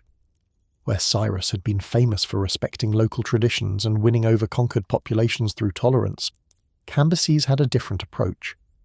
His approach involved, among other things, allegedly stabbing a sacred bull and burning ancient mummies. Not exactly a winning strategy for hearts and minds in a culture that considered both of these acts to be cosmic-level atrocities. The Persian conquest itself was almost anticlimactic. The Sate pharaoh Psamtik III had been on the throne for less than a year when Cambyses invaded, and his inexperience showed. The decisive battle at Pelusium near the eastern edge of the delta was a Persian victory, and Memphis fell shortly afterward. Psamtik III was captured and initially treated with some dignity. Cambyses apparently considered making him a client ruler, but he was later executed for plotting rebellion. This was becoming a familiar pattern. Foreign conquerors arrived, Egyptian resistance crumbled, and a new dynasty of foreign rulers took control of the Nile Valley. But the Persians were different from previous conquerors in ways that would matter enormously for Egyptian identity and memory. The Libyans had become Egyptian. The Kushites had been more Egyptian than the Egyptians. Even the Assyrians, for all their brutality, had eventually retreated and left Egypt to its own devices. The Persians intended to stay, to incorporate Egypt permanently into their vast empire, to administer it as a province rather than respecting it as a kingdom. Egypt would become a satrapy, ruled by Persian-appointed governors answerable to the great king in far-off Persepolis. This was a new kind of subordination, and Egyptians didn't like it one bit. The stories that later circulated about Cambyses' behaviour in Egypt paint a picture of deliberate sacrilege, of a conqueror who went out of his way to insult Egyptian religious sensibilities. The most notorious of these stories involves the Apis bull, that living manifestation of the god Ptah whose cult had been central to Egyptian religion for millennia. According to the Greek historian Herodotus, who visited Egypt about a century after these events, Cambyses discovered the Egyptians celebrating the installation of a new Apis bull, and, suspecting that they were actually celebrating his own military setbacks, flew into a rage. He demanded to see this animal that had supposedly caused such joy, and when the bull was brought before him, he stabbed it in the thigh, mocking Egyptian religion and declaring that their gods were clearly worthless. The Apis bull reportedly died of this wound, and Cambyses had the priests who had participated in the ceremony whipped for their presumption. This story, whether literally true or not, and there are reasons to doubt some of the details, captures something essential about how Egyptians remembered Persian rule. The Persians were not just political enemies, they were religious enemies, rulers who didn't just fail to respect Egyptian gods but actively insulted them.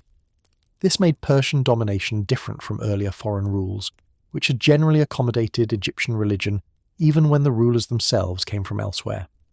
The burning of mummies attributed to Cambyses represents an even more fundamental attack on Egyptian identity. Mummification was not just a burial custom, it was the technology of eternal life, the means by which Egyptians ensured their continued existence after death. The mummy was not a corpse to be disposed of, but a preserved person waiting to be reunited with their soul in the afterlife. Destroying mummies wasn't just vandalism, it was murder of the dead, condemnation of souls to non-existence. If Cambyses actually burned Egyptian mummies, and the historical evidence is unclear, he was demonstrating contempt for Egyptian beliefs in the most direct way possible. Modern historians have debated how accurate these stories of Persian sacrilege actually were. Some evidence suggests that Cambyses and his successors were more accommodating of Egyptian religion than later tradition claimed. Persian kings did sometimes adopt pharaonic titles and support Egyptian temples. But the important point is that Egyptians remembered Persian rule as a time of religious persecution, regardless of what the Persians actually did or intended. This memory shaped Egyptian attitudes toward their Persian masters and created a reservoir of resentment that would eventually boil over into rebellion. The Persian administration of Egypt was efficient but alien. The satrapy system treated Egypt as one province among many, subject to tribute payments that funded Persian military adventures elsewhere. Egyptian resources, grain, gold, labour, flowed out of the country to support an empire whose centre was thousands of miles away in lands most Egyptians had never seen. This extractive relationship was not unique to Persian rule. Empires generally exploit their provinces. but it felt particularly galling to Egyptians, who remembered when they had been the ones extracting tribute from subject peoples rather than the other way around. The First Persian period, as historians call it, lasted until 404 BCE, when Egypt successfully rebelled and established native rule under the 28th, 29th, and 30th dynasties. This period of independence lasted about 60 years, long enough for a generation to grow up knowing only Egyptian rule, short enough that the memory of Persian domination remained fresh. The native pharaohs of this period tried to strengthen Egypt's defences, build alliances with Greek states that were also fighting Persia, and prepare for the inevitable Persian attempt at reconquest. That reconquest came in 343 BCE under the Persian king Artaxerxes III, who proved to be a more capable military commander than his predecessors. The last native Egyptian pharaoh, Nectanebo-Isend, fled to Nubia, and Egypt was once again a Persian province.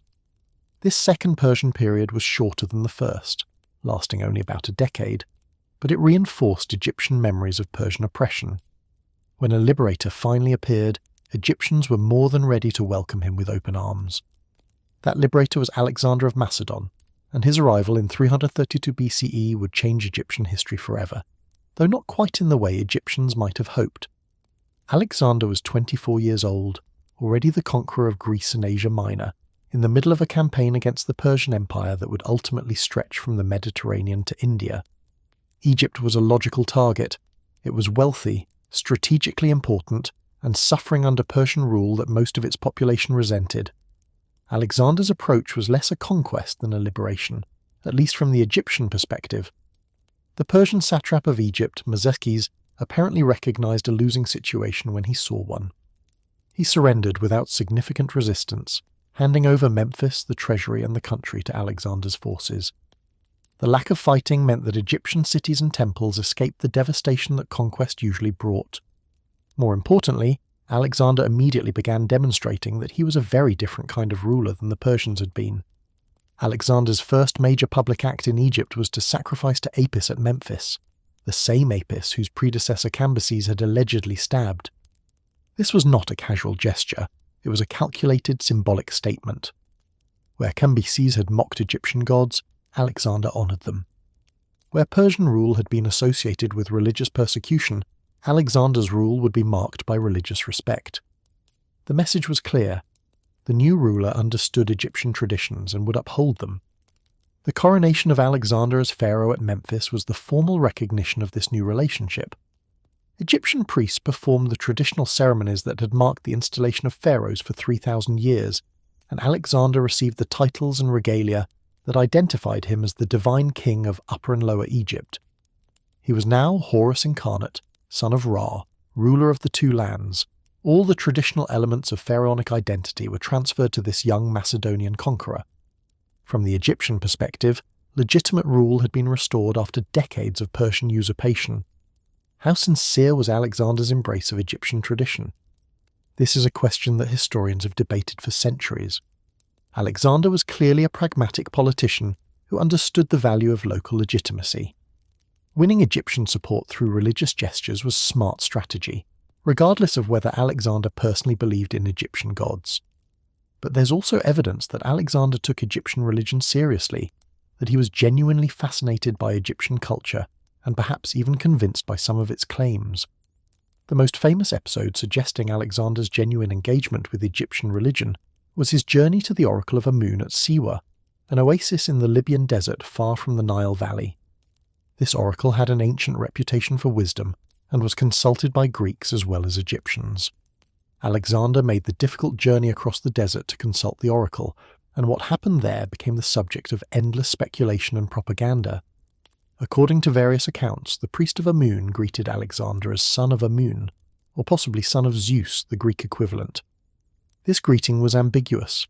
It might have been simply the traditional way of addressing an Egyptian pharaoh, who was always considered divine, or it might have been a special recognition of Alexander's unique status.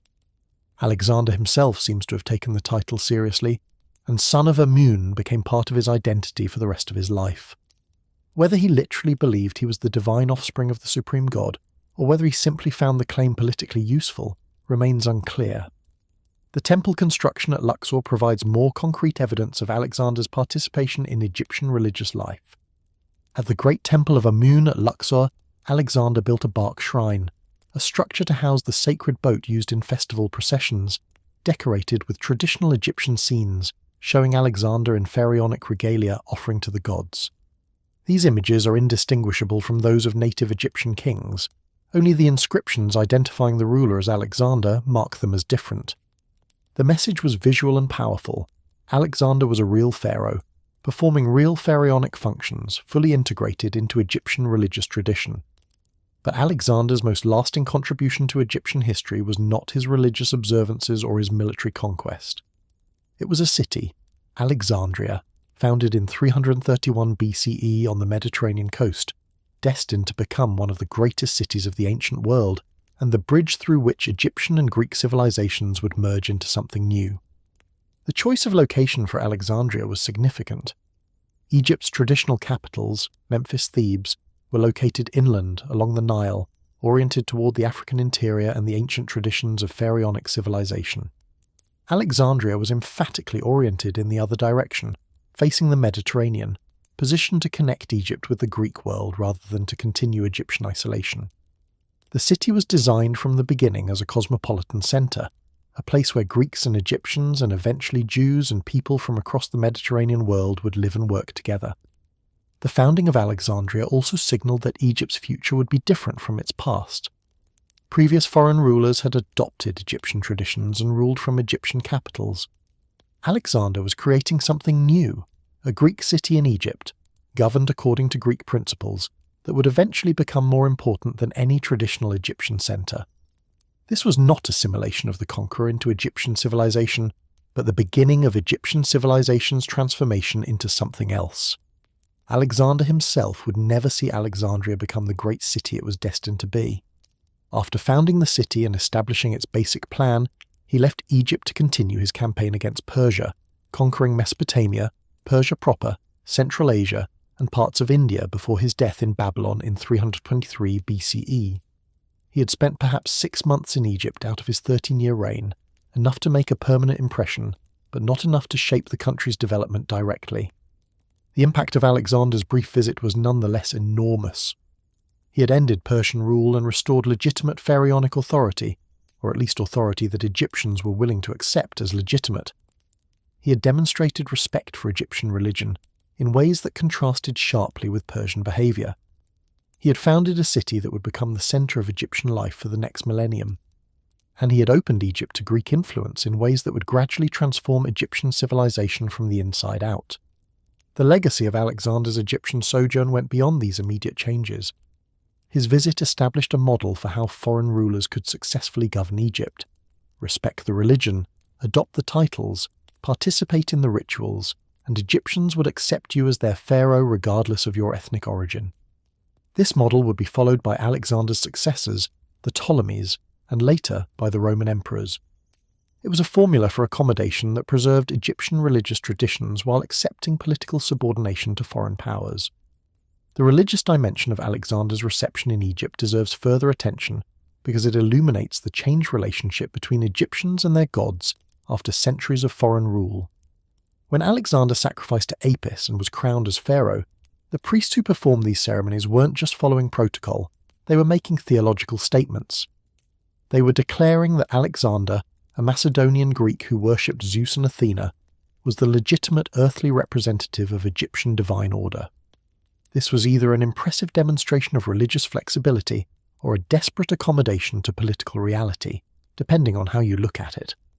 The willingness of Egyptian priests to accept foreign rulers as legitimate pharaohs reflected the adaptations that had been developing since the end of the New Kingdom.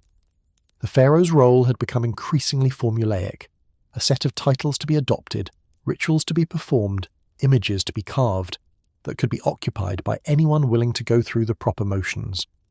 This formalization made Egyptian religion more portable and survivable, but it also reduced the pharaoh from a unique individual through whom divine power flowed to an interchangeable office holder who could be replaced as political circumstances changed. Alexander's adoption of the title Son of Amun was particularly significant in this context. This wasn't just a royal title, It was a claim about cosmic reality. The pharaoh as son of Amun was the link between the divine realm and the human world, the channel through which divine blessings flowed to Egypt and through which Egyptian worship reached the gods. For a Greek king to claim this role suggested either that the religious claims were purely symbolic, political tools without genuine spiritual content, or that divine reality was somehow more flexible than traditional Egyptian theology had supposed. The question of religious sincerity in Alexander's Egyptian policy is probably unanswerable, and perhaps the question itself is misconceived. Ancient people didn't necessarily make the sharp distinction between sincere belief and political calculation that modern observers often assume. Alexander may have found Egyptian religion genuinely interesting and emotionally compelling, while also recognizing its political usefulness. He may have believed that Amun and Zeus were different names for the same divine reality, a theological position that some Greek philosophers had already proposed. The categories of sincere and cynical may be inadequate for understanding how a cosmopolitan ancient ruler engaged with the diverse religions of his empire. The Persian period that preceded Alexander had lasting effects on Egyptian identity and culture that Alexander's arrival didn't immediately reverse. 2 centuries of foreign rule had changed Egyptian society in subtle but important ways. The Egyptian elite had learned to navigate a world where ultimate power lay with foreign rulers.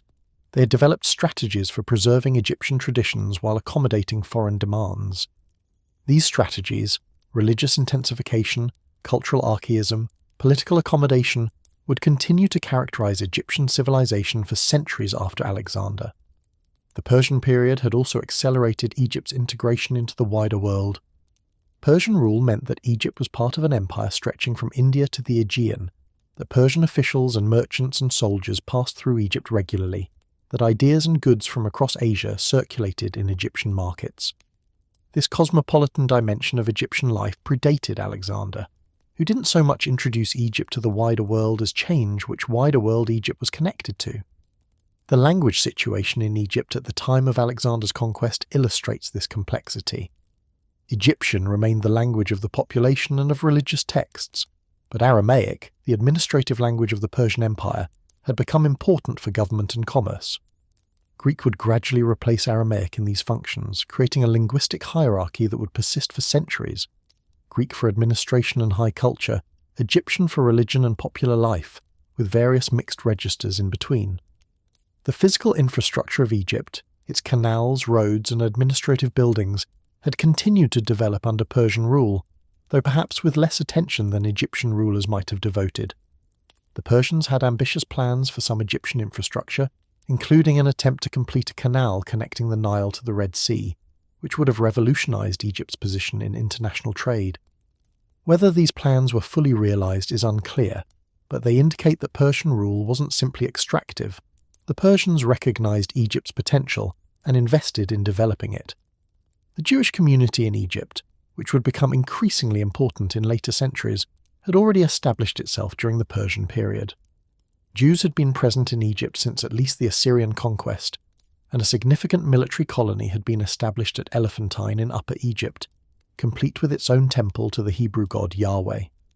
This community's existence under Persian rule, sometimes protected by Persian officials, sometimes caught in local conflicts, prefigures the complex religious pluralism that would characterize Ptolemaic and Roman Egypt. Alexander's visit to Egypt took place in the context of his larger campaign against Persia, and understanding this context helps explain both his behavior in Egypt and his limited time there. Egypt was a prize, but it wasn't the ultimate prize. That was the Persian heartland, where the great king still sat on his throne commanding vast resources. Alexander needed to secure Egypt quickly and move on, which meant that dramatic symbolic gestures, sacrificing to Apis, visiting the oracle at Siwa, being crowned as pharaoh, were more practical than lengthy administrative reforms. The administrative arrangements that Alexander left behind in Egypt reflected this haste. He divided responsibility among several officials, perhaps deliberately avoiding concentration of power that might tempt someone to rebel. The details are murky, but the general approach was to maintain existing Persian administrative structures while placing Macedonian Greeks in top positions. This was efficient in the short term but created tensions that would require resolution under Alexander's successors. The Greek settlers who began arriving in Egypt during and after Alexander's time would form a new elite layer in Egyptian society. These weren't tourists or temporary visitors, they were colonists who intended to stay, who would build Greek-style cities, establish Greek-style institutions, and perpetuate Greek culture on Egyptian soil. Alexandria was the most spectacular example, but Greek settlements would eventually dot the Egyptian landscape, creating islands of Greek civilization in a sea of Egyptian tradition. The relationship between these Greek settlers and the native Egyptian population would be complicated, evolving over centuries from initial separation toward gradual integration. The Greeks brought their own gods, their own language, their own way of life, but they also encountered an Egyptian civilization that had its own ancient and impressive traditions. The resulting cultural interaction would produce remarkable syntheses: Greek philosophers studying Egyptian wisdom, Egyptian craftsmen working for Greek patrons, religious cults that blended Greek and Egyptian elements, but also tensions and conflicts that would periodically erupt throughout the Ptolemaic period. Alexander's founding of Alexandria encapsulated both the promise and the threat that Greek presence represented for Egyptian civilization. The city would become a center of learning, home to the famous library and museum, where scholars from across the Mediterranean gathered to study and debate.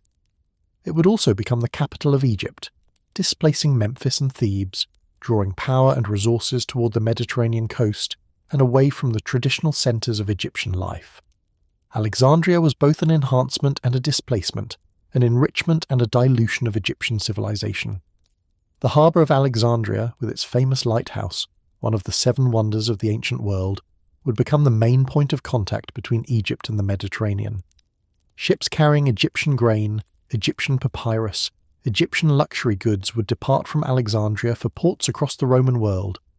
Ships carrying Greek wine, Greek oil, Greek manufactured goods would arrive.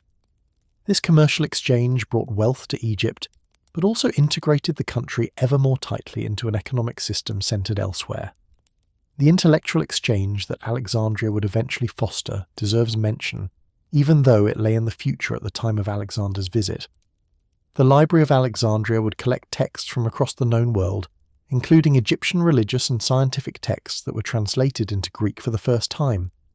This translation project preserved Egyptian knowledge that might otherwise have been lost, while also transforming it through the filter of Greek language and Greek concepts. The Egyptian wisdom that Greek philosophers praised was authentic, but it was also translated, interpreted, and sometimes misunderstood in ways that the original Egyptian sages might not have recognized. Alexander's brief Egyptian sojourn thus planted seeds that would grow for centuries. The city he founded became one of the great metropolises of antiquity. The model of foreign rule that he established, respect for Egyptian religion, adoption of pharaonic titles, participation in traditional ceremonies, became the standard for governing Egypt. The Greek presence that he initiated transformed Egyptian civilization from the inside out, creating a hybrid culture that was neither purely Egyptian nor purely Greek, but something new. The Egyptians who welcomed Alexander as a liberator from Persian oppression probably didn't anticipate how thoroughly Greek influence would eventually transform their civilization. They saw Alexander as a pharaoh who happened to be foreign, like the Kushites or even the Libyans before them. They expected Greek rule to follow the familiar pattern. The foreigners would adopt Egyptian ways, worship Egyptian gods, and eventually become Egyptian themselves. This had happened before and would surely happen again. But Greek civilization proved more persistent than previous foreign cultures. The Greeks who settled in Egypt didn't become Egyptian in the way that Libyans or Kushites had. Instead, they maintained their Greek identity while also participating in Egyptian life. The result was not assimilation of the conquerors, but a long-term cultural negotiation that would eventually produce something neither purely Greek nor purely Egyptian. This outcome was not visible in 332 BCE, when Alexander received the double crown of Upper and Lower Egypt, but it was already implicit in the founding of Alexandria and the arrival of Greek settlers. The Persian interlude between the Site period and Alexander's conquest thus appears as both an ending and a beginning. It ended the last sustained period of native Egyptian rule, demonstrating once again that Egypt could not defend itself against determined great power aggression. It began the process of Egypt's integration into larger Mediterranean systems, first Persian and then Greek, that would characterize the rest of ancient Egyptian history. The Egypt that Alexander conquered was not the Egypt of the pyramids, or even the Egypt of the New Kingdom. It was an Egypt that had already been shaped by centuries of foreign influence, and that was about to be shaped by centuries more. Alexander himself became a figure of Egyptian religious tradition, depicted in temples and invoked in prayers long after his death. His successors, the Ptolemies, would rule Egypt for 3 centuries, maintaining the pharaonic traditions that Alexander had honoured while also transforming Egypt into a Hellenistic kingdom. The Roman emperors who followed would continue the pattern, adopting pharaonic titles and supporting Egyptian temples even as they integrated Egypt into an empire centred in Rome. Through all these changes, the model that Alexander had established, foreign ruler as legitimate pharaoh, remained the template for Egyptian political life.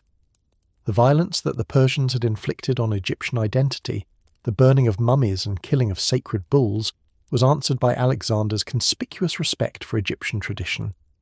This contrast shaped how Egyptians remembered both rulers, making the Persians villains and Alexander a hero regardless of the complexities of actual historical behaviour. Memory is often more important than reality in shaping how civilizations understand their past, and Egyptian memory of this period emphasized the degradation of Persian rule and the liberation of Macedonian conquest. The transition from Persian to Macedonian rule thus marks a crucial turning point in Egyptian history, not because one foreign ruler replaced another, which had happened before, but because the nature of foreign rule was changing. The Persians had been alien oppressors who didn't understand or respect Egyptian tradition. Alexander and his successors would be foreign rulers who did understand and respect Egyptian tradition, or at least performed that understanding convincingly enough that Egyptians could accept them. This difference mattered enormously for Egyptian cultural survival, and it was established in those few months when Alexander visited the land of the Nile. The economic implications of the transition from Persian to Macedonian rule were significant, though they took time to become fully apparent. Under Persian rule, Egypt had been a province whose resources were extracted to support the wider empire. Under Macedonian and later Ptolemaic rule, Egypt would become the centre of its own kingdom, with revenues remaining in the country and being reinvested in Egyptian infrastructure, military power, and cultural production.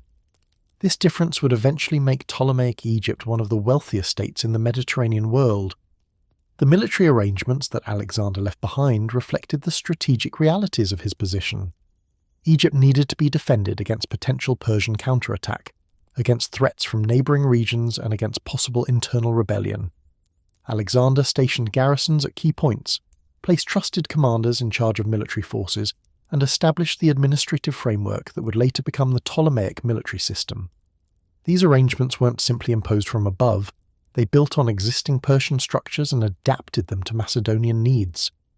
The agricultural wealth of Egypt was already legendary in Alexander's time, and securing this wealth was one of the main reasons for conquering the country. Egyptian grain would feed Macedonian armies and later, the population of Alexandria and the broader Mediterranean world. The surplus that the Nile Valley produced year after year, with remarkable consistency, was a strategic asset of the first importance. Alexander understood this, and his successors would exploit it systematically. The taxation system that the Ptolemies would eventually develop was already being sketched during Alexander's brief administration.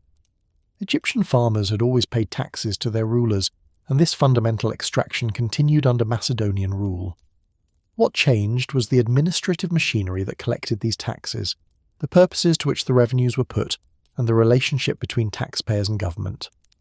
The Ptolemaic system would become famous for its efficiency and thoroughness, not always characteristics that taxpayers appreciated. The religious establishments that Alexander honoured would continue to play crucial roles in Egyptian society under his successors. The temples were not just places of worship, they were economic actors, landowners, employers, and centres of learning. Supporting the temples meant supporting the entire institutional framework that maintained Egyptian culture. Alexander's offerings to Egyptian gods were thus investments in social stability as much as expressions of religious respect. The priesthoods that Alexander encountered had centuries of experience dealing with foreign rulers. They knew how to negotiate, how to present their interests in terms that foreigners could understand, how to maintain their essential functions while accommodating new political realities. This institutional sophistication would serve them well under Ptolemaic rule, when the relationship between Greek monarchy and Egyptian temples would become a central feature of Egyptian life.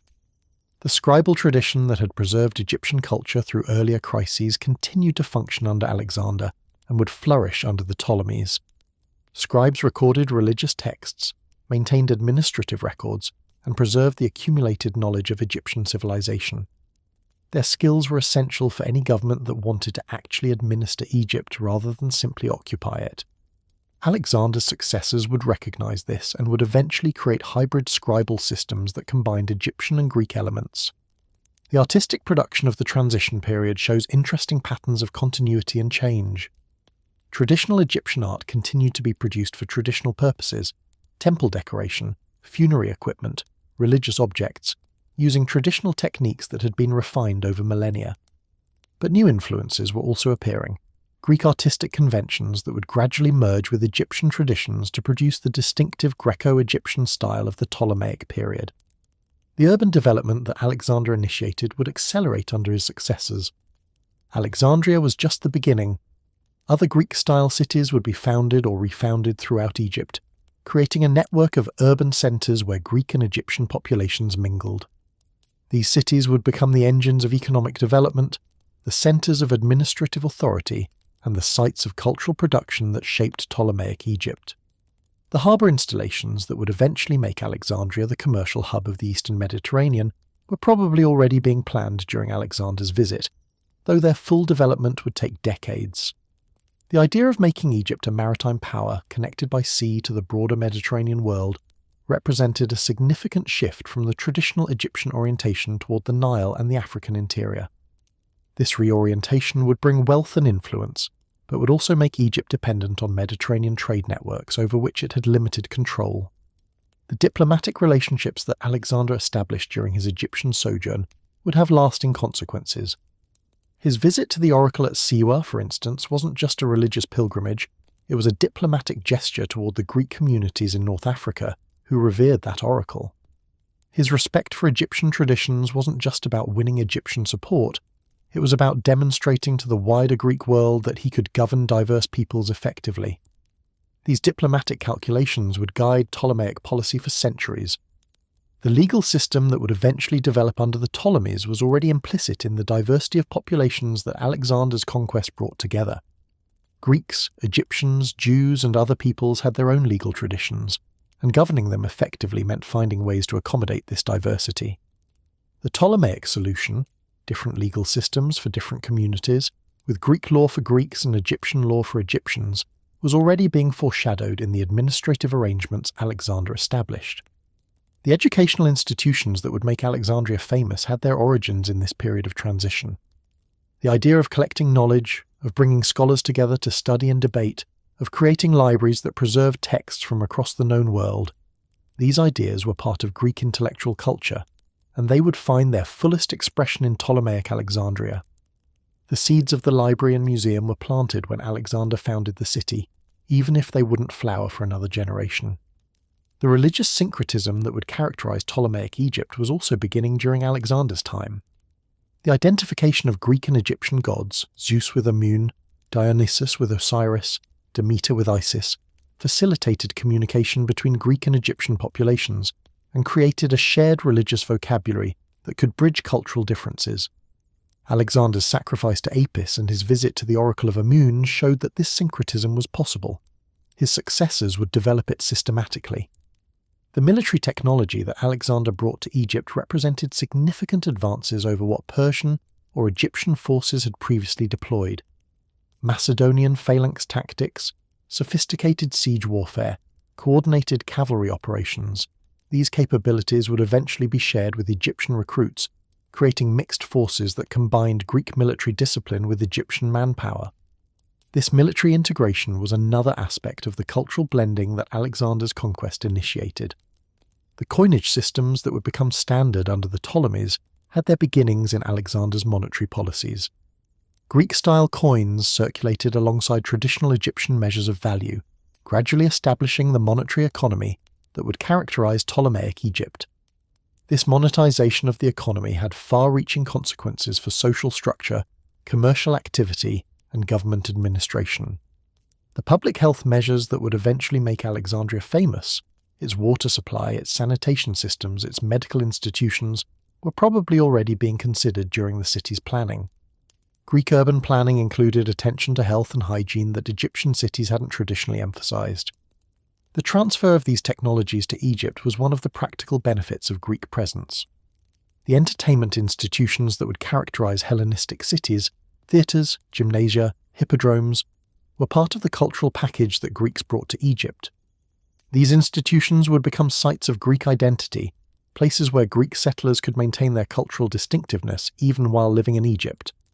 But they would also become sites of cultural mixing, as Egyptians gradually gained access to Greek educational and entertainment institutions. The philosophical discussions that would eventually flourish in Alexandria had their intellectual roots in the Greek tradition that Alexander represented.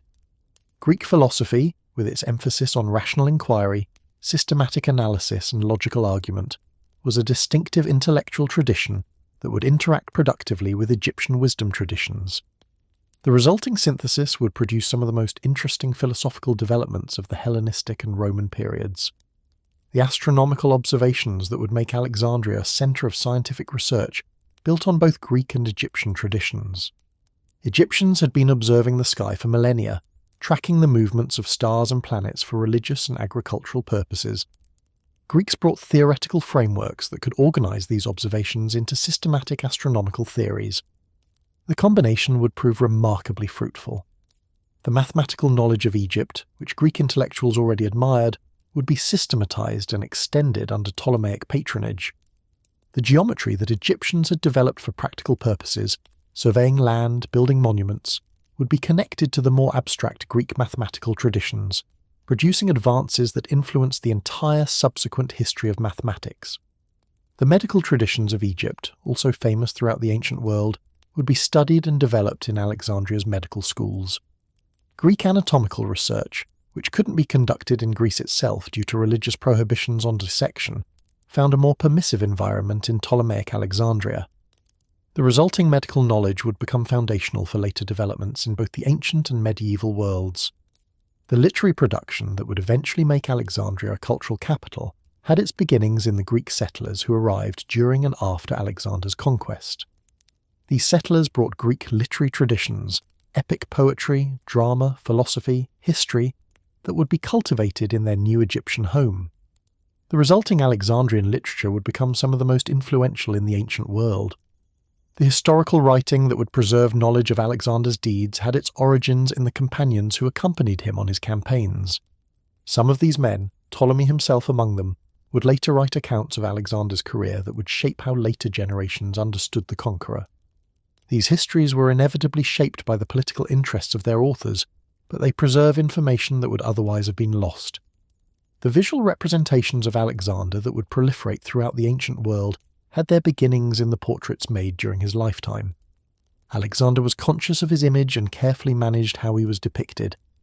The idealized portraits that showed him as a divine or semi-divine figure would become models for later royal portraiture throughout the Hellenistic world. The urban planning principles applied to Alexandria would influence city design throughout the Mediterranean for centuries. The grid layout, the monumental public buildings, the integration of harbour facilities with the urban core, these features became standard for Hellenistic cities and were ultimately transmitted to Roman urban planning. Alexandria was not just a city, it was a model that would be imitated across the ancient world. The transformation that Alexander initiated would continue for centuries after his death. Egypt would become increasingly Greek in its ruling elite and urban culture, while remaining Egyptian in its rural population and religious traditions.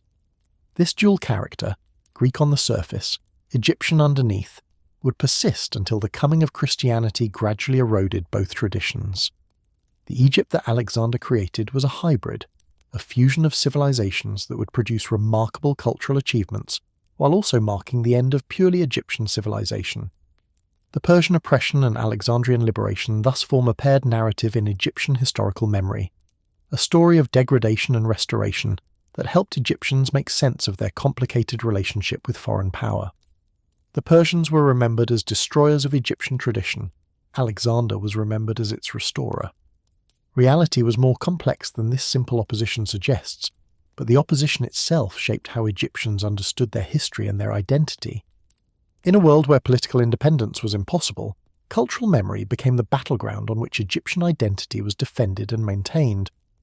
When Alexander died in Babylon in 323 BCE, his generals immediately began squabbling over his empire like relatives fighting over a particularly valuable inheritance. Egypt fell to Ptolemy, one of Alexander's most trusted companions, who had the good sense to grab the richest and most defensible part of the empire and hold on to it while everyone else was busy fighting over Mesopotamia and Asia Minor. Ptolemy's acquisition of Egypt began a dynasty that would last nearly 3 centuries, longer than most empires last entirely, and would produce some of the most spectacular achievements and most spectacular disasters in ancient history. The Ptolemaic period is a study in contradictions. On one hand, it produced the Library of Alexandria, the lighthouse, magnificent temples, and a flourishing of art and scholarship that made Egypt a cultural centre of the ancient world. On the other hand, it produced endless civil wars, family members murdering each other with impressive regularity, economic crises, native rebellions, and a gradual decline that ended with Roman conquest. The Ptolemies built beautiful things while destroying themselves, and understanding how both happened simultaneously is essential to understanding Egypt's final centuries as an independent kingdom. Ptolemy Sota, the name means saviour, which he gave himself with characteristic modesty, established the template that his successors would follow.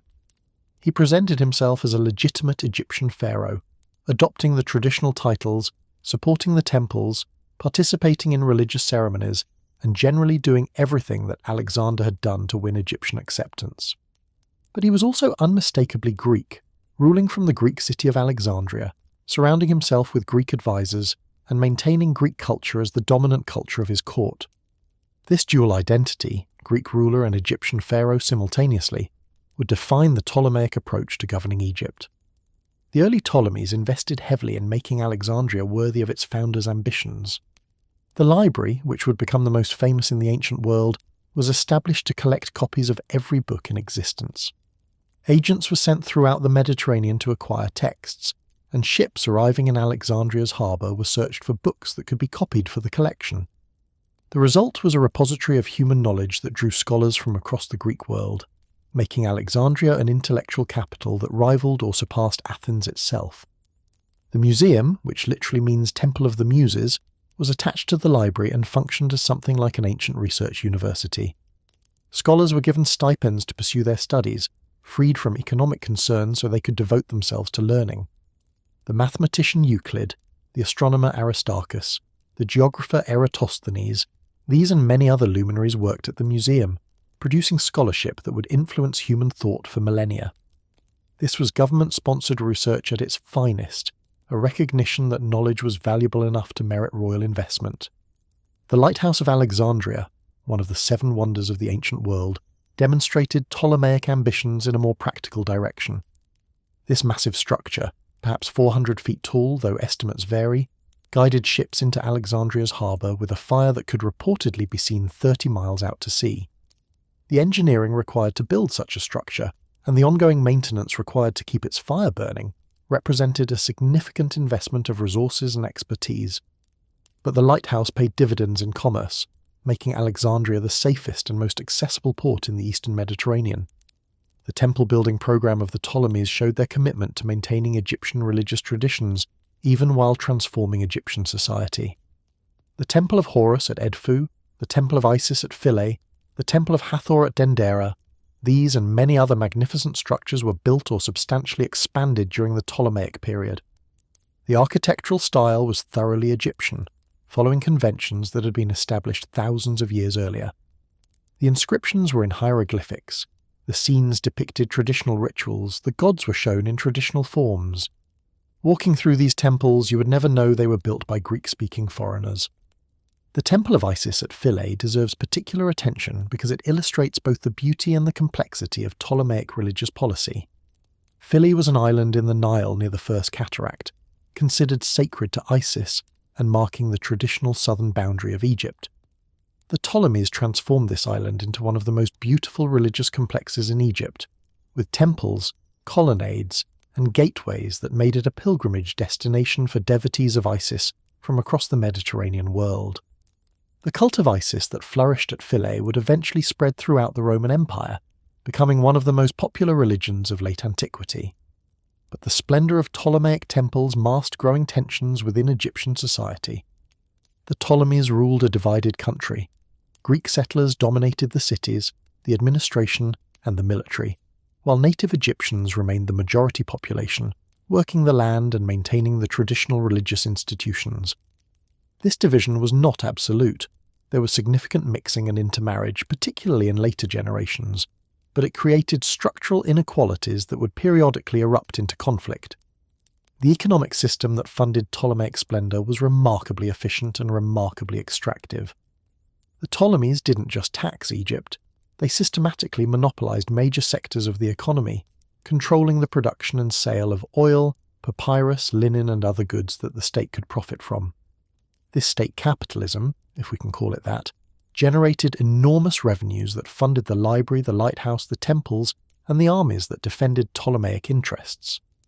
But it also meant that ordinary Egyptians were squeezed by a government that was always looking for new ways to extract wealth. The currency system that the Ptolemies imposed on Egypt represented another form of economic control. The traditional Egyptian economy had operated largely without coinage, using measures of grain or copper as units of account. The Ptolemies introduced a monetized economy with Greek-style coins, which facilitated taxation and commerce, but also disrupted traditional economic relationships. Peasants who had previously paid taxes in grain now needed to acquire coins, which meant engaging with markets and money changers in ways that could be disadvantageous. The military system of the Ptolemies relied initially on Greek and Macedonian settlers, who received land grants in exchange for military service.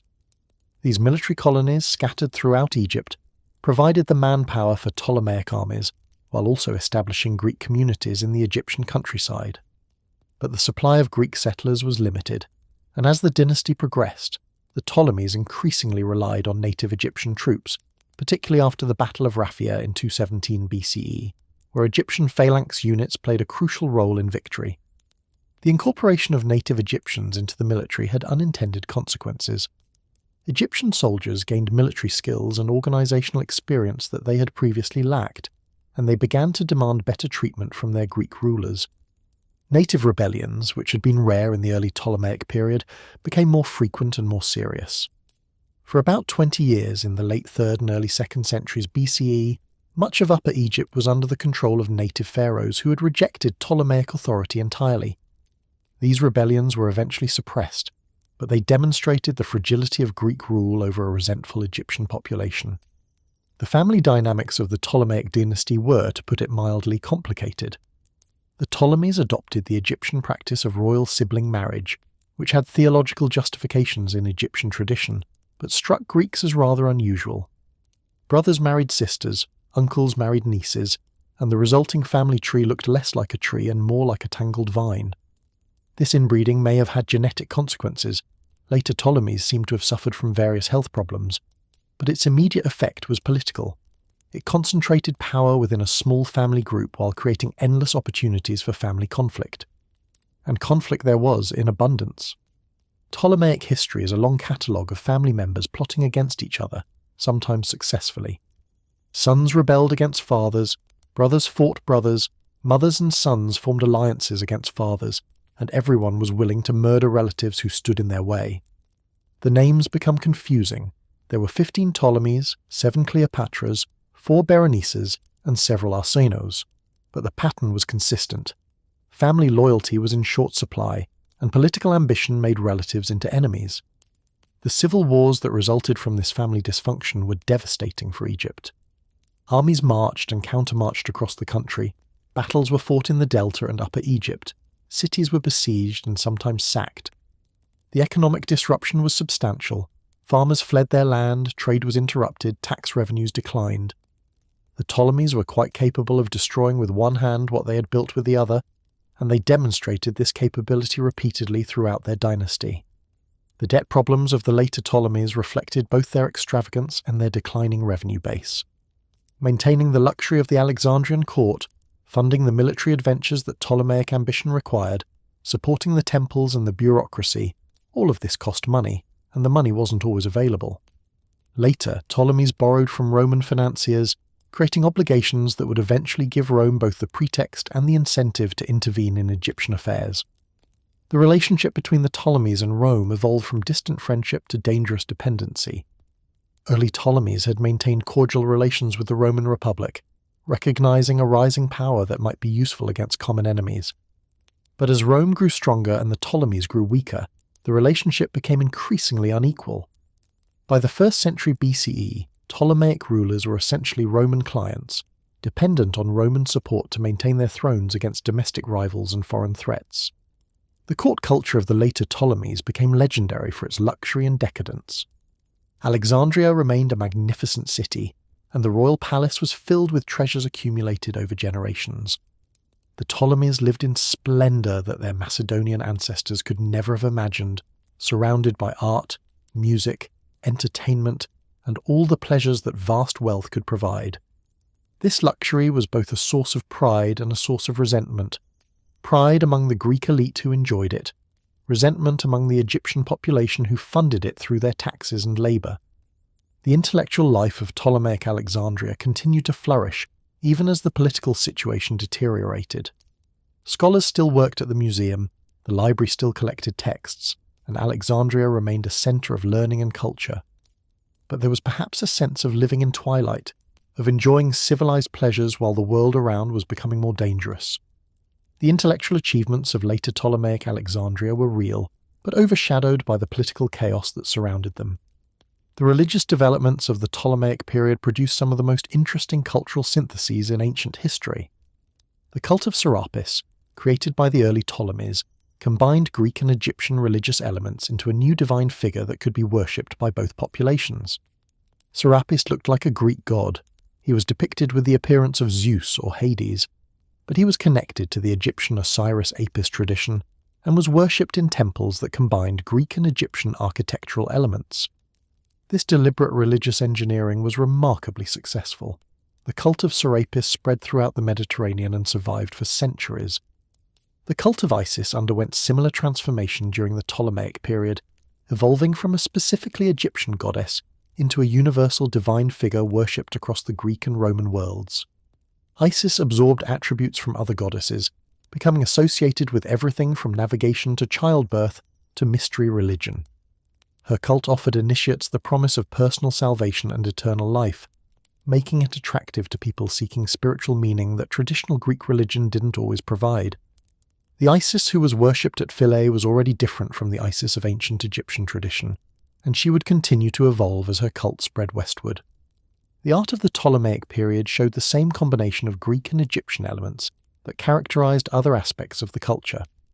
Temple art remained thoroughly Egyptian in style, following conventions that hadn't changed significantly in millennia. But the royal portraits of the Ptolemies showed Greek influence, depicting the rulers as Hellenistic monarchs in the tradition of Alexander. Private art showed even more mixing, with Egyptian subjects sometimes depicted in Greek styles, and Greek subjects sometimes incorporating Egyptian elements. The literature produced in Ptolemaic Alexandria was predominantly Greek, reflecting the cultural orientation of the ruling elite. The poets of Alexandria, Callimachus, Theocritus, Apollonius, wrote in Greek for Greek audiences, producing works that would influence European literature for centuries. But Egyptian literature also continued, though in reduced circumstances. Demotic texts, using the simplified script that had replaced traditional hieratic for everyday purposes, preserved Egyptian stories, wisdom literature, and religious texts. This parallel literary production reflected the parallel societies that coexisted under Ptolemaic rule. The decline of the Ptolemaic dynasty accelerated in the 1st century BCE as Rome's power grew and Egypt's independence shrank. A series of weak rulers, palace intrigues, and Roman interventions reduced the Ptolemaic kingdom to a shadow of its former self. By the time Cleopatra VII came to power in 51 BCE, Egypt was essentially a Roman protectorate, its independence preserved only by Roman choice and vulnerable to Roman whims. Cleopatra herself was remarkable, the most famous woman of antiquity, immortalized in literature and art from Shakespeare to Hollywood. She was intelligent, educated, politically astute, and, contrary to popular imagination, not particularly beautiful by ancient standards. Her power came from her mind rather than her appearance, from her ability to charm and manipulate men who held real power. She was also, notably, the first Ptolemaic ruler who bothered to learn Egyptian, which suggests something about her understanding of the kingdom she ruled. Cleopatra's relationships with Julius Caesar and Mark Antony were not mere romance, they were survival strategy. Egypt alone couldn't resist Rome, only alliance with powerful Romans could preserve Egyptian independence. Caesar provided protection and a son, Caesarion, who could continue the dynasty. After Caesar's assassination, Antony offered similar protection plus genuine affection, and Cleopatra bore him 3 children. These relationships made Egypt a player in Roman politics rather than merely a victim of Roman expansion. But playing Roman politics was dangerous, and Cleopatra ultimately found herself on the losing side. When Antony and Octavian, the future Augustus, fell out, Cleopatra was committed to Antony's cause. The naval battle of Actium in 31 BCE was decisive.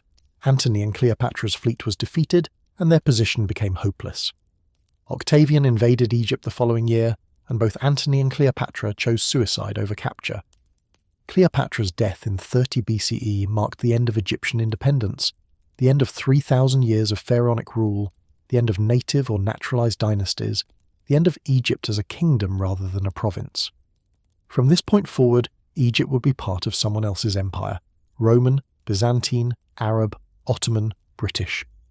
The line of pharaohs that had begun with the legendary unification of Upper and Lower Egypt, that had built the pyramids and the great temples, that had survived conquests and invasions and foreign occupations, that line ended with a Greek-speaking Macedonian woman who preferred death to submission. The method of Cleopatra's suicide has been debated for 2,000 years.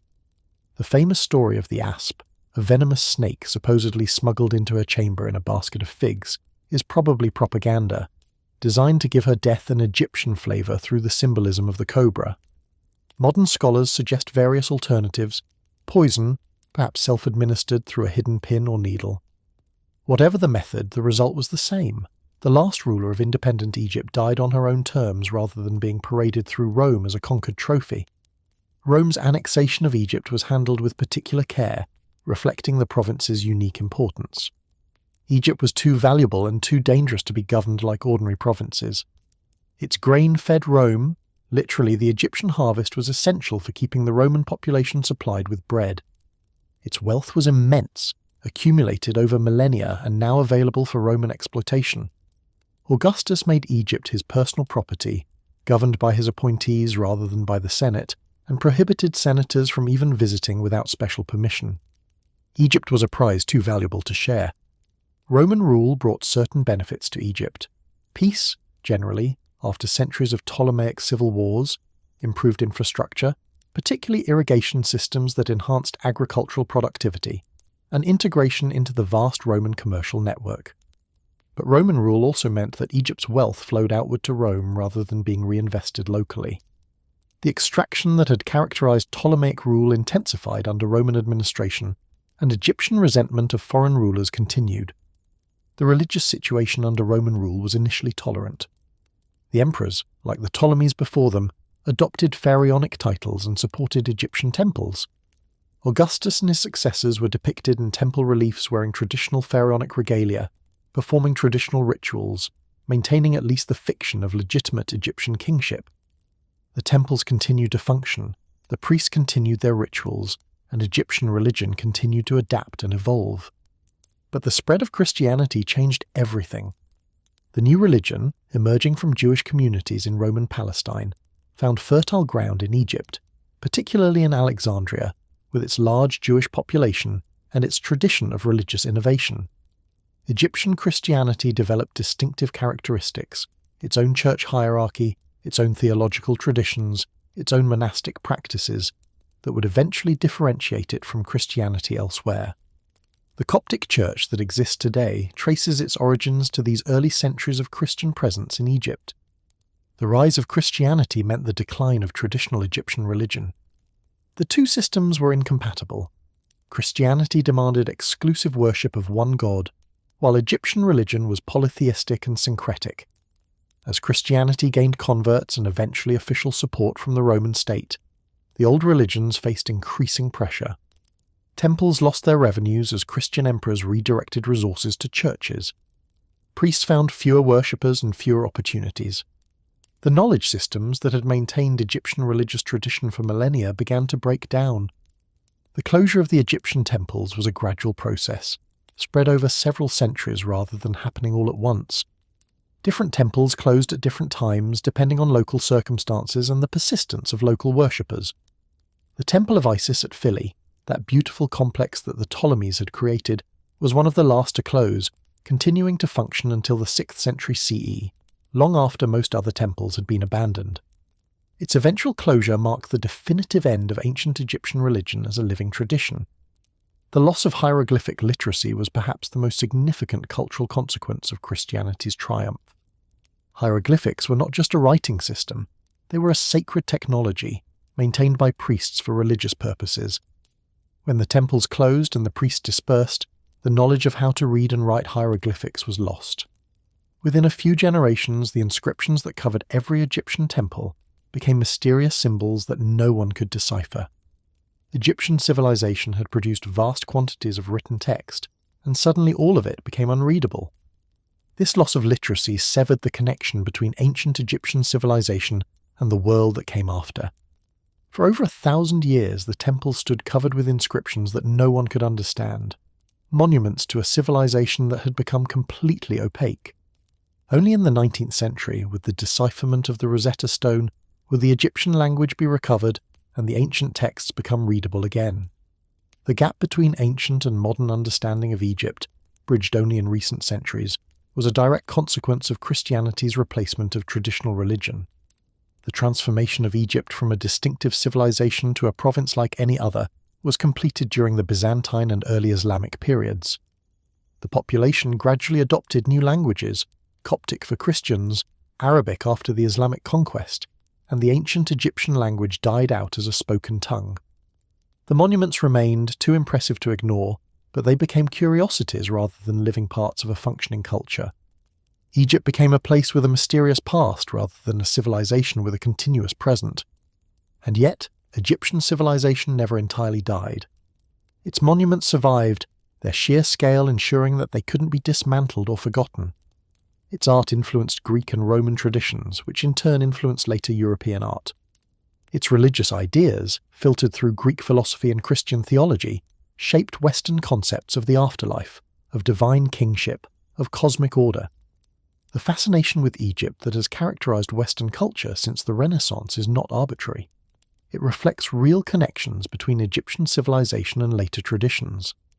The Egyptian revival of the 19th and 20th centuries brought ancient Egypt back into global consciousness in unprecedented ways.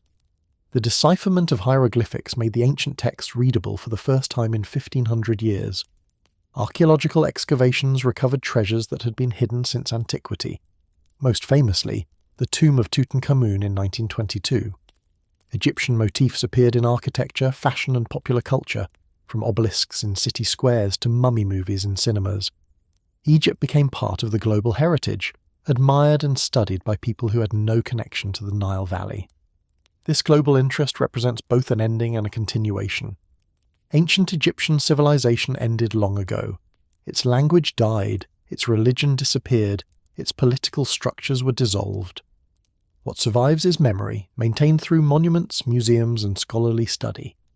The Egypt that tourists visit today is not the Egypt of the pharaohs. It is a modern nation-state that happens to occupy the same geography. But the fascination with ancient Egypt that draws those tourists, that fills museums around the world with Egyptian collections, that inspires continuing archaeological research, that fascination is itself a form of survival, a way in which Egyptian civilization continues to exist in human consciousness. The story we've traced tonight, from the geography that made Egypt both blessed and cursed, through the rise and fall of native dynasties, through conquest by Libyans, Nubians, Assyrians, Persians, Greeks and Romans, is ultimately a story about how civilizations end. They don't end all at once in dramatic collapse. They end gradually, through accumulating compromises, through adaptations that slowly transform them into something else, through the loss of distinctive features that once made them unique. Egyptian civilization survived longer than most, demonstrating remarkable resilience in the face of repeated challenges. But it couldn't survive forever, and eventually it became part of something larger, losing its distinctiveness in the process. The paradox of Egyptian civilization is that its very success contributed to its transformation. Egypt was too rich to be ignored, too sophisticated to be simply destroyed, too culturally compelling to be easily replaced. Conquerors wanted to possess Egypt, not to eliminate it, and this desire for possession meant that Egyptian traditions were preserved even under foreign rule. But preservation isn't the same as vitality. The Egypt that survived under Greek and Roman rule was increasingly a museum piece, a culture that maintained traditional forms while losing the creative capacity to develop new ones. The temples built by the Ptolemies and maintained by the Romans were magnificent. Some of the best preserved Egyptian temples that survive today date from this period. But they were also the last Egyptian temples built in the traditional style, the final expressions of an artistic tradition that was ending rather than continuing. The religious practices conducted in these temples were authentic but increasingly defensive, maintained against a world that was changing in ways that traditional Egyptian religion couldn't accommodate.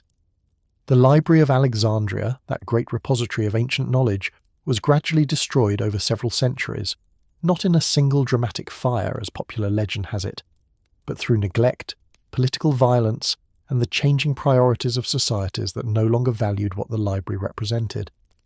The loss was incalculable. Countless texts from the ancient world disappeared forever, their knowledge lost to humanity. What survives is a fraction of what once existed, preserved by chance and by the selective copying of medieval scribes. The heritage of Egypt lives on in ways both obvious and subtle.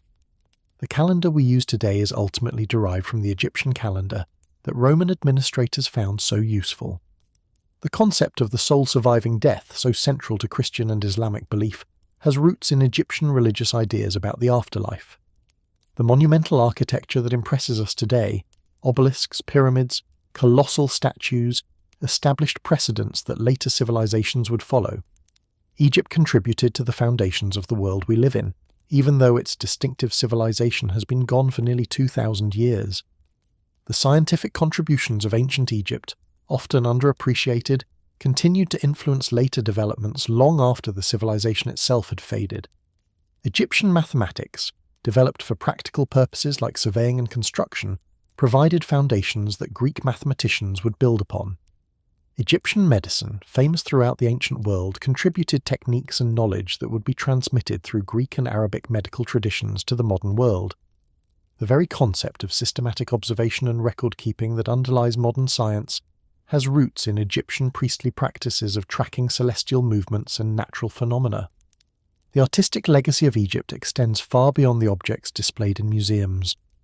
Egyptian conventions for representing the human figure, for organizing narrative scenes, for using symbolism in visual communication, these influenced Greek art, which influenced Roman art, which influenced European art.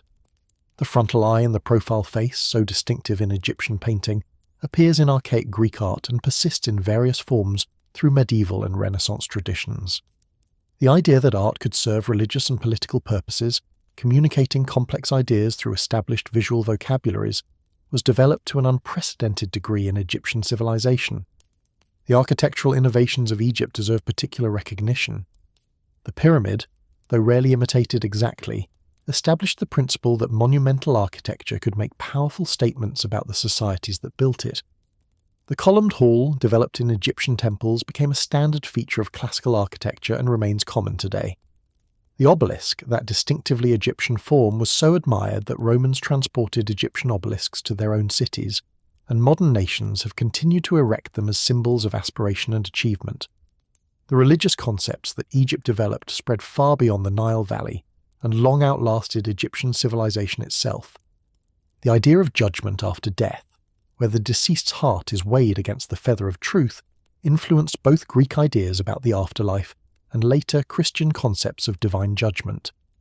The figure of Isis, transformed through Hellenistic syncretism, became one of the most popular goddesses of the Roman Empire and contributed iconographic elements to later depictions of the Virgin Mary. The eternal struggle between order and chaos, embodied in Egyptian myth by the conflict between Horus and Seth, echoes through later religious traditions. The political concepts of Egypt similarly influenced later thinking about kingship and governance. The idea of the ruler as divine or semi-divine, as the essential link between heaven and earth, appeared in many ancient monarchies and persisted in modified forms into the modern era. The administrative techniques developed by Egyptian bureaucracies, census-taking, taxation, record-keeping, provincial governance, were studied and adapted by later empires.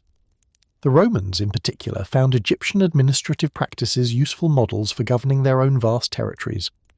The literary traditions of Egypt, though less well known than its visual achievements, contributed to world literature in both direct and indirect ways. Egyptian wisdom literature, collections of advice and moral instruction, influenced Hebrew wisdom texts like Proverbs and Ecclesiastes. Egyptian love poetry shares themes and imagery with the Song of Songs. The story of Sinuhe, one of the great narrative texts of Egyptian literature, anticipates later adventure tales with its account of an exile who triumphs abroad before returning home.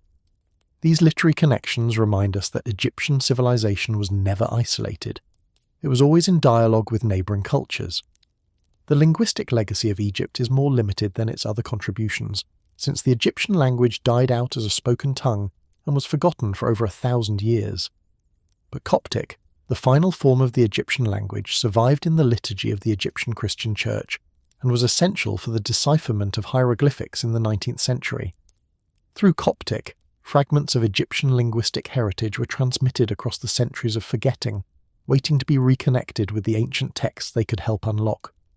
The environmental knowledge that Egyptians accumulated over millennia represents another form of legacy, though one that is often overlooked. Egyptian farmers developed sophisticated understanding of the Nile's behaviour, of soil types and crop rotations, of irrigation and drainage. This agricultural knowledge was transmitted to later generations and continued to inform farming practices in the Nile Valley long after Egyptian civilization had ended. The ability to productively cultivate the Nile floodplain, which Egyptian civilization perfected, remains the foundation of Egyptian agriculture today. The craft traditions of Egypt, weaving, metalworking, woodworking, stoneworking, achieved levels of excellence that later civilizations admired and sought to emulate. Egyptian linen was famous throughout the ancient world for its quality. Egyptian goldsmiths created jewellery of extraordinary beauty and sophistication. Egyptian stone carvers developed techniques for working hard materials like granite and diorite that remain impressive even with modern tools. These craft traditions were partly lost as Egyptian civilization faded, but they left behind objects that continue to inspire craftspeople today. The medical knowledge accumulated by Egyptian physicians was systematically recorded in papyri that preserved treatments, surgical procedures, and pharmaceutical recipes. These texts show that Egyptian medicine was often practical and empirical, based on observation rather than pure superstition. While some treatments were magical or ineffective, others anticipated later medical developments.